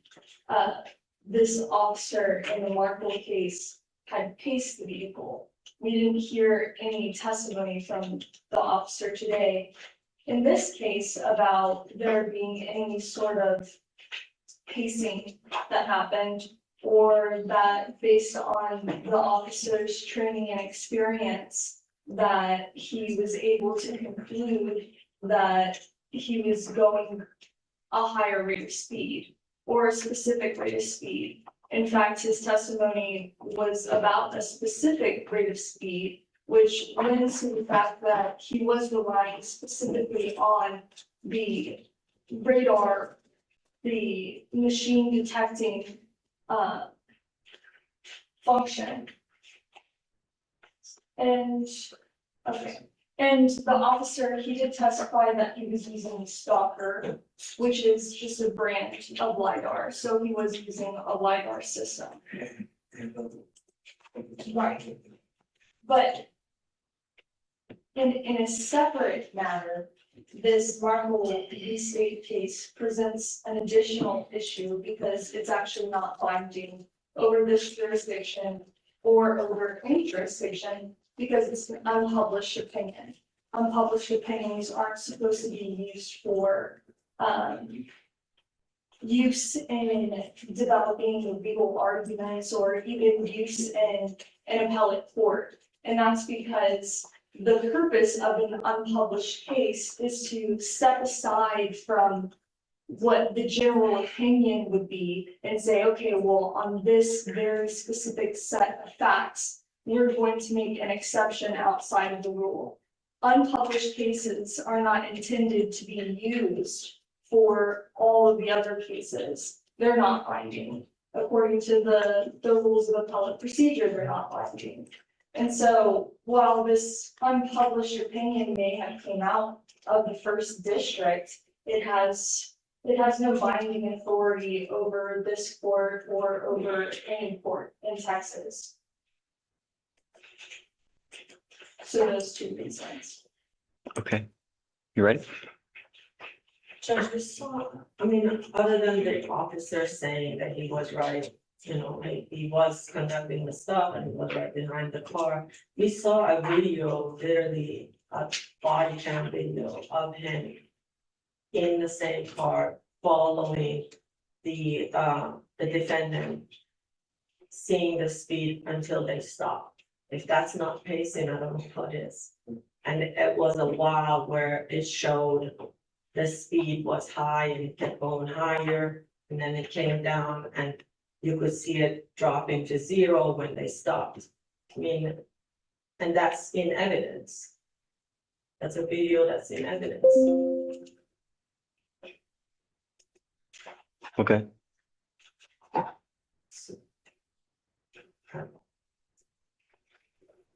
All right, I'm gonna deny your motion to suppress, Mr. Clyde and Ms. Brasky.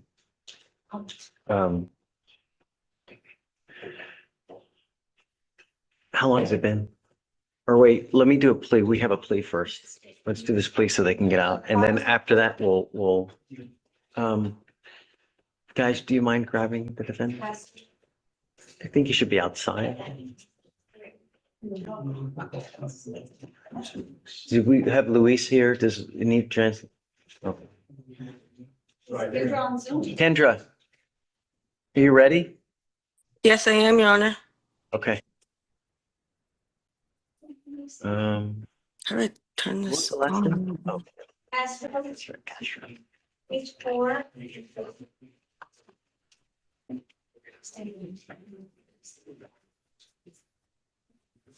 You guys, And then after that, let's get the division.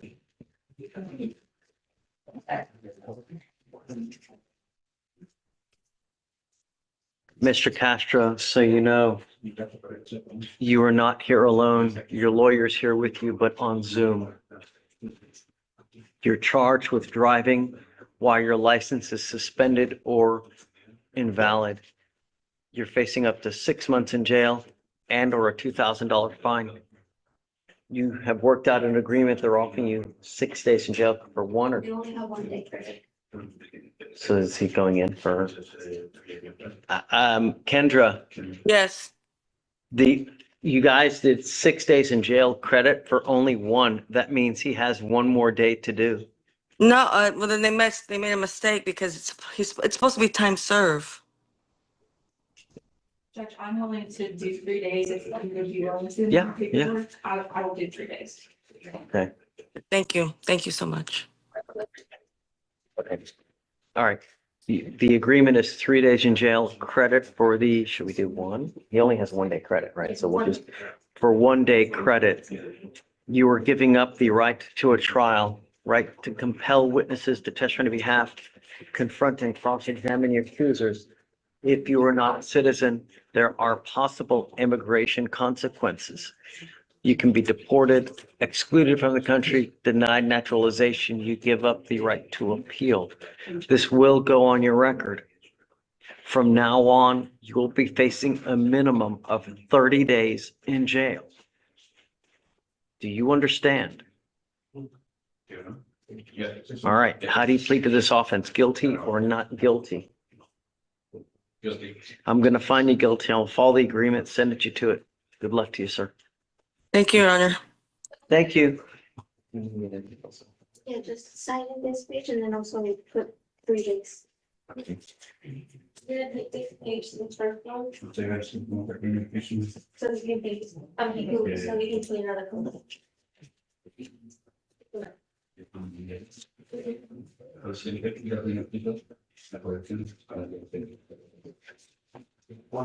That's Yeah. See you Okay. tomorrow. All right. See you tomorrow. Okay. How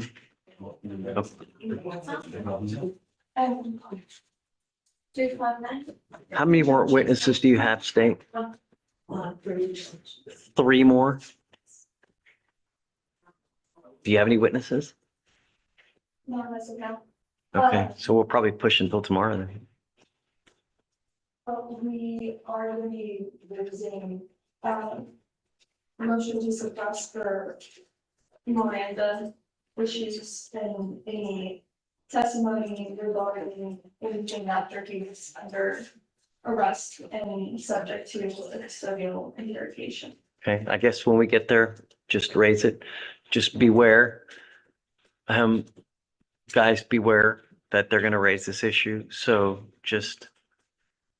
And so the fear with that is that the identification that the 6-pack was a beer was after he was already under custodial arrest and interrogation. Okay, I guess we'll get there when we get there. But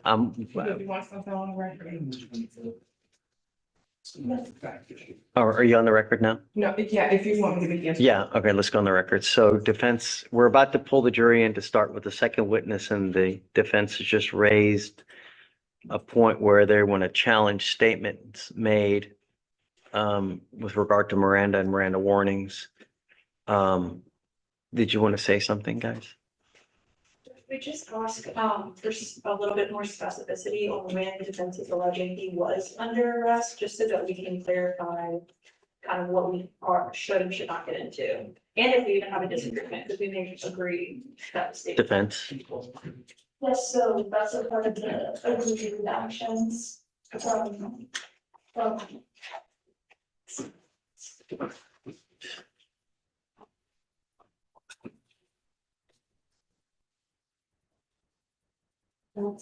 That's not what it is.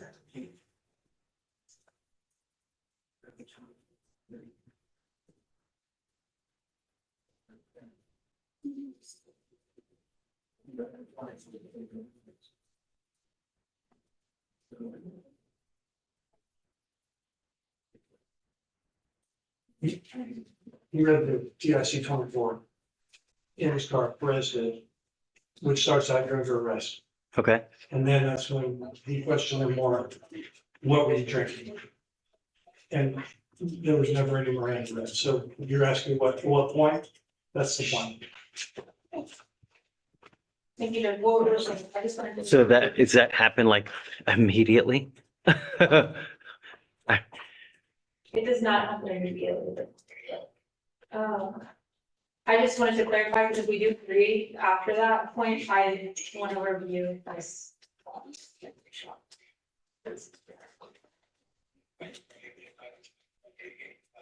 Yeah, just a moment. Yeah, of course. Hey.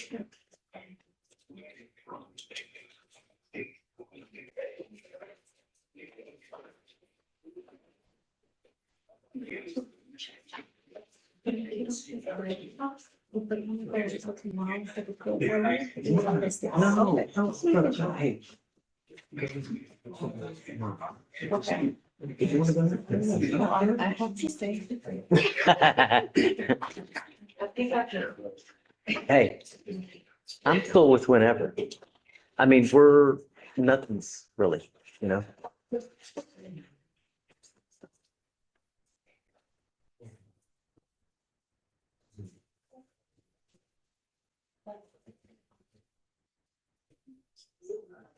Trials. Trials. It's a good question. It's my wife's birthday today. I know, man. Dang.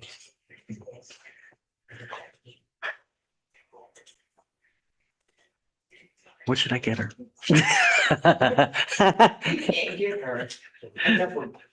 I know, right? That's right. Yeah, she told me the same thing too.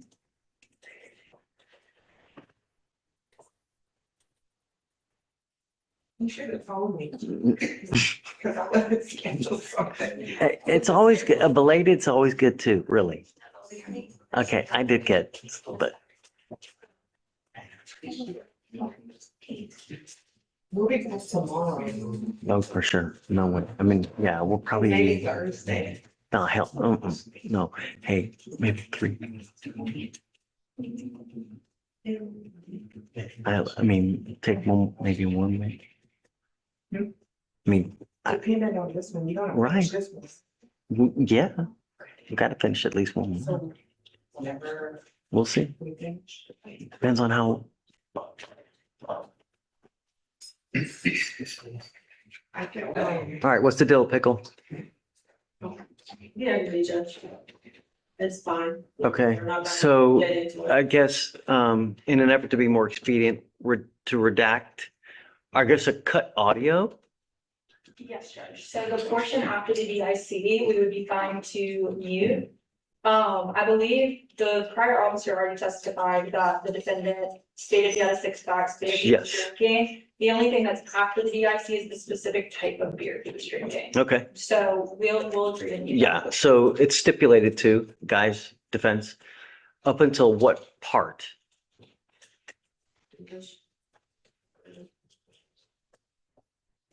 So at what point can it go back on, I guess? For purposes of the record, I would say if you can give me a number so that we can put, so the record's clear.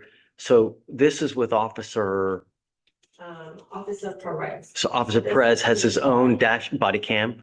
All right, so we're talking about Officer Perez body cam. So from the moment he says you're under arrest, it's off until what time? And then defense, are you okay with that time? Not from the time that he says you're under arrest, because that's basically the reading of the DIC. Okay, Anything that the defendant said after that. got it. Okay, fair enough. We'll Sure. put that out. Yeah. It also has, the HGN testing, so, Yeah, that's got to come out check too. that out. Yeah. Right. So tonight, we're going to break. There's no way we can finish tonight. So what I would say is give it to your guys tonight with the understanding we need this part cut out, we need this part cut out. So tomorrow when we regroup in the morning, it's ready to go. So we don't have to waste time setting it right back down, you know? And, just to be clear, because I have all the witnesses here, should I let one or two go? No, let's just wait at least because I'm going to cut loose at 3. Okay. Let's get through at least one more witness. Donald Warner there and, Lawrence Carter. So let's get through one more witness. We'll break for the day. And then, We do have a motion to suppress the breath test. of course, as well. And it's- I would expect nothing less. But Saying because they have a text in here now and, they were here before, so I just wanted to let you know. got it. Well, thanks. We would need that. But wait, give me the time for the video to end because I want to make sure that they're okay with this. Do you know what time ending as far as his statements are concerned with regard to the Perez video?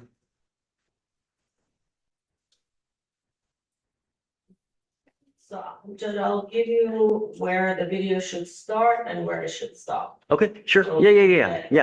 The HTN out. Walk-in turns starts at.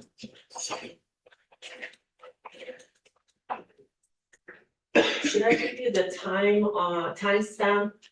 So it would be 4:08. Hold on. 46. Hold on. Let me write this down.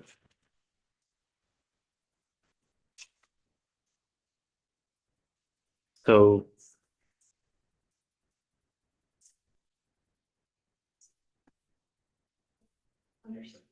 Okay, well, give it to me. So 04:08:46 will be where the video starts. And that's on Miranda. on the actual body cam, when you're looking at the body cam, that's what's on there, not what's on the disc itself. Okay. The time of the day. Okay. That's when, as far as he starts talking, right? It starts from walk-in turn. Is when he starts questioning it? So in order to cut out, so to clarify, to cut out the HGN, the video will need to start at that timestamp she just gave. So Okay. the beginning of the video. Got it. Okay. And so now to go to the GIC part.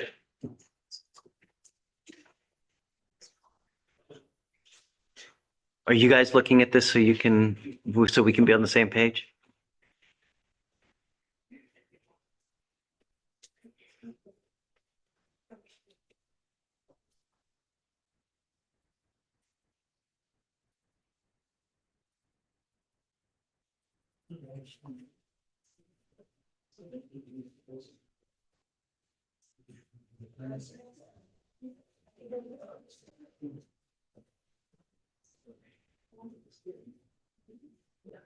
So the walk-in turn is on this line. View of the walk-in turn. Yeah.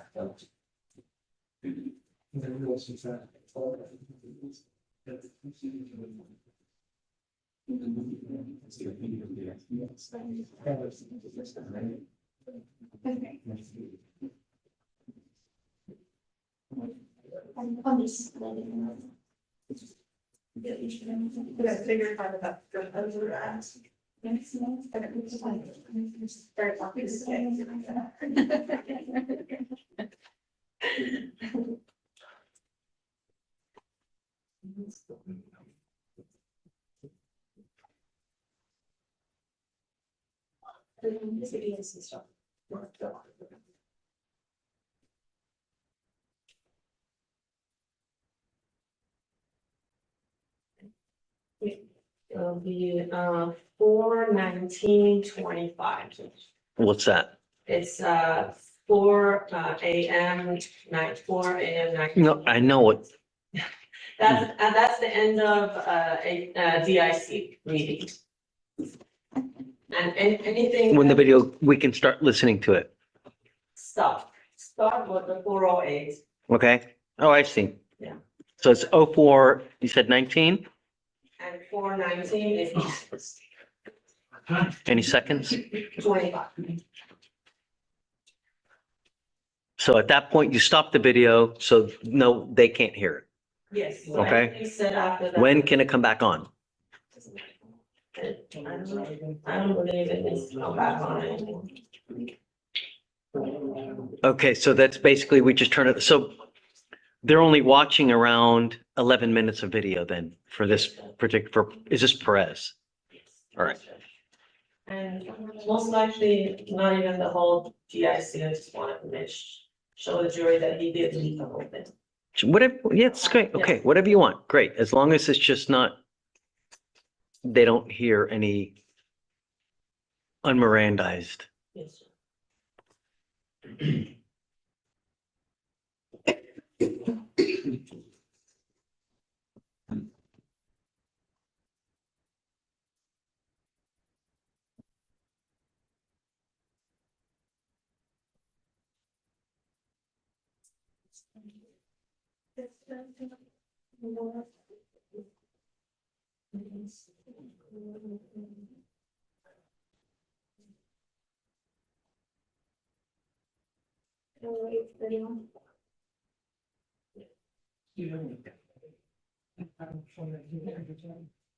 Most of that would be audio, okay. The video, so there, you can upload. I didn't just cut the video.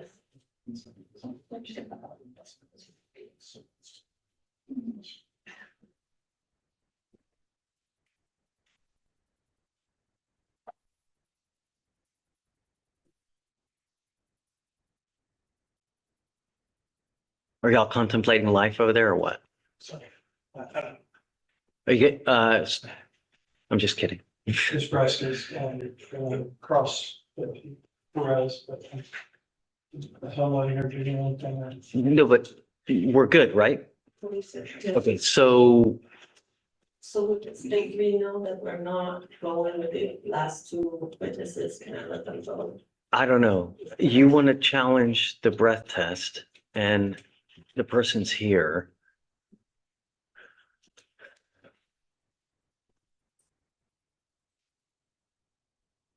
How long are you going to take with this witness, Perez? Really asking, that's Right. probably better. I would say let, is it the technical supervisor you need? The text. Right, so let the third one go, not the technical supervisor, just in case. Okay? And then let's go ahead and pull that guy, Officer Perez, so we can at least get started with that. And hopefully we can be done at that within 45 minutes to an hour. I don't know. We'll see.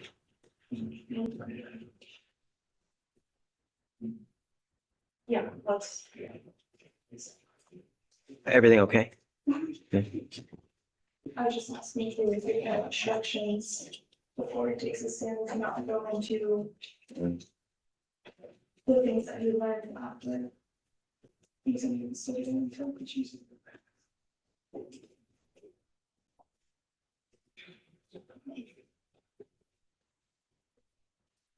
Smells like food. Like fish.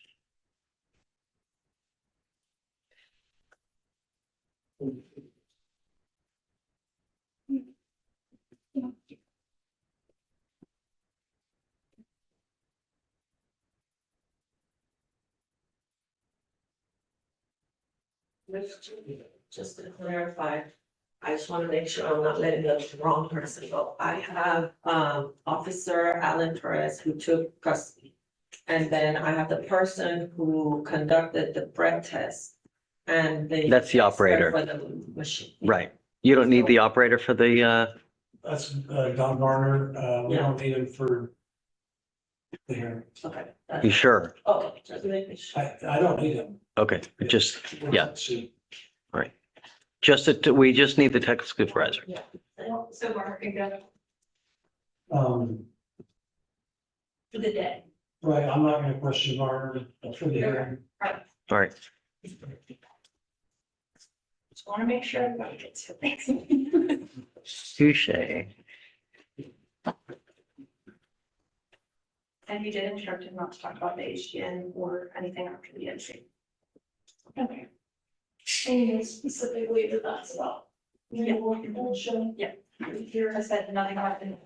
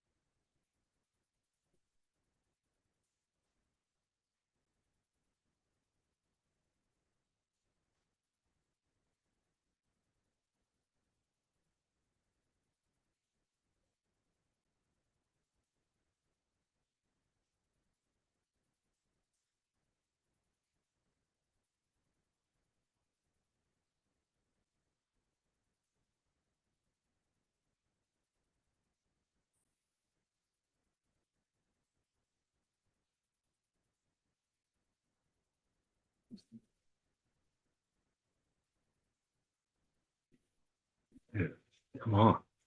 Let's go.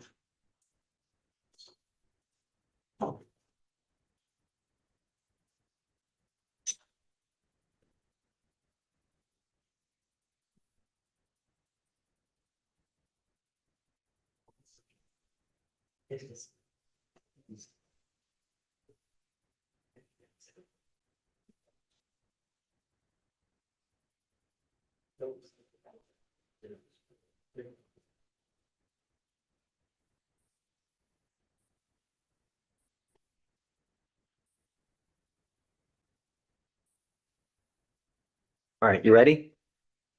All right, let's go.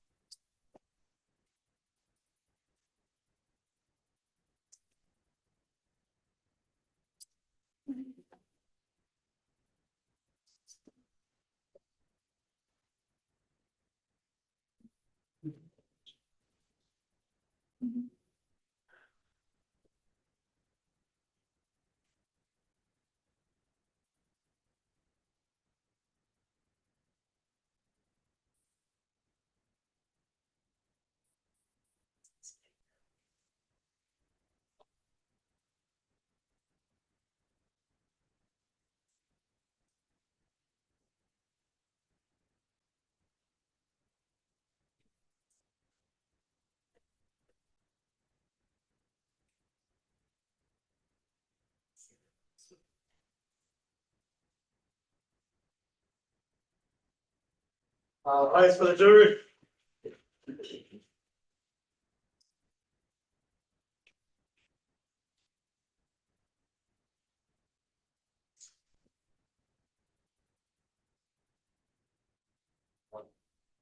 All right, state, you ready to call your next witness? Yes, Judge. Please. State Falls Alan Perez, Deputy Alan Perez. Okay.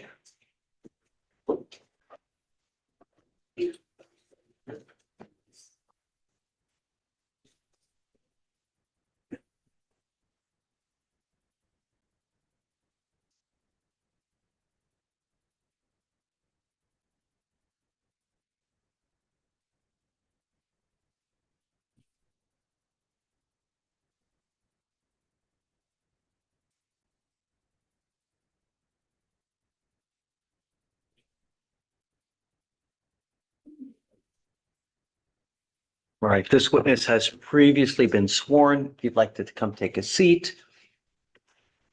All right, thank you for coming, Officer Perez. I'm going to ask you to please speak loudly, clearly. If you hear the word objection, just stop until we've addressed it, and then you may continue. All right, please. Okay, your witness. Good afternoon. Can you please state your name, your last name spelled out, please? Yeah, my last name is gonna be Torres, without any C's and C's. Hold on. You need to speak. Speak out. Yeah, Judge, do you have any volume? It may not work, just keep your outside voice. My last name is gonna be Perez, Perc, as in secret. First name is gonna be Alan, Alan. And how are you currently employed? What agency? With the Harris County Constable Precinct 4. Are you assigned to a particular area? Yes, I'm assigned to Central. And as part of your training, do you handle, or were you trained on DWI investigation? Yes, Do you receive training pertaining to intoxicated drivers? yes.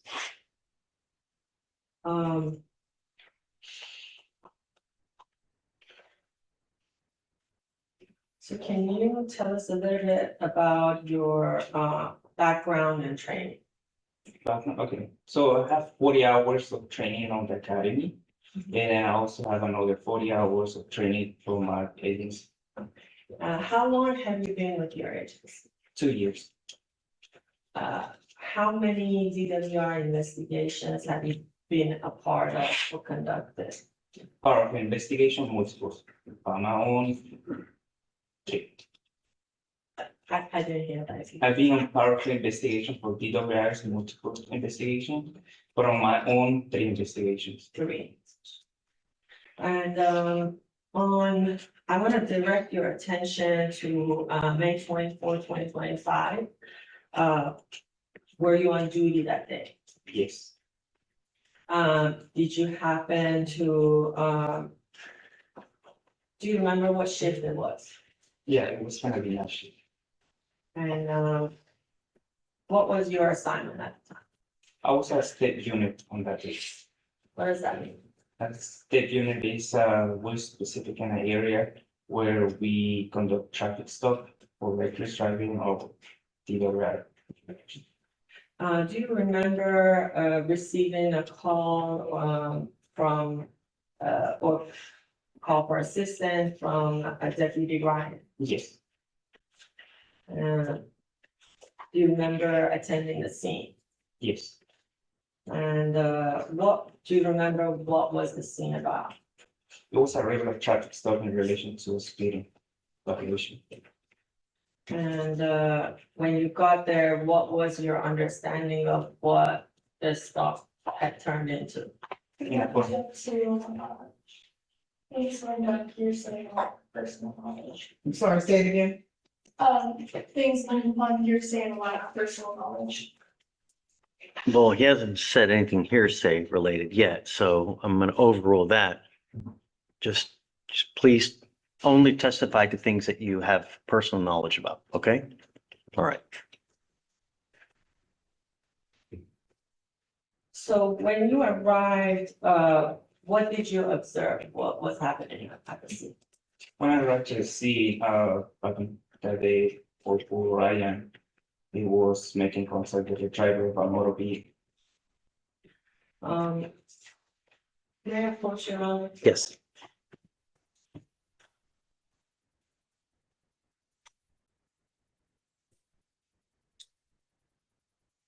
Do you recognize what has been pre-marked as State Exhibit 3? What is it? CCD. Do you know what's the content of the DVD? Not very common. And have you watched it before? Yes. How do you know that you've watched it before? Because they showed it to me and I tried to recognize it. If you don't mind, if you can speak up a little bit louder so the jury can hear you also. And do you know, to your best knowledge, does it accurately depict the events of that night? Yes. Has it been altered or changed in any ways? No. Judge, now proceed to admit state's exhibit 3. May I tender to defense? Please.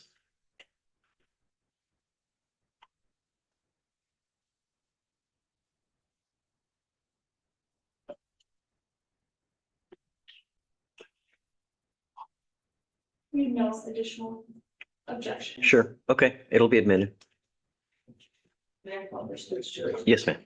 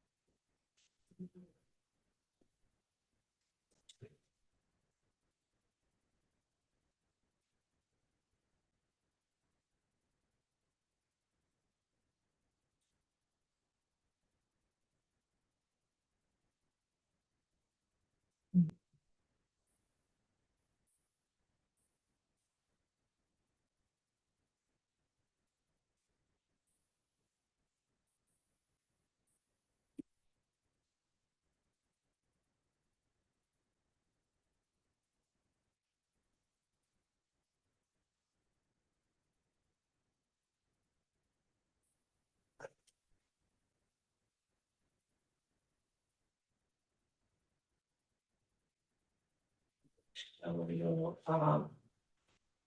part of your body camera.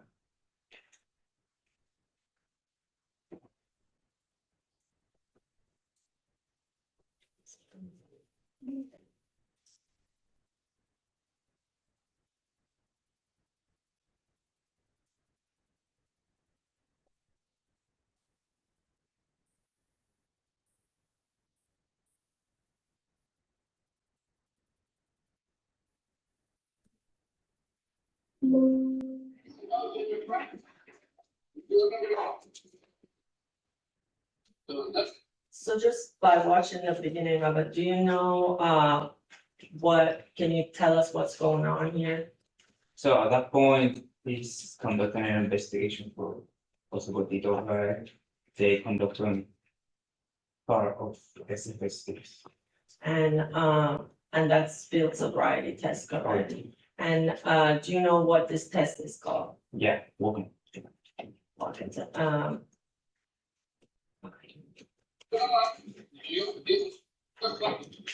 Anybody fight? Stay like that until I say move. Okay? When I tell you to begin, I'm gonna take your 9 years of that down line. You're gonna leave that on the ground, take a small step, and you take the 9 more, this will get back down the line. Okay, now look like this. 1, 2, 3, still on top of the 9. You got 6 legs down, take a small step. You take 9 more down, 1, 2, 3, always need time. Okay? I want you to count up now. I want you to think. I want you to keep your hands by your side. And I want you to keep going to do all your stuff. And then some stuff like that. Say, go say 1, 2. 9 down, right? 1, 2, 3. All the way to 9. You want to leave like on the ground? Just take 3 small steps. 9 more back down. 1, all the way to the 9. All right? Any questions? Okay, do it again. Take 1, right? You take first step. 1, 2, 3, 4, 5, 6, 7, 8, 9. All right. 1, 2, 3, 4, 5, 6,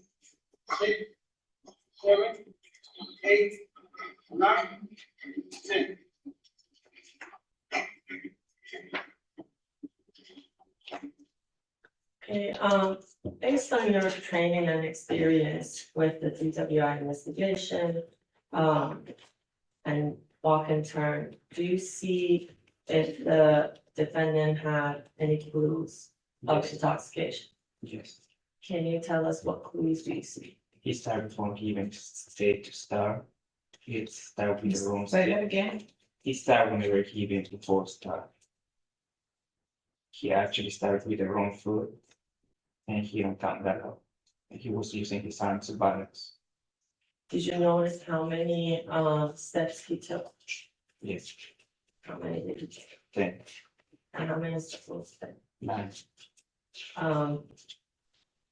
Did you notice the turn? Yes. Was that a proper turn? No. I'm gonna move on to the next test.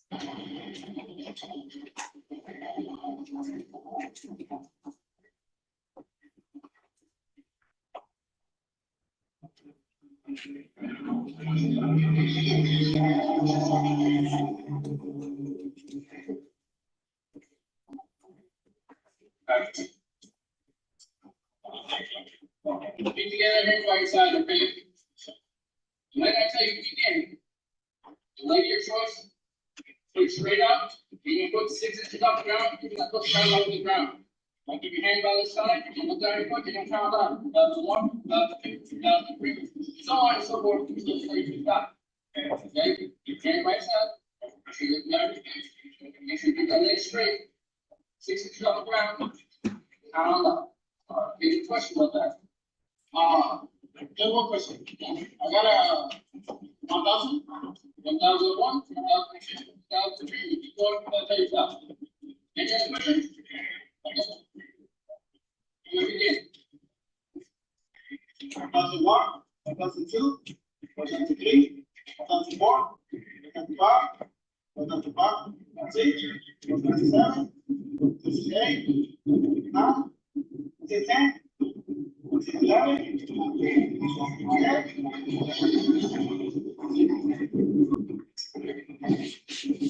12, 13,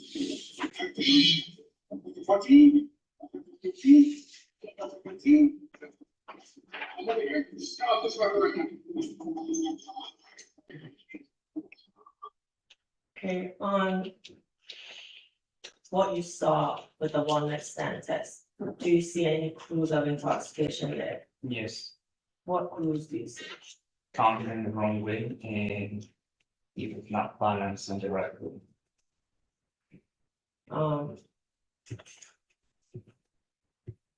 Did you see anything else? No. Did you see him put his foot down? Objection. Sustained. I'm going to show you all.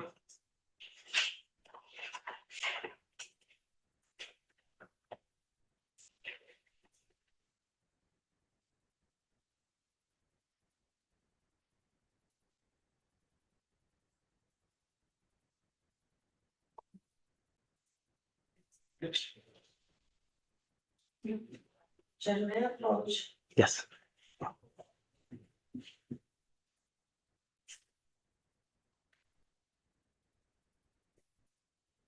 I'm showing you what's been more, pre-marked as State's Exhibit 2. Do you recognize it? Yes. What is it? It's gonna be the CF 24. Can you say that? It's gonna be the DFC 24. And,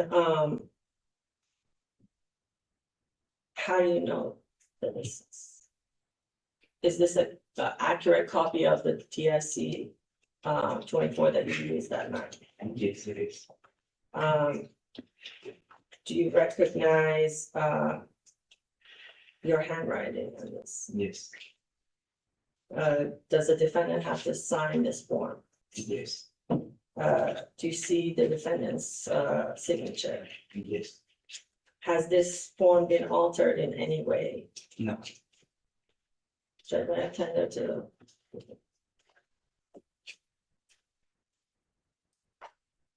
So states 4, correct? Stage two. Was it two? The other one was three, but this is, two, I just had to. I got it out of order. No objection. Okay, it'll be admitted, states two.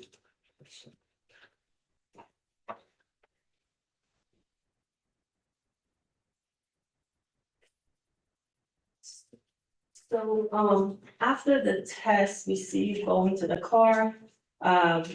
I want you to tell me, what were you doing at that point? After the case was complete, he was placed on the chain, he was surrounded by see on my patrol vehicle. Okay. And, I'm gonna show you.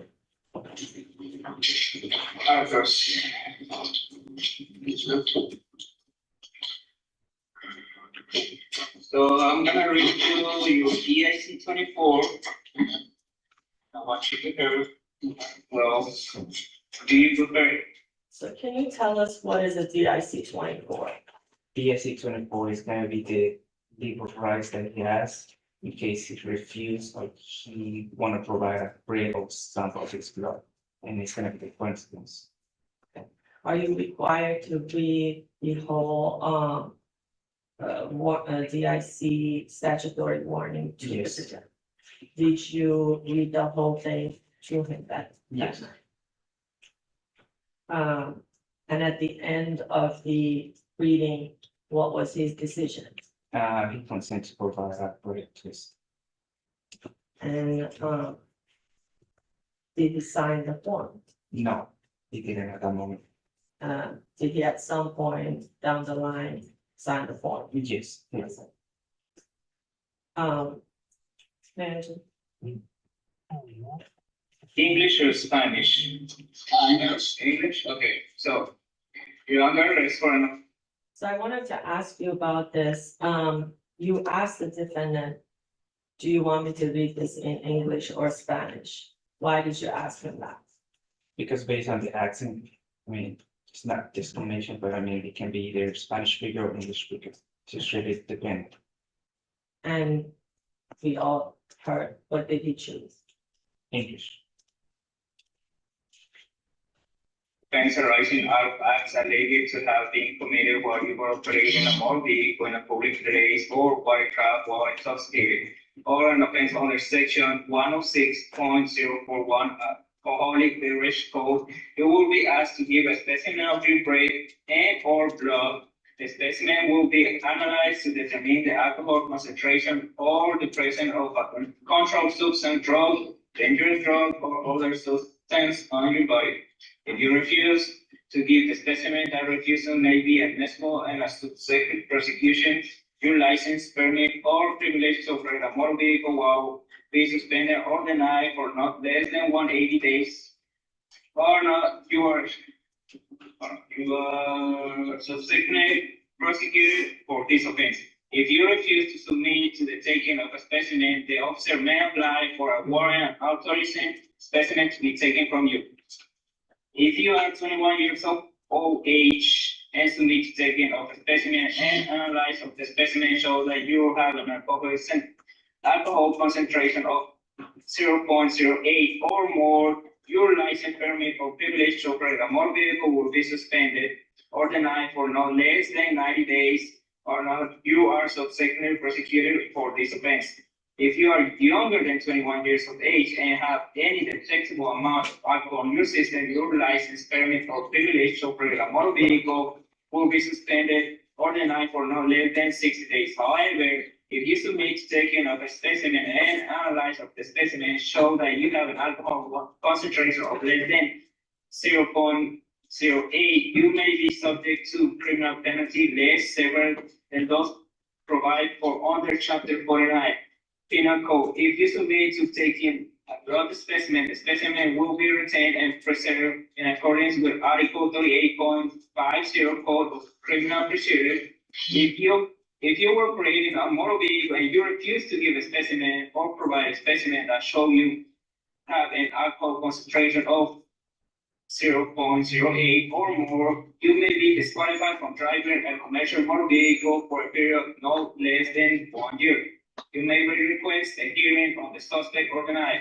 These requests must be received by the Texas Department of Public Safety at its headquarters in Austin, Texas, no later than 50 days after you receive or are presumed to have received notice of suspension or denied. The request can be made by writing, demand, fax, or other form prescribed by the department. I certify that I have informed you both orally and writing of the subsequences of refusing to submit to the taking of a specimen or provide a specimen. I certify that I have request your signature below and notice the voluntary consent to taking of a specimen. I certify that I have provided you with a complete and true copy of this statutory warning. Now I request for a specimen of your break of law. Which one? Do you want a consent for a break test or a blood test? Break test?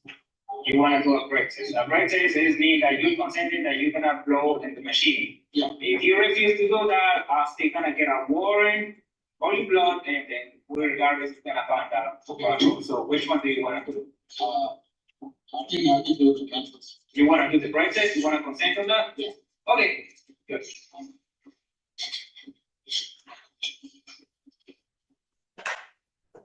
Okay, so after the defendant consented to provide a breath test, what did you do? But it was based on the custody, he was transferred to Joint Processing Center downtown. Okay, and did he end up providing a breath sample? Yes. What is the proper procedure for providing a breath sample? Usually it's a 15 minutes break where we have to wait. Come up, please.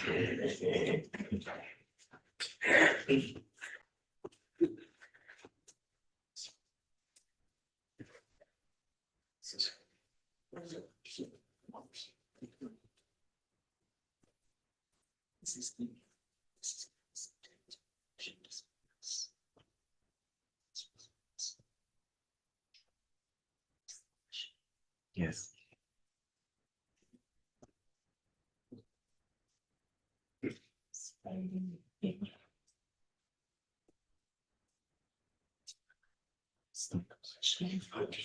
Yeah. Wait. Okay. Okay, all right. So I'm gonna go to take a seat and then say that I guess you're done, and then we'll let them cross. Right, or do you have any, other than that, do you have any further questions for the witness? Yes, Judge, I have the question about the process and the observation period. No. Yeah, oh, okay, other than, yeah. Right. Okay. I'll just pass on it like this full column. Okay, okay, all right. Thanks.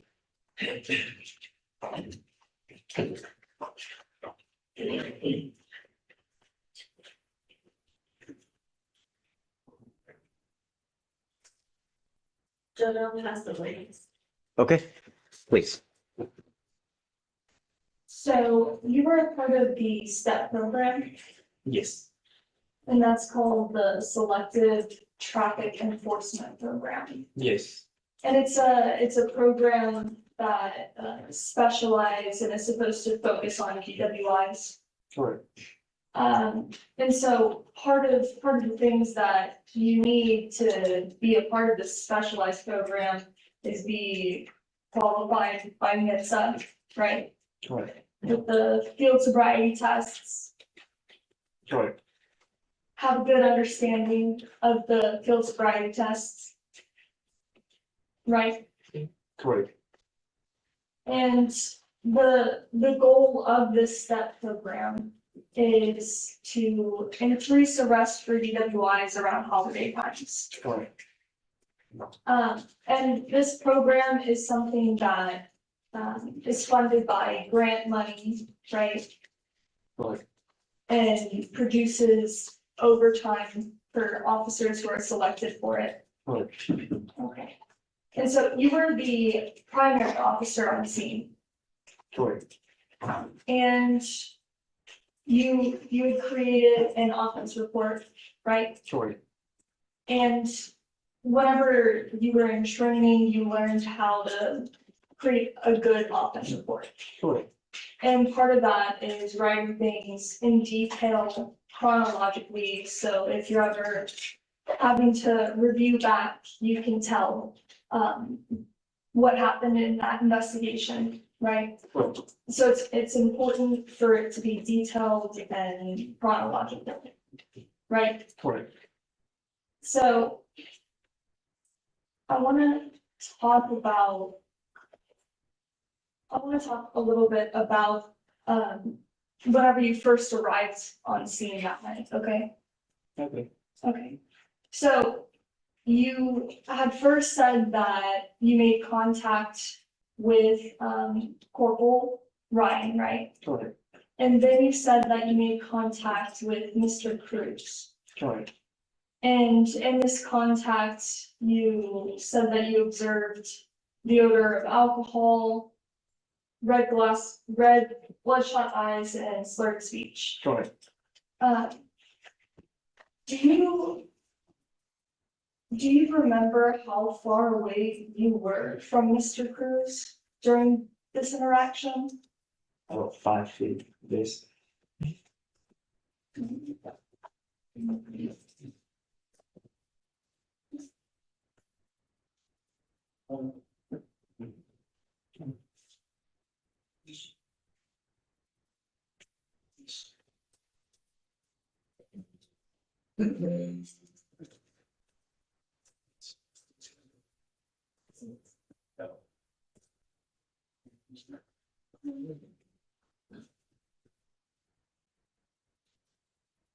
And starting states it was good at 1:19.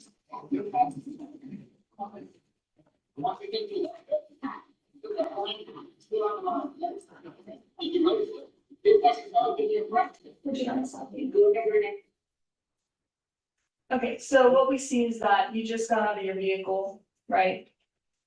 Right. And then you walked over to where Corporal Ryan was and Mr. Cruz is. Right. And from this is your contact that you're making with them, and you're about, would you dare say, this far away? Right, I got a question. This far away, Never mind. Right there. right here? Okay, so from this far away, you were able to smell the odor of alcohol. Okay. And so the odor of alcohol was able to travel all the way through all of this distance, all the way to you. Yes. And you were able to see in this area, this far away, that he had bloodshot eyes. Okay. Okay. And then you were also able to observe his slurred speech. Yeah, the way I would contact with Corporal Ryan, yes. Okay.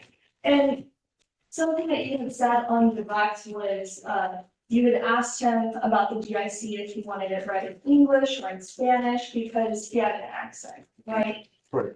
And whenever somebody has an accent, they might say words differently than other people. Right. Right? And because somebody has an accent, it can commonly be confused for slurred speech. Is that fair? Right. And so with this contact that you made with him from this far away, you're able to observe those signs of intoxication. And whenever you first arrived on scene to talk to Corporal Ryan, he had asked you if you're comfortable doing the field sobriety tests. Right. And you said no. Right. And so even though you're part of this specialized program that focuses on PWIs, you weren't comfortable administering any of those field sobriety tests and walk and turn one leg stand. Correct. And whenever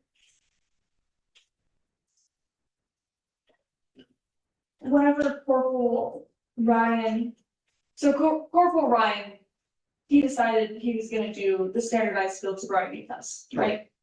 Even though you're the primary officer. Sure. And even though the investigation was supposed to be given to you, Correct. right? Okay. And so what we can see is that afterwards, you and Corporal Ryan are discussing possible signs of intoxication based on the walk and turn and one night stand. Maybe approach. Again, this is the part that they wanted, that. I can't hear you. Come up, please.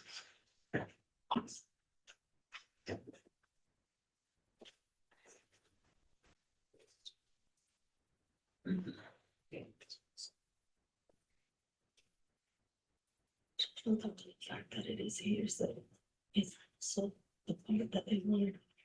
Again, okay, getting done. What they. I mean, what's going on? I guess. That was. Yeah, but it's keeps happening. You guys can't really.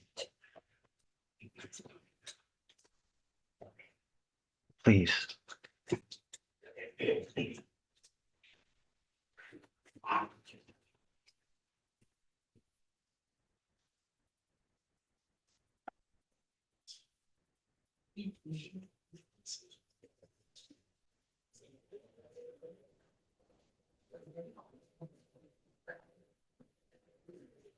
So after the field sobriety tests were completed, it's fair to say that you were having some difficulty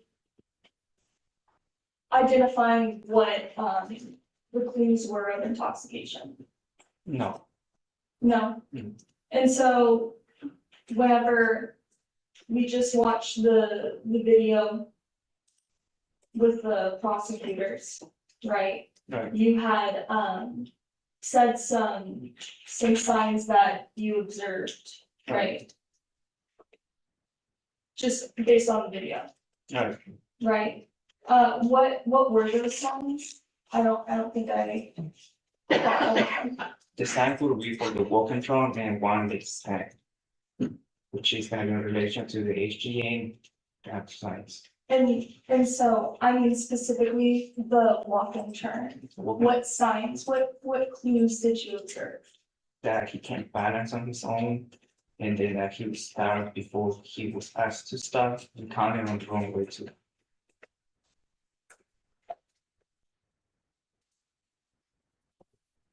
Okay. And how many clues are in the walk and turn? 6. How many he has, or how many is on total? How many total clues are in the walk and turn? 6. 6 clues?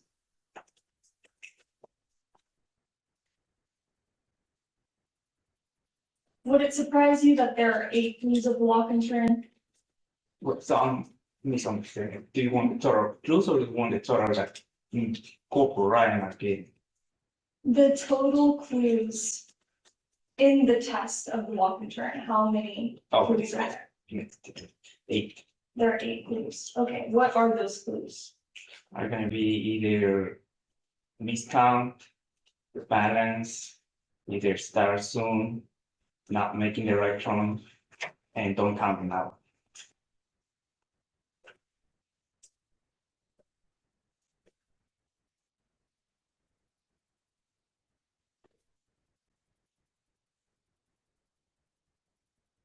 Okay. And so you said that there are 8 total clues, right? Right. Okay, and you listed 5 clues. Sorry. Okay, do you not remember just right now what those 3 other clues are? No. Okay. And then on the one leg stand, what was the clue that you had said that you observed after watching the video? From this video right now, Yes. it's gonna be the one that is counted double time, number 5, counted 2 times. And then also he was not able to balance on the right way. So counting double times. Are you aware that that's not a clue for the walk and turn or the one night stand? I don't know. Sorry, I know. you're aware, okay. And so you were counting him off for counting double times and what was the other one? He was not keeping balance. Not keeping his balance. Okay, and so we can agree that counting multiple times isn't an actual clue that you're scoring for the walk and turn, right? Correct. Okay, so really, you're saying that you only observed one scoreable clue, which would be balance. Correct. And I'm assuming by balance, you mean that, what do you mean by balance? He was like said, we just stay in one legs 10. Okay. Okay, so.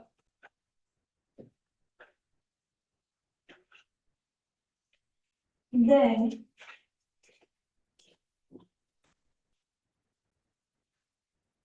Then whenever,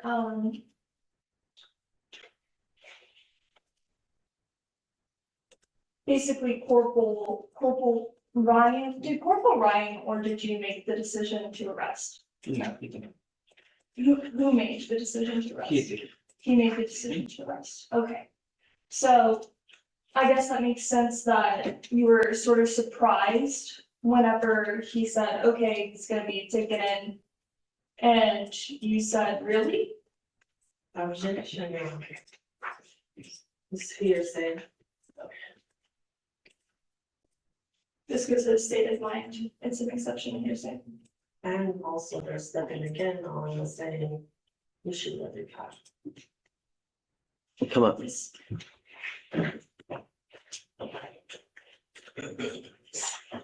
Hold on, just hold on.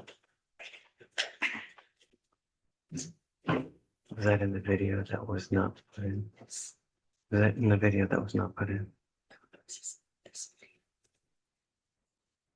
What are you talking about? Again, this is a conversation between the two.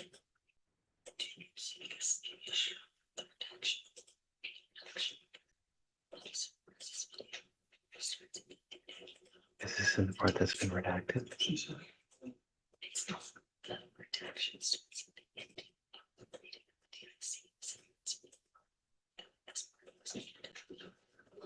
the I don't know, is it or not?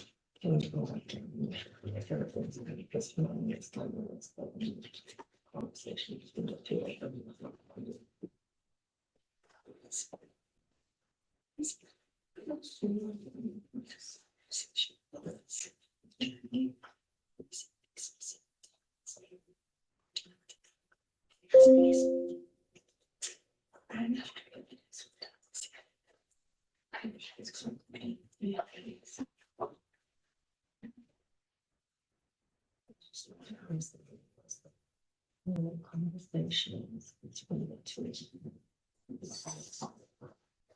Yeah, that's me. So. Right, If right, it's from the time. that part does not mean. But I thought that it was. I'm questioning that it was. And you're saying. Where specifically is that? Please. Can you take the jury out for 5 minutes, please? Yes. Give me 2 minutes, guys, please, so you can, we'll give you a short restroom break, I'll please. ask for the jury.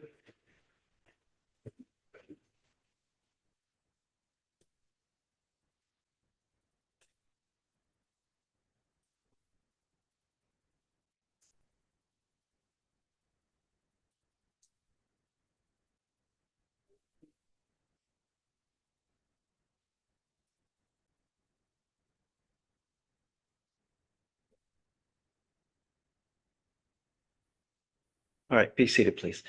So where is this in the video?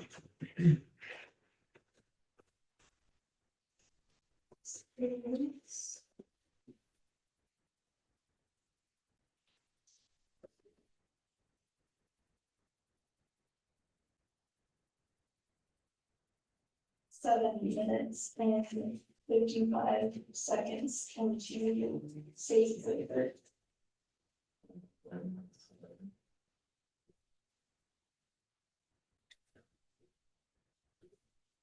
Seven, 53 seconds.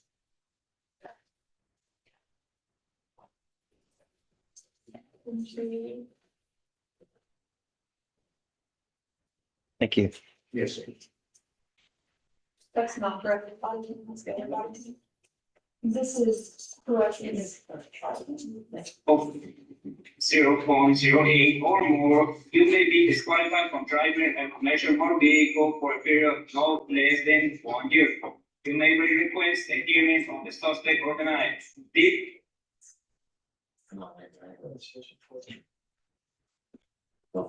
Before the reading of the BSC? Yes, yes.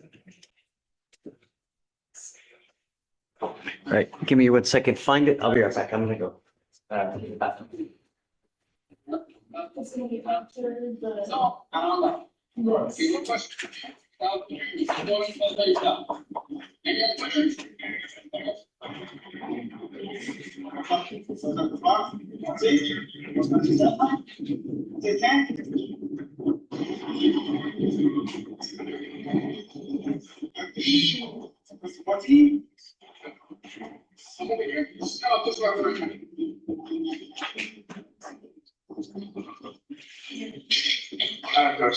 This was part of your redaction.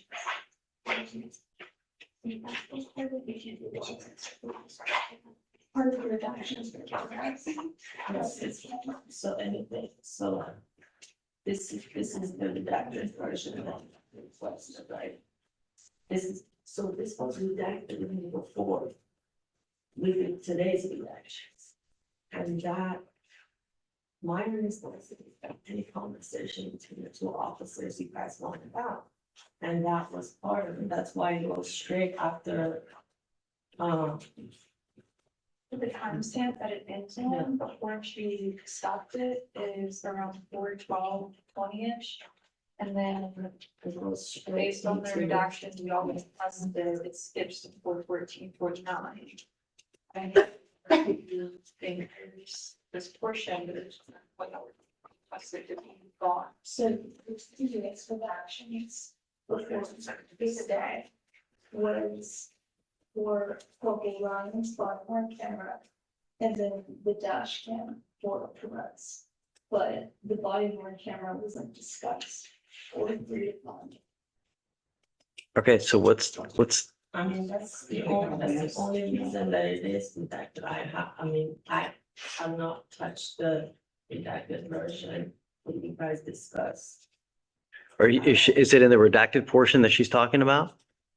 It was. It is? Okay, you've opened the door, man. I've repeatedly back and forth and at least 4 different occasions have told you, just, you know, I don't know what to tell you. It's all fair game now. But again, in all fairness, now we have lost the look and we could have asked a lot of questions because of what they. Well, so you can do it tomorrow. You can do it tomorrow. And- Tell the witness to come in and you can have at it. But And I want to make something clear for the record. The previous redactions that we had discussed with the state were for Corporal Ryan's body worn camera and Perez's dash cam. But we had not discussed anything being redacted from Perez's body worn camera. well, no, but there's a video that's not in, right? That's not supposed to be mentioned. Right? And again, for the record. the Right, two so that we didn't ask for these specific redactions for this video. The only thing that we asked for was for after the reading of the DIC and everything afterwards, for that to be redacted. I understand about the redactions. I'm not talking about the redactions.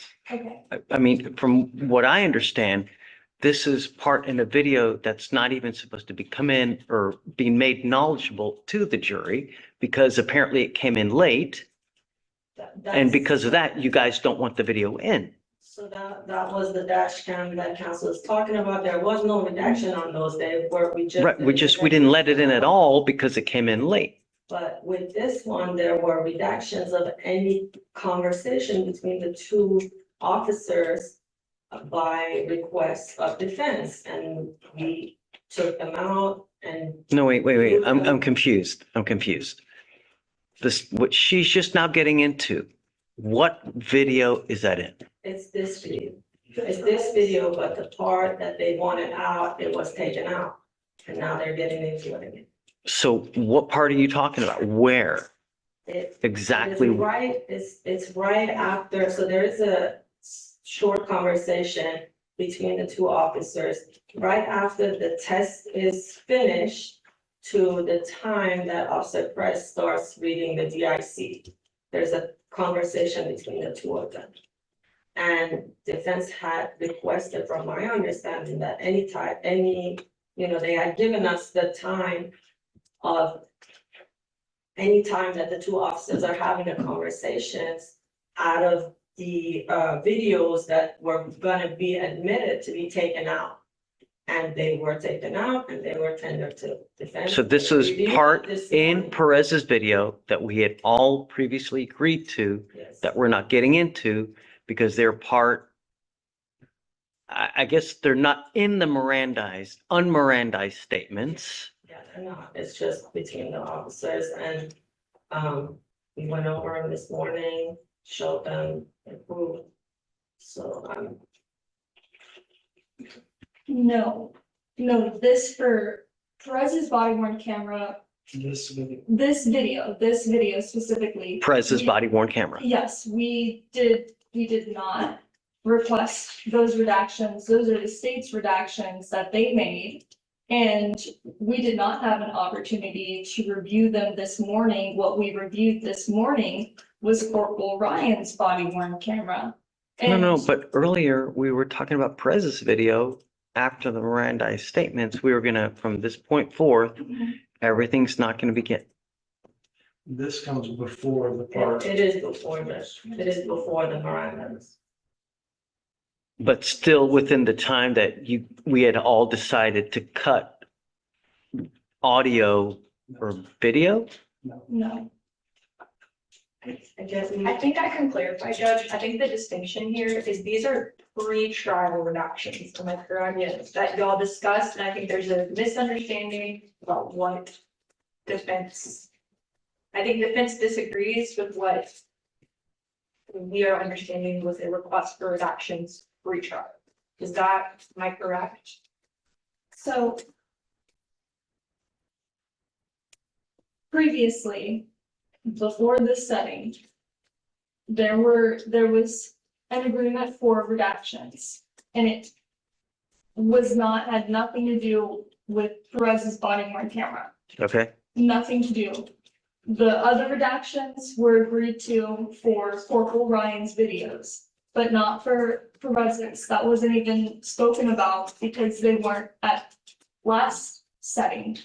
They were intending on bringing Officer Perez. And so that wasn't spoken about. I think that the state may have thought that in prudence to redact certain things out of Perez's video, but it was not something that we had asked the state to do pre-trial. And it's not something that we had asked them to do today. The only talk about redacting Officer Perez's videos were 30 minutes ago. okay. So what's your response to that? Judge, my understanding was that, again, I wasn't on this case. It was Farmer's case. She had been working on it with defense. I wish I had that email, but I don't have it right now. But my understanding was I received the redacted version. She told me to make sure that only use that version because it was defense's request for them to remove any conversation between the officers, and they made sure that it is out of everything. Is there any problem with the part that the thing, I The state, have to the, refresh my recollection, Judge, I don't.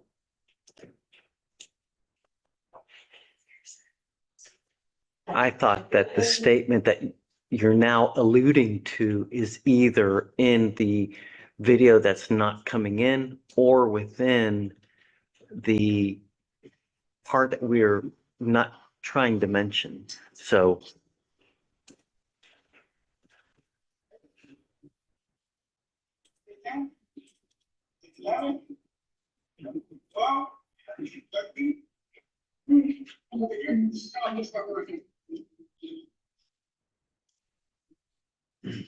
So because you did see what you did one. From walking down, combined, that's no part of things.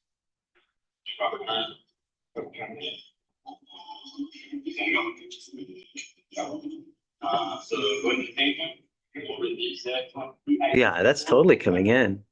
I'll do something. Yeah, that's totally fine. There's nothing wrong with that.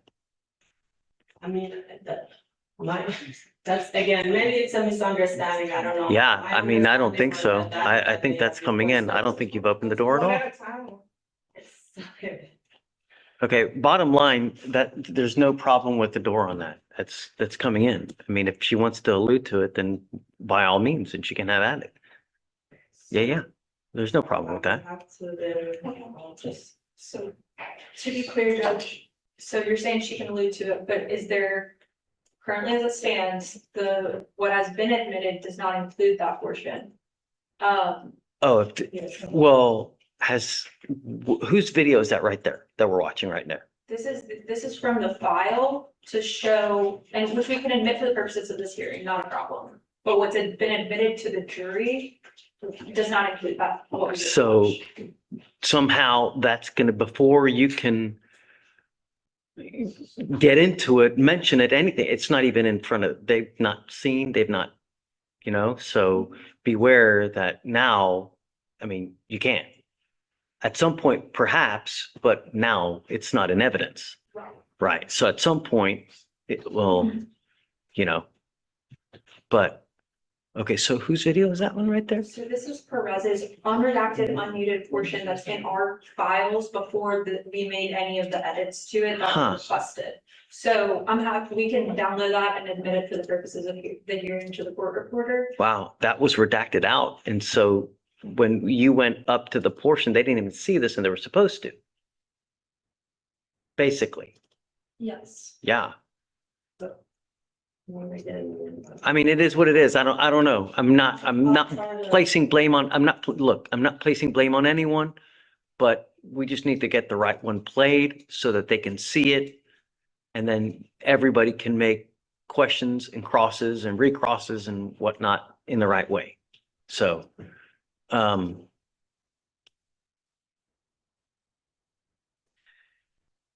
how do we do that? Right? Because I mean, I don't know what Ms. Bresky has in mind, but if you can take a minute right now just to ask them, did you hear it? It's almost just kind of like. well, but it still has to be, it's not even in evidence yet. I mean, Right. because That's the way I was saying. You could have to approach, show. Incorrectly redacted. Well, You know what I mean? It's incorrectly redacted and it's never been played in front of the jury at all. So they have to see it before she can even cross on it. Or I was thinking he just watches it and then she can ask it. If he denied. what do you guys think? Judge, so I think there's two options. One would be that she can simply cross him on his recollection. He's now reviewed the full video, and so he now can recall what he said in that moment. It wouldn't be based on the body cam, it would be on what he's reviewed for the case. The other option would be that defense could attempt to admit the unredacted. That's what I was, that's the only, what I was thinking as well,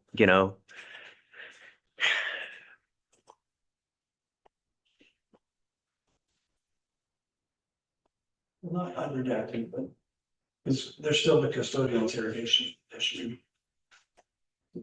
Then you have a continue.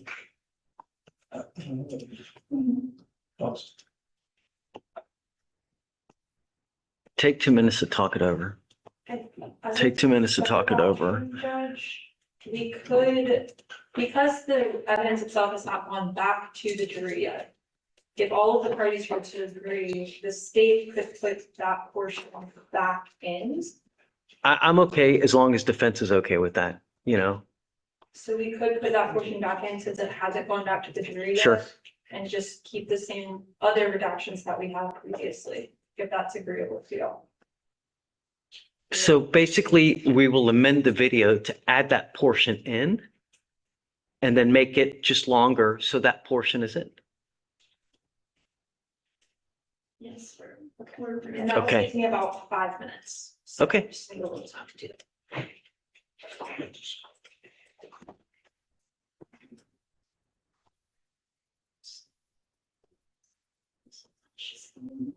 There's nothing else that we. Yeah, take a look to make sure there's nothing else that we're missing, please. This part was also that if you want this part in.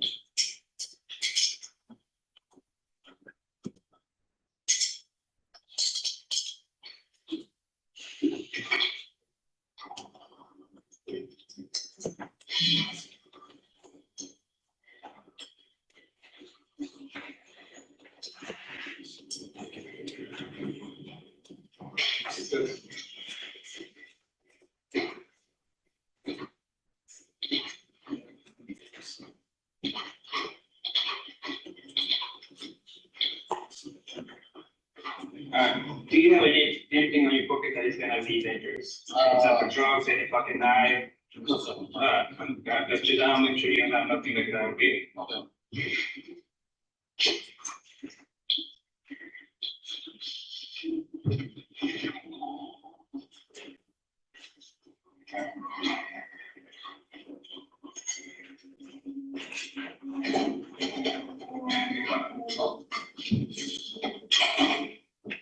I mean, it should be the whole thing, you know, up until we get to the unmirandized part.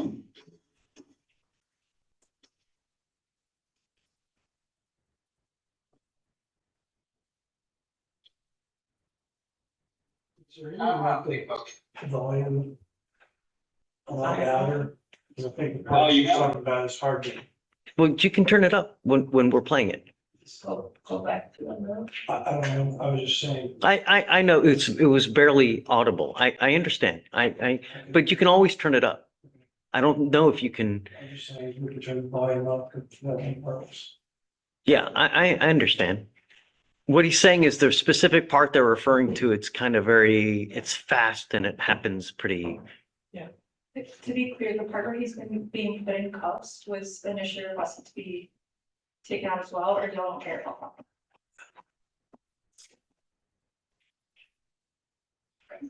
No.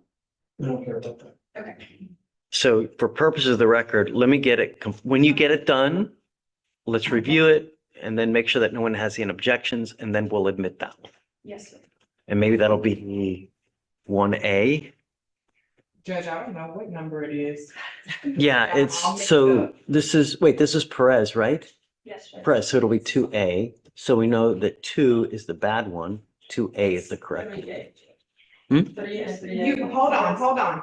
You have to go with what you admitted it as in the record. You can't just change it midstream. No, I admitted it as 3. And DIC was number 2. I didn't second, but it was. I don't, It was just admitted out of. It doesn't matter. You need to go with that number. So Yeah. that's what I'm saying. DIC is number 2 okay, just do that. and this video is number 3.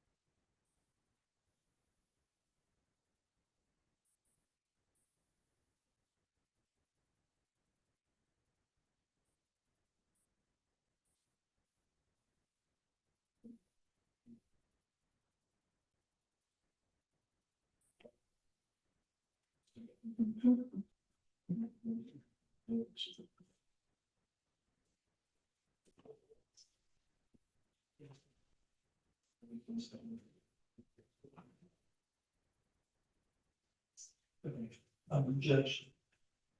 I think the question was asked, like, did you say earlier, were you surprised when you were, when I said the gang or something like that? I don't think that question was answered. I think that's where we. That's a point that you object. On Corporal Ryan's video, on part of it that we've agreed would be redacted, right? To refresh his memory, state of mind, we want to show, just for this hearing, that part of Corporal Ryan's because you can hear it better. No, but you can hear it here too. I heard it here too. I don't want to start getting into redactions because then it becomes a slippery slope. I heard it here. I did. I heard it.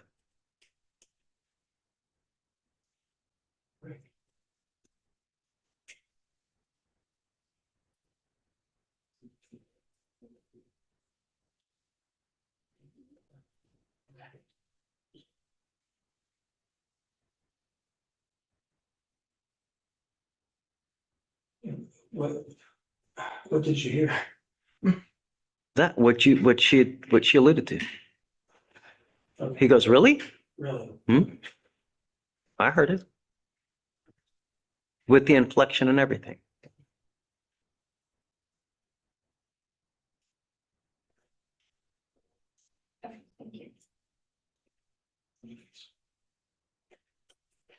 Okay. Hey, Barwa.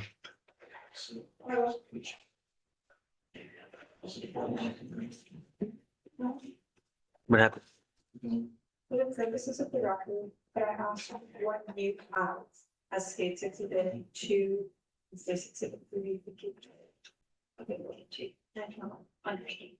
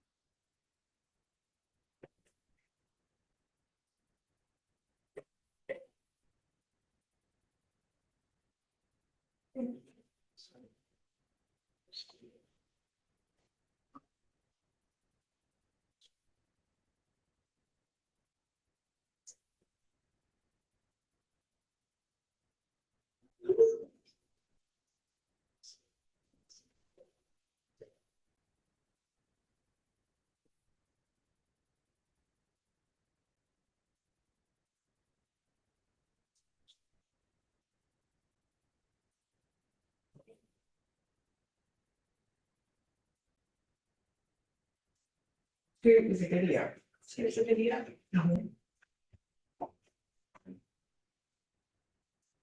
Times are different from the other side.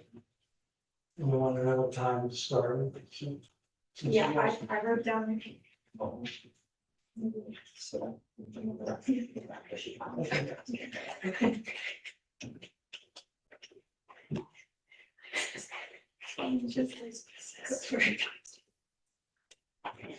Cool.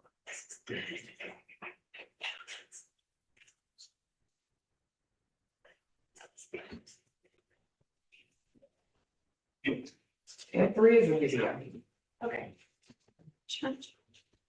This is your queue. Victoria wanted to kill it for tomorrow. You want me to unsign it?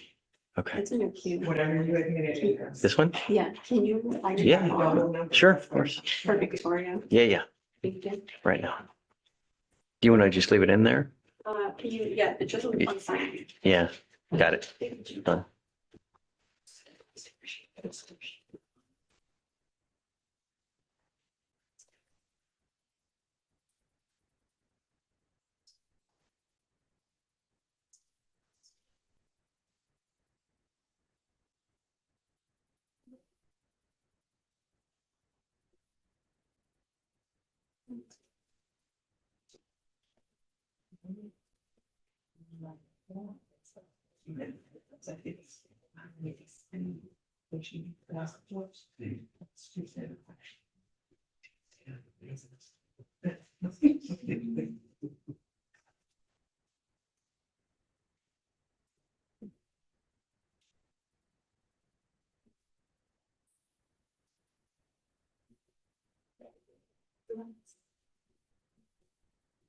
Are you okay with us amending what the numbers are? So your director, the director? Y'all should do whatever you want to do. Okay, I just want to make sure it's correct.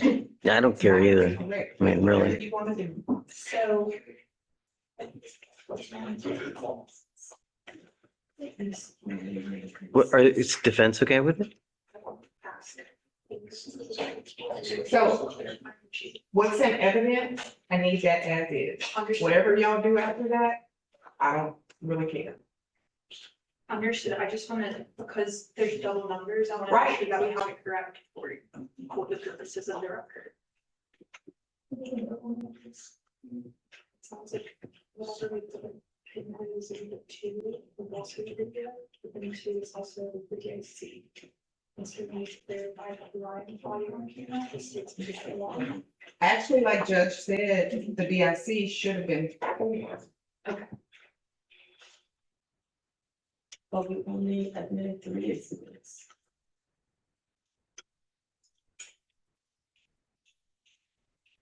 I was thinking it was, first was Ryan's video, right?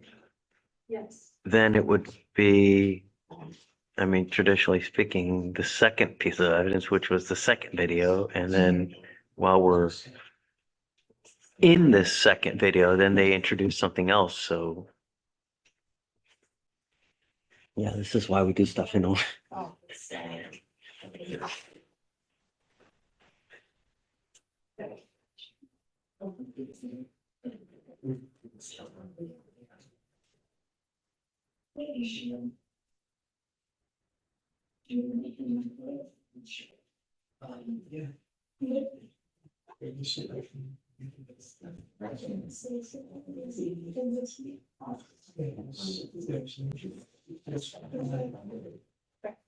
right, are we ready? It's 3:05. We haven't even finished with this witness, man. Yeah. I know you wanted timestamps for the record purposes. I've given these statements as well. From the unredacted, unmuted body cam of Deputy Perez, which we will admit as State's Exhibit 3A. The timestamps on that are that from 00:00:00 on the video file and 04:04:46 on the timestamp on the video to 00:03:45 to 04:08:31 on the physical body cam timestamp. That portion would be needed. From 00:14:39, which is actual time of day, 4:19:25 on the actual video, to 00:20:26, which is actual time of day, 4:25:09 that portion would be muted.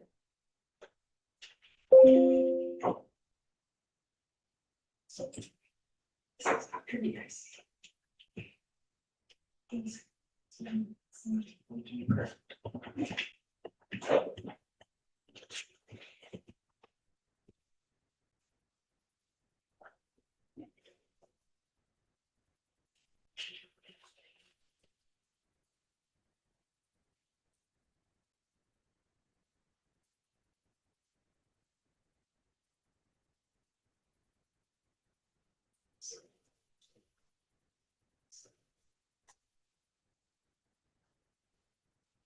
I would say also have it queued up, ready to go, because she's gonna want to cross on it any minute. That way we're ready, so when the jury comes back, we don't have to just sit there and waste another 5, 10.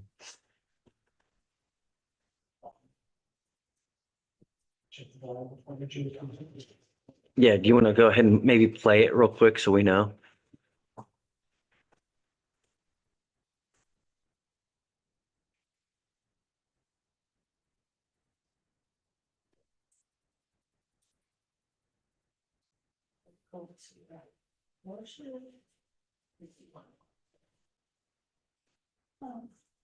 So this is just already agreed on actions. Like from. Before, regarding Miranda and the version. Right, yep. Okay. We can go to immediate later on. Some point.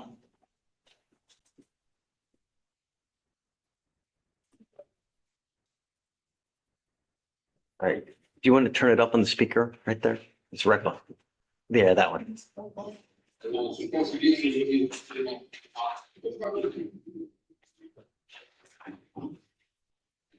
Okay, turn up. Or, play it real quick, see you.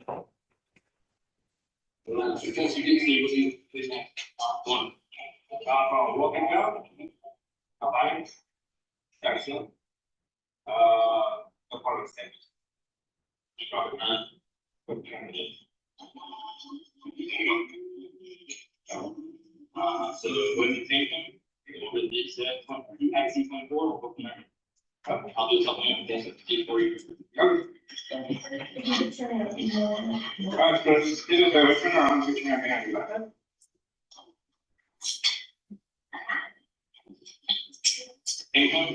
Over these, you actually 24, we'll go from there. I'll do something for you. Alright, so just give it a turn around. Start so. No part of steps. So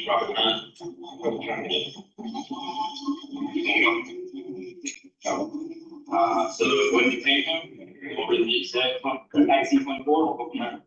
I'll do something like this. Okay. Are you guys ready? You ready? Yes. Okay. All right, bring the drain, please. So we'll start you at the floor. Ms. Brasky.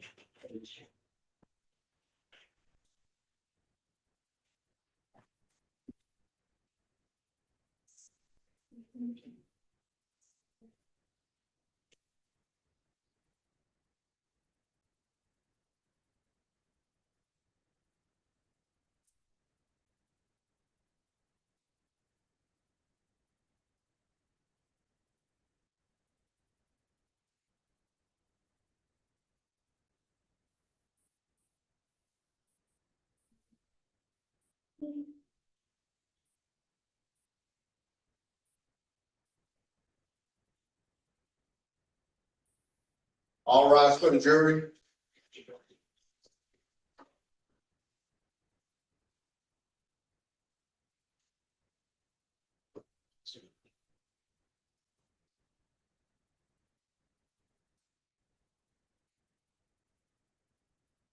All right, everybody, please be seated.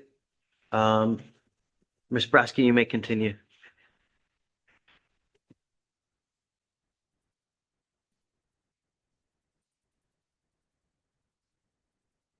So after the field sobriety tests were done.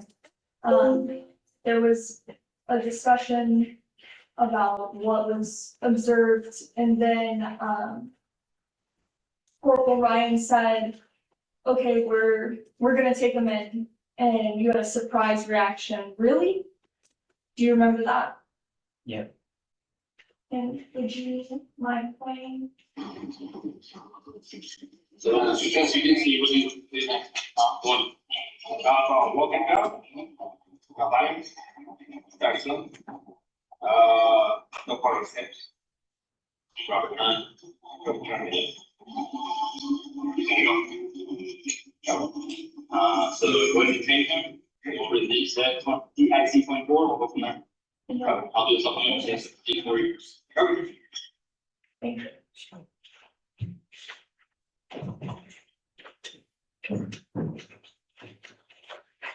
Okay, so you were the arresting primary officer, but you did not make an arrest decision, right? Right, And you were surprised about the arrest decision, right? right.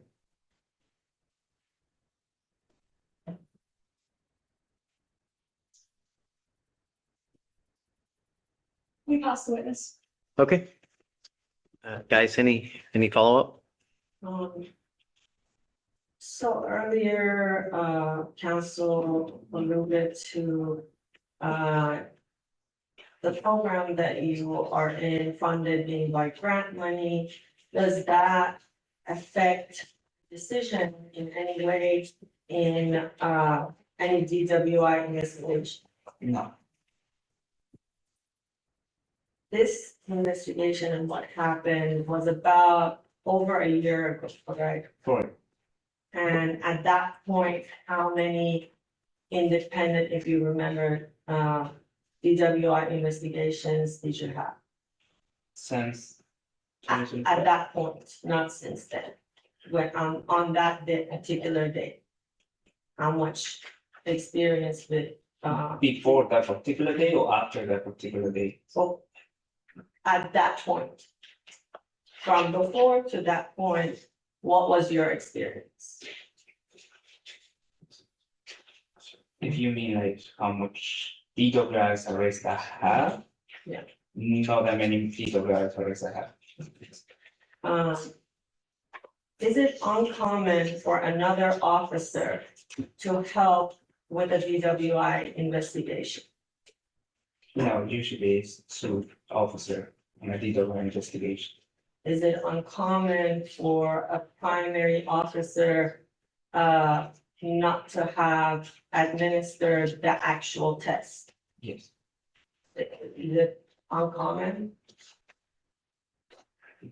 Can you tell me like uncommon mean like? So is it unusual for one officer to administer the field sobriety test and another officer to write the report? Yeah, it isn't. Unusual? Okay, so why did you all do it that way that night? Because Corporal Ryan was the one who initiated the traffic stop and he's the primary who made contact with the driver. So that was why he conducted the testing? Yeah, that's a precision. Okay. And why didn't he do the report? Because as a corporal, he's not required to do it. There's a backup unit. Okay. And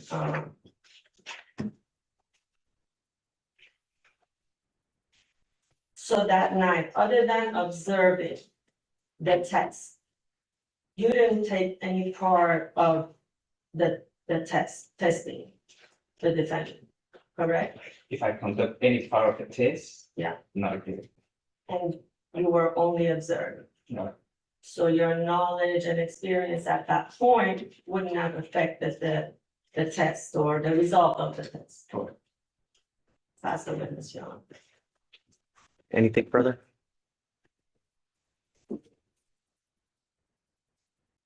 You're not a certified drug test operator, right? Judge, objection to this is statement of organization. Yeah. Do you have an objection? Yes, Judge. What is it? Relatives. This goes to his credibility, Mm. training and experience. Sustained.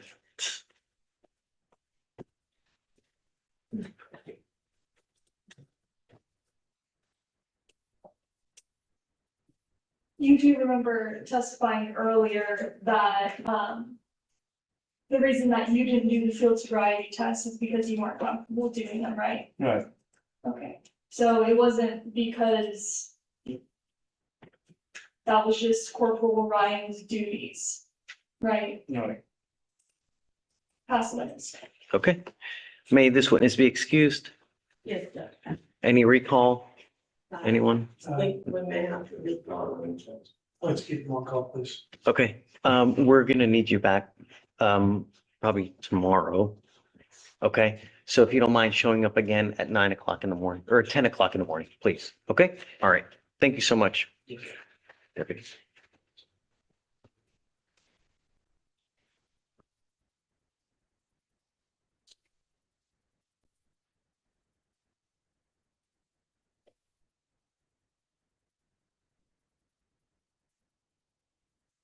Ladies and gentlemen of the jury, the state has two more witnesses, correct? I think it's probably a good time to break for the day, just to give you guys a break. I'm so sorry. I have to bring you back tomorrow so we can finish it up, though. I'll give you a little bit later start because we will have some housekeeping issues. So if you want to get here about 9:30 tomorrow, as soon as all of you guys get here, we'll start again tomorrow. Okay? I'm so sorry, and I'll see you guys tomorrow. As I told you yesterday, please do not talk about the case amongst yourselves, anyone else. Don't do any independent research, and we'll see you back tomorrow at 9:30. Okay? Thanks, guys. All right, for the jury.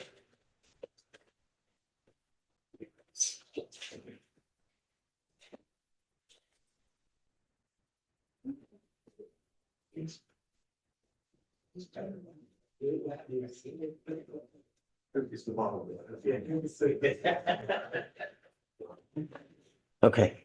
What do you guys want to do? Do you want to do the breath test now, or do you want to do it tomorrow morning? What's that? She's here if you want. We can do it now. I don't think it'll take real long. Okay, come on. I have, Are you okay with that, Ramona? Yeah. Okay. so I'm gonna have a motion to suppress the breath test result. Sure. It's based on an issue with the observation period. I have marked defense exhibit 2, it's a USB. It contains 2 videos of the breath test room at the JPC, 2 different angles. Don Varner's in it and Perez, but I'd like to still admit it for the purposes of this hearing. Okay. Sure. And send it to, I'm sure they already have it regardless, you know. okay, I'm sure they have it anyways. do you, you got it, read the plan? It's just if you're getting into the observation period, then the person that can testify to that is Officer Perez Yes. or, yeah, Donna, yeah. You just like, Right, so. But the reality is the technical supervisor will testify as to why it matters. All they do is they sit there and observe. They can't testify as to why, how it's important, how it'll affect it and everything else. That's why the super is the person to be. In my experience, it comes down to the technical supervisor, and everything else is on the video. Yeah. but it's, the observation period is not on the video, so that's why I'm saying. And they won't give it, like Varner and Perez, like Judge said, they won't give it an opinion. The text is a person that will come in and say, If you want to call that person tomorrow, I guess maybe we should just wait till tomorrow till the person's here anyways, in case she wants to call them. So it's just, that's fine. you know what I That's mean? I'm saying, 'Cause they don't need it for the hearing. I can't. you tell me what you want to do. Do you want to wait or do you want to do it? Yes, Judge, because counsel is saying the suppression matters based Okay, on the so, observation. all right, so let's do this. Let's meet tomorrow, 9 in the morning, and let's just get started prompt at 9, not 9:30, just at 9, get here. I'll be here at like 9:05. Okay. Okay, And then let's resume tomorrow and just tell them, sorry, just be here tomorrow at 9 a.m. and then we'll start with suppression hearing then. That way, hopefully, by the time they all get here by 9:45, we can just resume with whatever the result is. I don't know. Okay? Have any kind of case law that you have supporting your position ready, you as well. You know what it is, so just be ready with any kind of anticipated issues with the observation period, you know? Yeah, okay, all right. All right, we'll break and we're in recess until tomorrow morning.